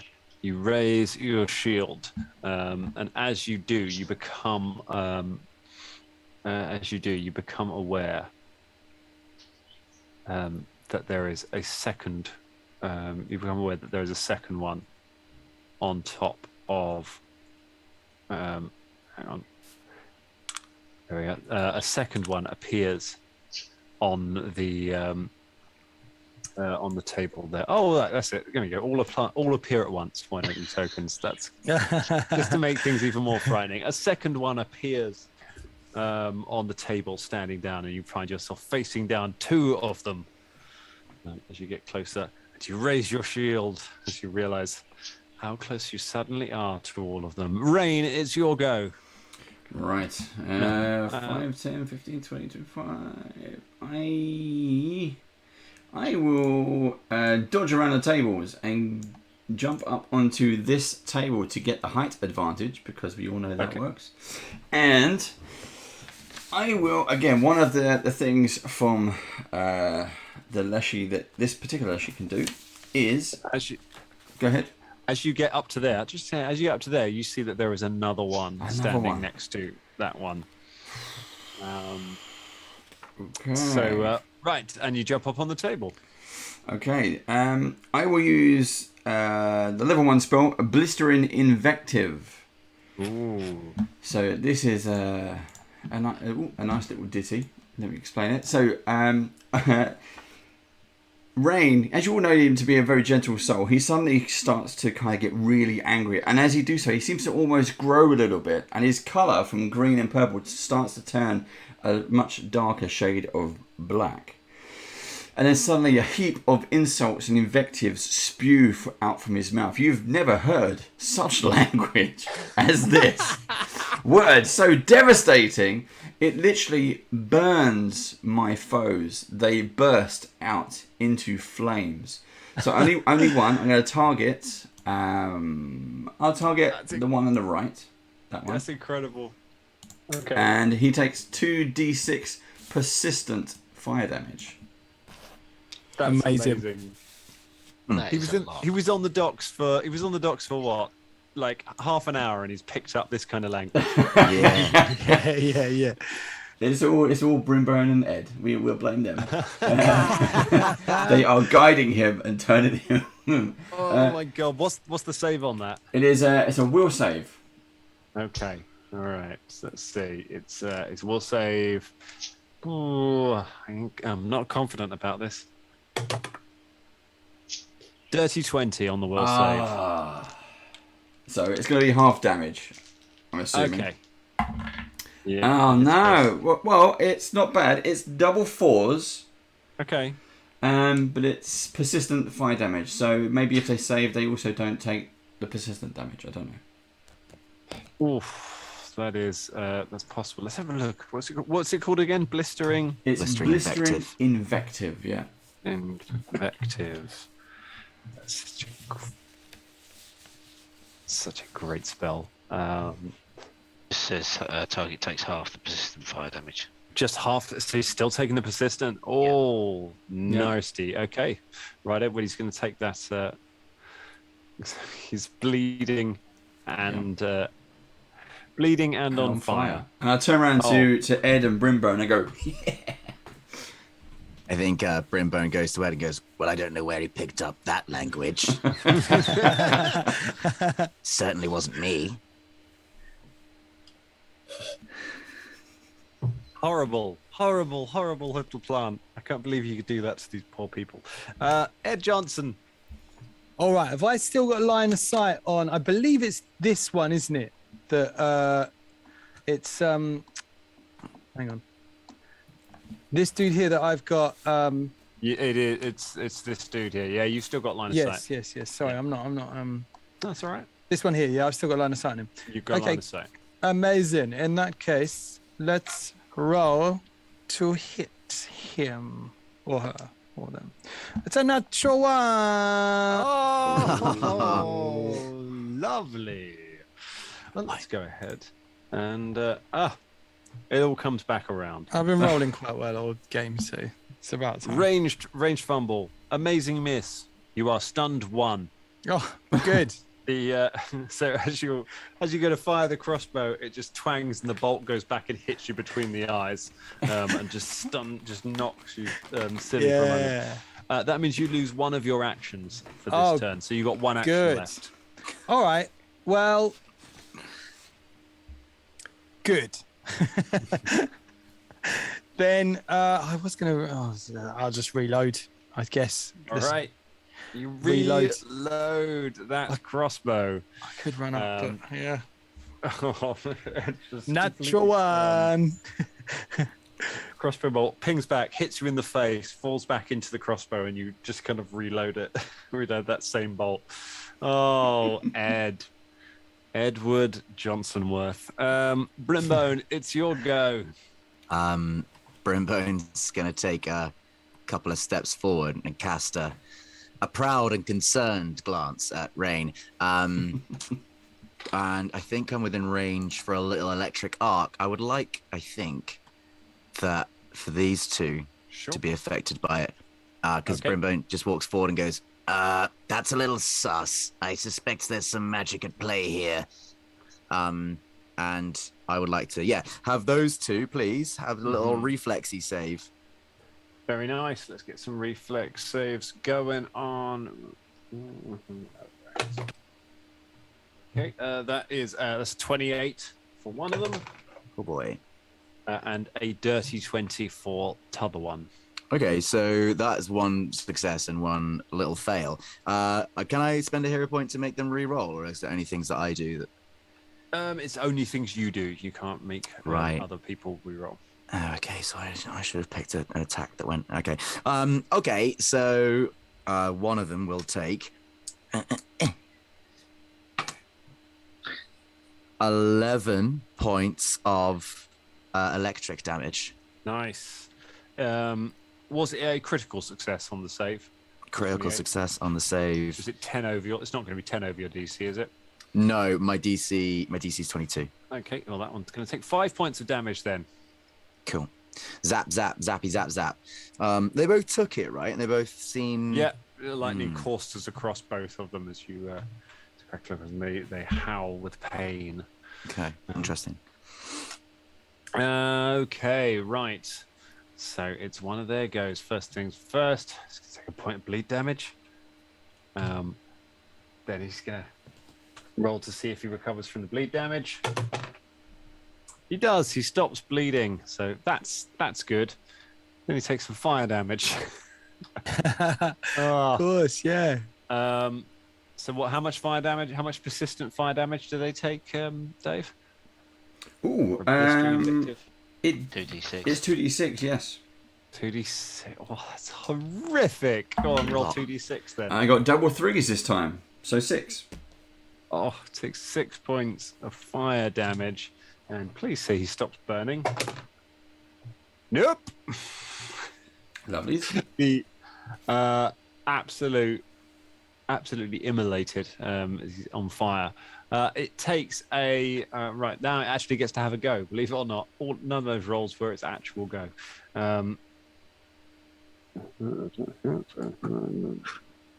Okay. It's so bad. It's going to. It takes a step here, and then it takes a swipe. It's going to attack with one of its hatchets. Tries to attack Astoril.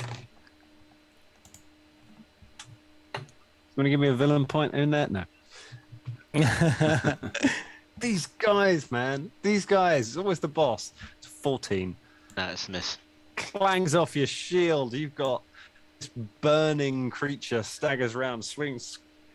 Sparks clang off your shield as it swings at you.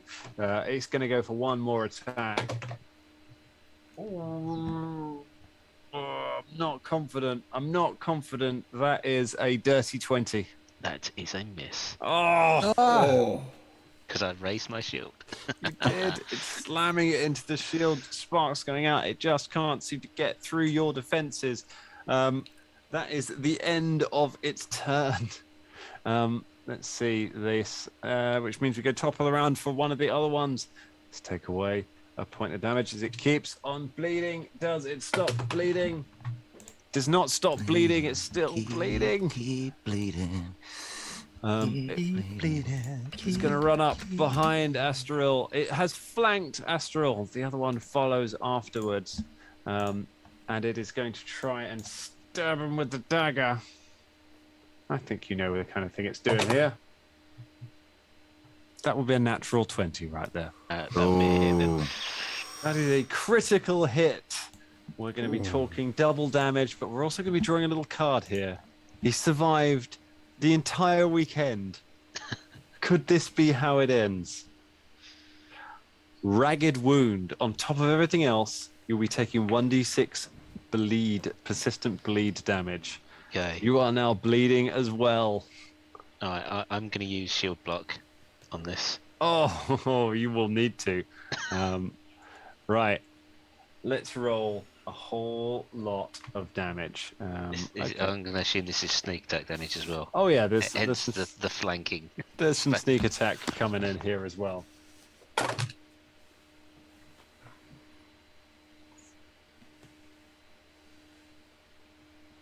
Astoril, before your shield block, you take 22 points of damage as it plunges the dagger into your back. So that gets reduced to 17.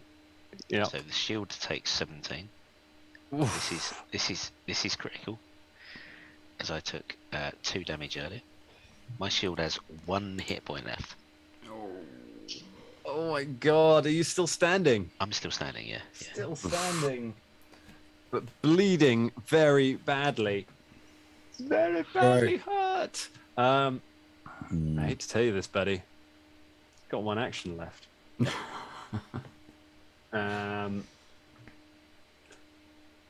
Yeah, it's going straight for this.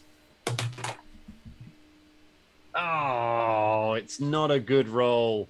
It's not a good roll. It is it's a 16. It ain't gonna get you. No, it's not. No, it's You're wise to it now. As you're just Astral's just in the middle, pouring blood, broken shield, surrounded on all sides by these horrible creatures.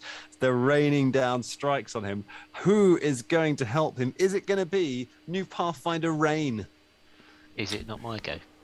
Oh yeah, go on now. 28. All right, have a go. Easiest way to kill a party.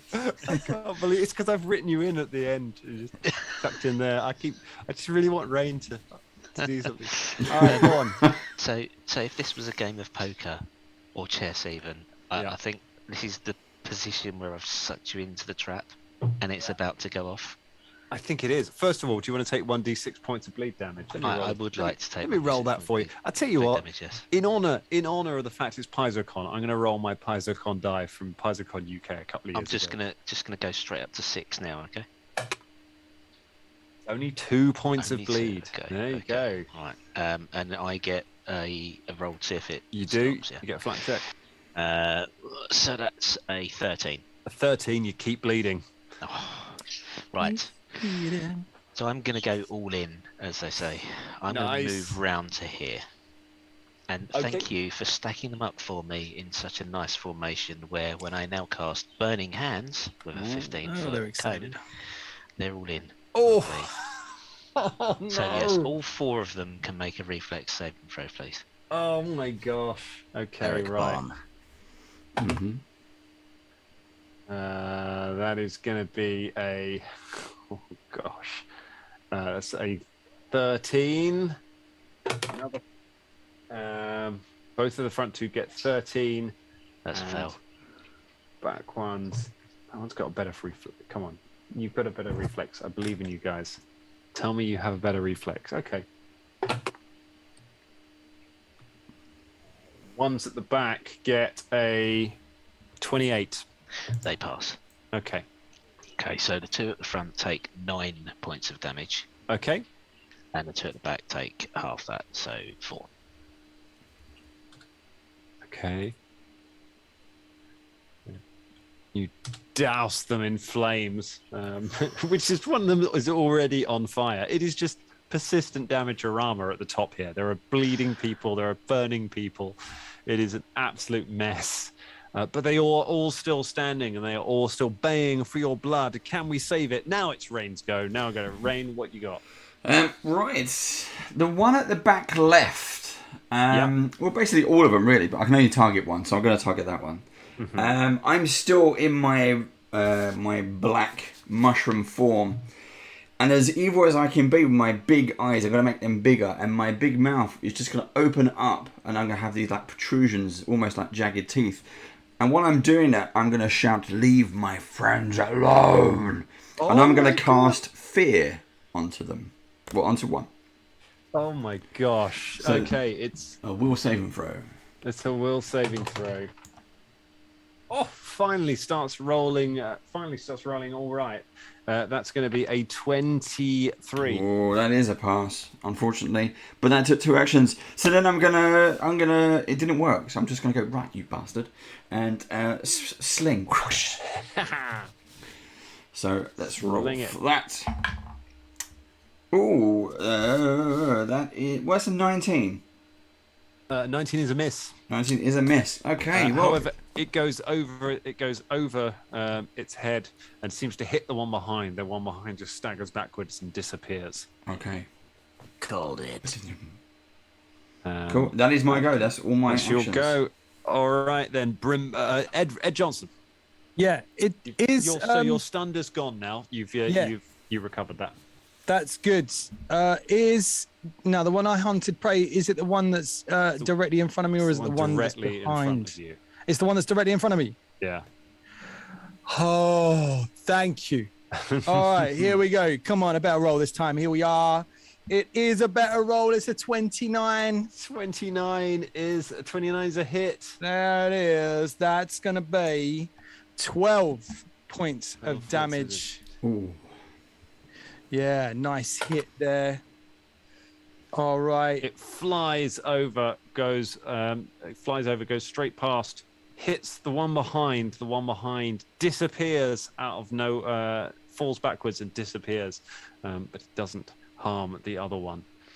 Doesn't harm the other one, but the other one's disappeared. All right. Well, let's just You know, so the one the one behind the one I was hunt The praying one is behind, you thought you were targeting that one, but the two of them were moving so close around each other that when you fired, the one you thought you hit just disappeared into nothing. And the one that you weird. and now there is definitely one there that is easier to see. Yeah. All right. Well, with the minus on there, I'm going to try and hit him. It's 24. 24 is going to be a hit. Nice one. And that is, oh my goodness, max damage. 17, 18 points of damage, baby. Oh my Yes. gosh. It blasts you blast the image away, and then it spins around and just snarls at you, and then you reload, and it takes another crossbow bolt in the chest and just flies backwards across the room, smashes through the table, and lies in a heap, still on fire. Just a burning heap. Yeah, of course. Just his little legs just kicking in the air as you wipe out your hunted prey. Incredible work. All right, let's come Well around to done. Brimbone. Nice. Very nice. Yeah, the one that's left, I just step forward next to where Angry Rain is. I don't know if, now we call you Hail. But and to the other one, the one that's remaining, I just go, I think you misheard, my friend. He said leave his friends alone. and I'd like to just telekinetic projectile one of the chairs in the air and smash it down on its head. Amazing. Please. Make the attack. I will. Okay, that is it's a total of 21. 21 is a hit. Exactly a hit. Oh, great, because I was ready to spend a hero point, but I don't need to. Okay. 8 plus.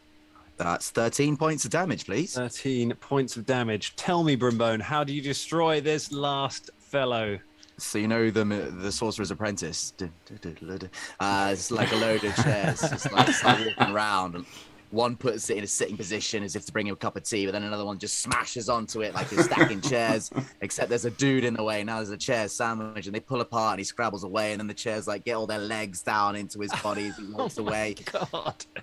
And then I start getting on a table with Rain and start shouting at it like cathartically. It's quite nice, like a primal scream thing. We're both just swearing at this thing until it dies, and all the chairs just drop down on top of it.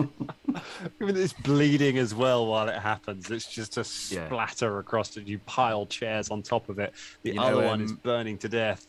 In Garden State, where Zach Braff goes off the edge of that cliff and then starts shouting, and it's a really healing moment for him and his friends. It's like that bit. Let go, let go. You have annihilated both of your opponents. You have slain them both. Incredible work. The room goes quiet. Still dark, but not unnaturally dark. The light of the Wayfinder still shining out. What would you like to do? As you have the room secured? I'd like to use 2 actions to heal myself. It's a very good idea. Good idea. Very good idea. Fair. Rain slowly changes back to his normal colour. He's kind of very nice green with the purple on top, and he kind of looks to Brimbone and holds out his arm as a small, what would be a daisy, starts to grow out of his arm, his wrist. But this one is jet black, and he pulls it off and hands it to Brimbone. He goes, "Thank you. That was very nice of you. Thank you." Cool. Yeah, Brimbone takes it and goes, yes, I suppose sometimes if you don't have anything helpful to say, it's just, sometimes it's nice just to be with someone when they're angry. You can't help, I suppose. I will treasure this. And Brimbone puts it very securely in his belt pouch. Lovely. So with that done, you heal before you take some horrible bleed damage. You're able to heal yourself, Astral. Just, how close did you get there? Were you... I had 17 hit points. Okay, all right, yeah. Did I take the toughness there? I can't remember. But yeah, I had 17 hit points. You'd live forever. But the shield is down to 1 HP. Oh, the shield is just battered. And indeed, as you look at your shield where your Wayfinder's on it, you see that the Wayfinder has taken a hit and just has a massive crack down the center of it. No. It's repairable, but it's in a bad way. So I have to get mending tomorrow then.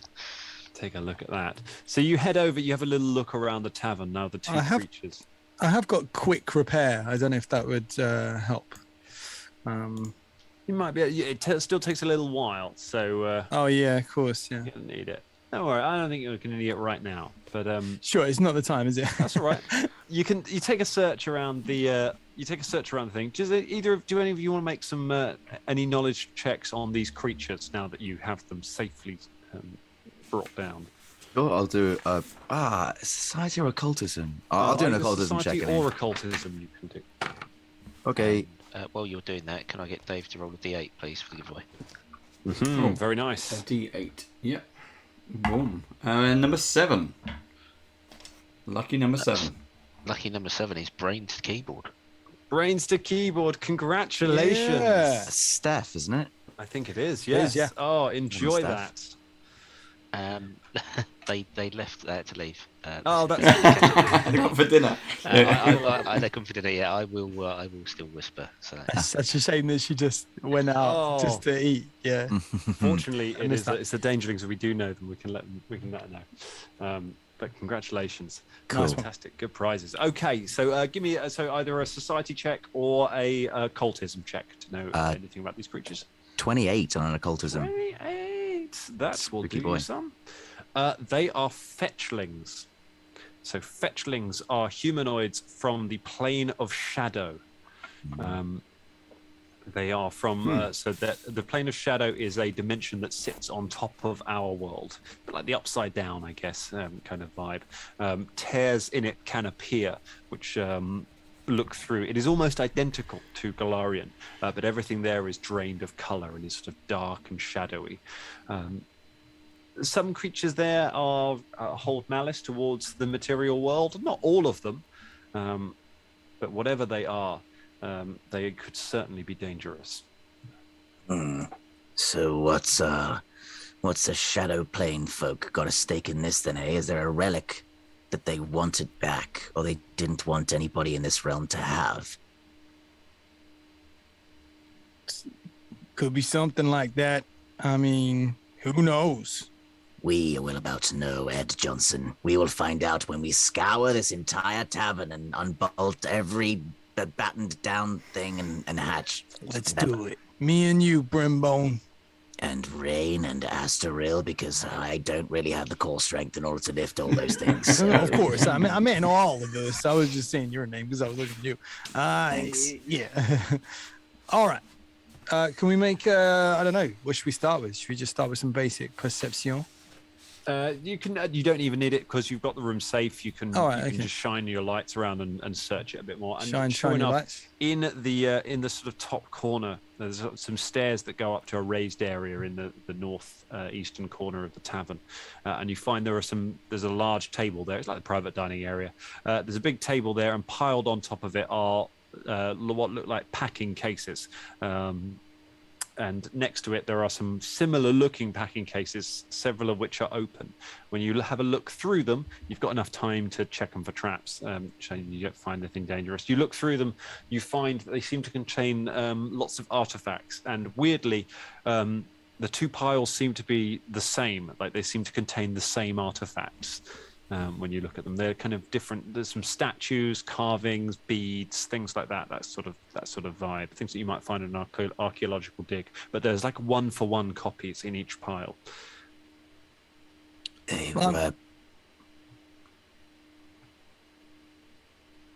No, it's fine. Were they somehow cloning them or manufacturing doubles or something? Can we investigate them to see if there's any difference between the two?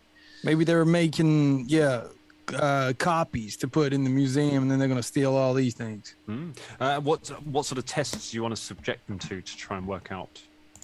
A very good question. I guess we should apply some detect magic to work out if any of the artifacts were actually magical, and the ones that are, we should probably leave alone. But then the ones that aren't, maybe a bit of tappy and investigate, see if they're the same materials, same jewels, the same. I don't think we'll be able to age anything in a CSI kind of way unless anyone has that ability, but that'd be interesting, but I don't think we could. Okay. So Aristo, you've got detect magic, haven't you? Yes, I have. Throw one down. Yeah. Okay. You determine that one of the piles is magical. So one set of the artifacts is magical, and if you want to give me an Arcana check, I might be able to tell you a little bit about what is going on there. Yeah, not great at Arcana, so I'm going to chuck myself guidance. Very good. And I will. Yeah.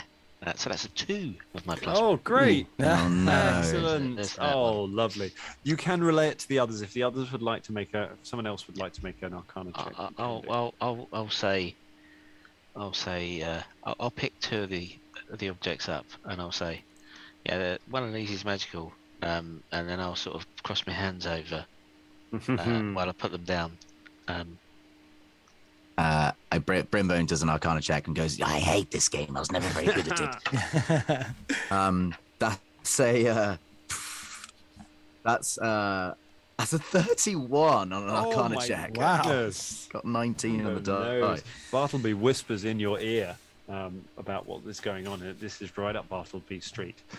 You ascertain that the magical artifacts do seem to have some kind of a curse laid upon them, but it's like a latent curse. Whatever it is hasn't been triggered.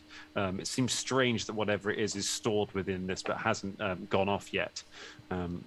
Whether it was designed to go off under specific circumstances, or it hasn't, or after a certain time, you don't know. Whatever is in these has not been triggered just yet. So I relay that. Sorry, go on. Go on, sorry, that was it. I was just relaying that back to you, Karen. Do these objects have any sort of ritualistic symbology about them? Looking through them from time, sort of analysing them, and especially those of you who have been in the Pathfinder Society for a little while, you recognise them as Iobarian artifacts. There are a few ritualistic ones, but there's nothing you would necessarily use in a ceremony itself. They're kind of more historical curiosities rather than anything else, apart from the ones that obviously have the curses laid on them.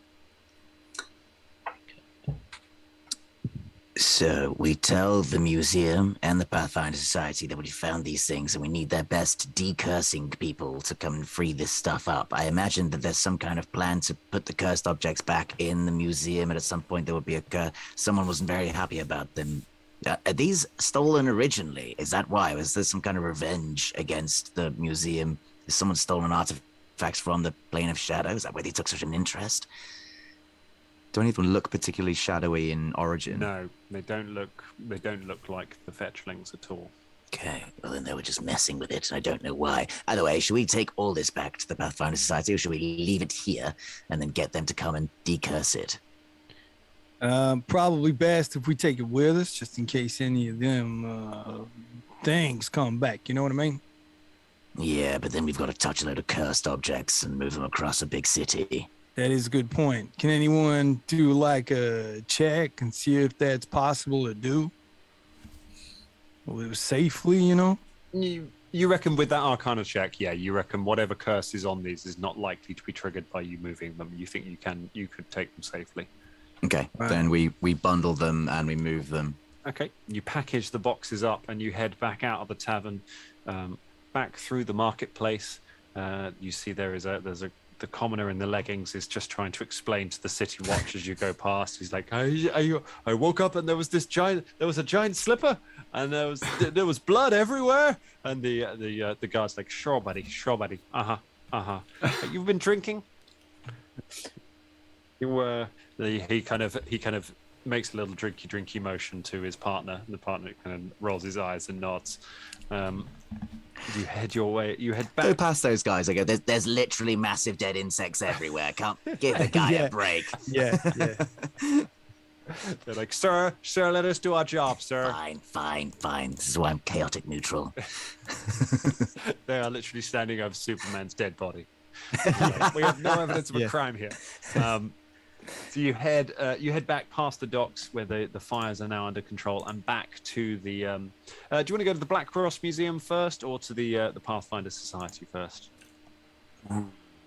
Black Cross Museum is where They come from, isn't it?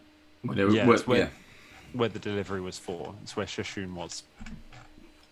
Drop them off Yes. Yeah, I guess so. We could drop them off there, couldn't we? And then. I don't think we should drop them off there. I think we should tell them that we're going to try and decurse them because. Oh yes, of course. Yeah. I doubt the museum has capacity to decurse a load of objects. So the Pathfinder Society might know people who can. Does that sound reasonable? Yeah, that sounds good actually. Yeah, good shout. So you drop by the Black Cross Museum and you let Sashun know. He says, You found my artifacts. But you seem to have twice as many as I was expecting. Yeah. Listen, there've been copies made, and we think some of them are cursed, like quite badly. So, Why would somebody do it? Do you think somebody was planning on delivering the cursed items to the museum?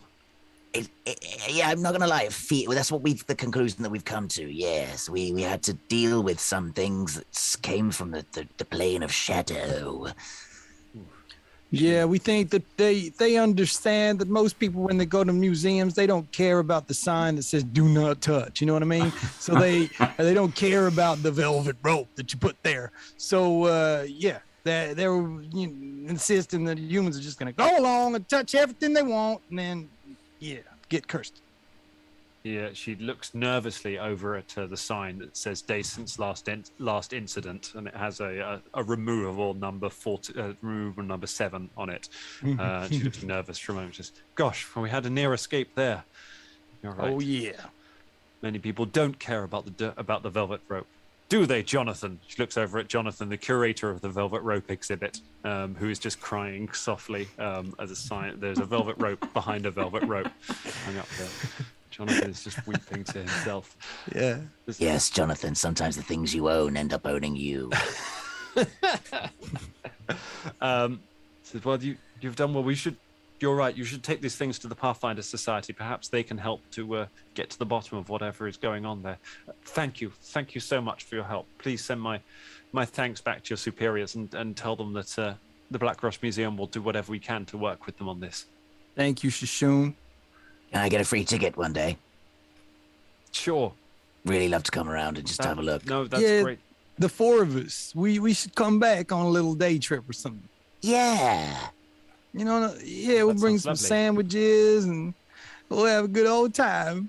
Be honest, the tickets are free anyway. We make our money back on the incredibly expensive coffee shop, but it's fine. You're very welcome to come back.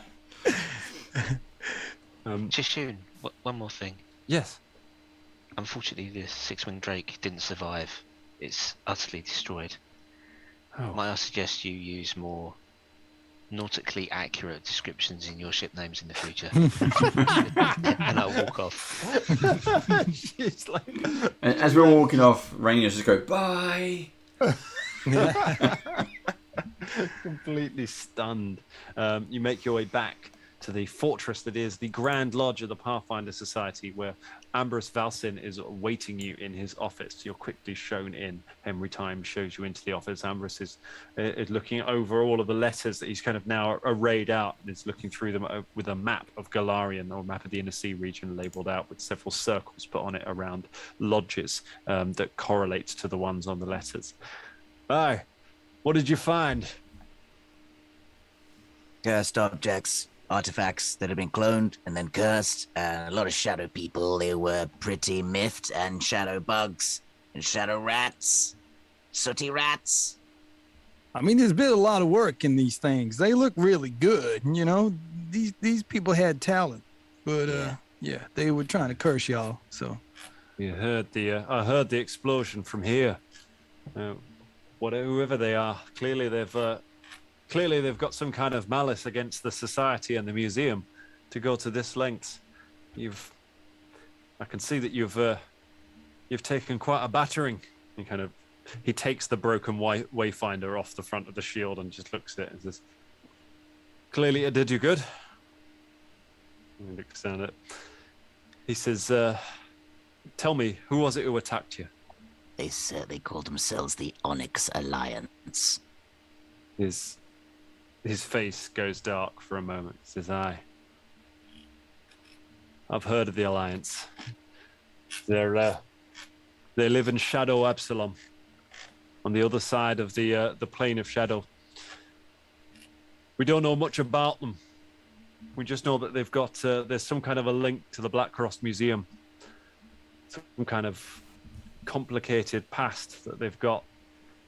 But now, seeing all this happen in Absalom and getting all these letters," and he gestures to all the missives and the markings on the map, he said, "I can't believe that it's not I can't believe that it's a coincidence after all of this. If the Onyx Alliance are moving against the Society, it's possible that they're moving against the Society across the world.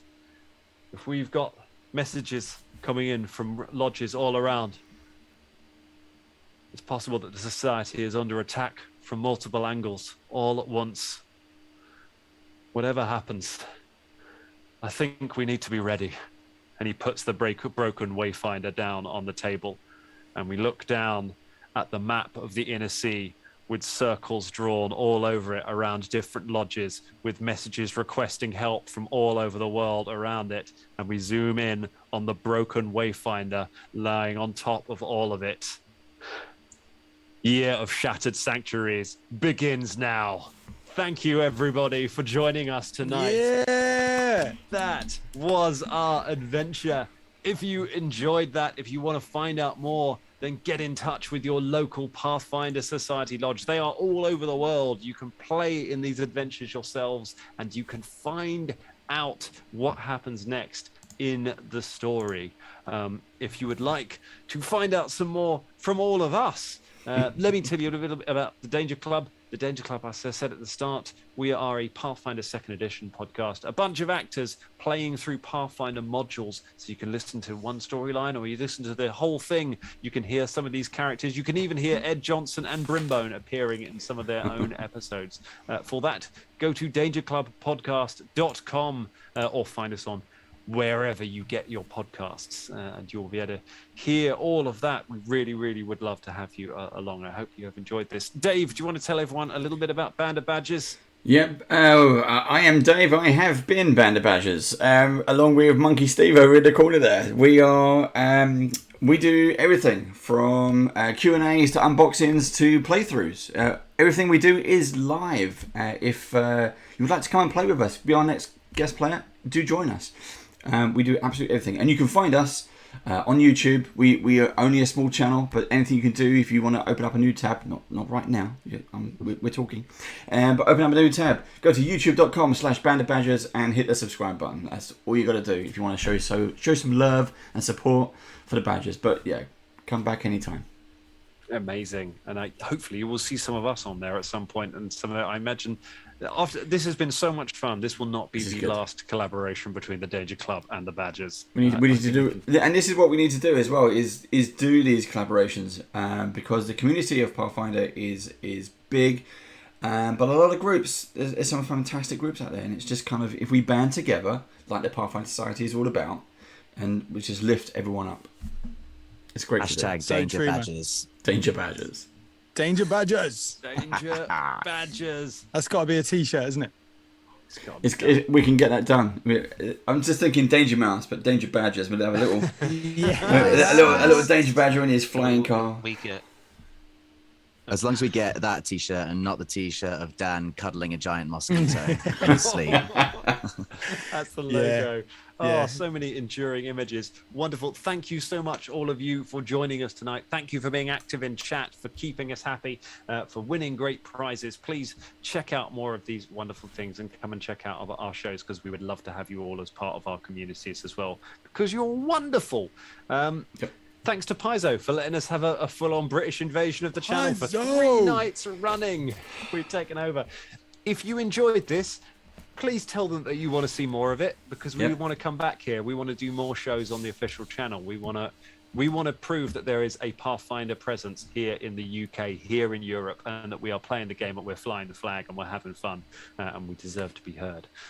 So shout it out, make it heard. Thank you all for joining us. Let's say goodbye from all of the team tonight. It's goodbye from Colin. See you later. Take care. Thanks for joining us. It's goodbye from Steve. Bye. It's goodbye from Scott. They slip backwards into the folds of the night once more, reassured the globe will ever turn in its unending darkness. Oh, so chilling. It's goodbye from Dave. It is always goodbye for me. I have been Dave, and Rain would say bye, bye, see you soon, bye, bye, bye, bye. Oh, and it is goodbye from me, Dan Thompson, aka the Dungeon Master, reminding all of you to visit the Black Cross Museum, because it's cool as balls. Thank you, everyone. Good night. Yanderha.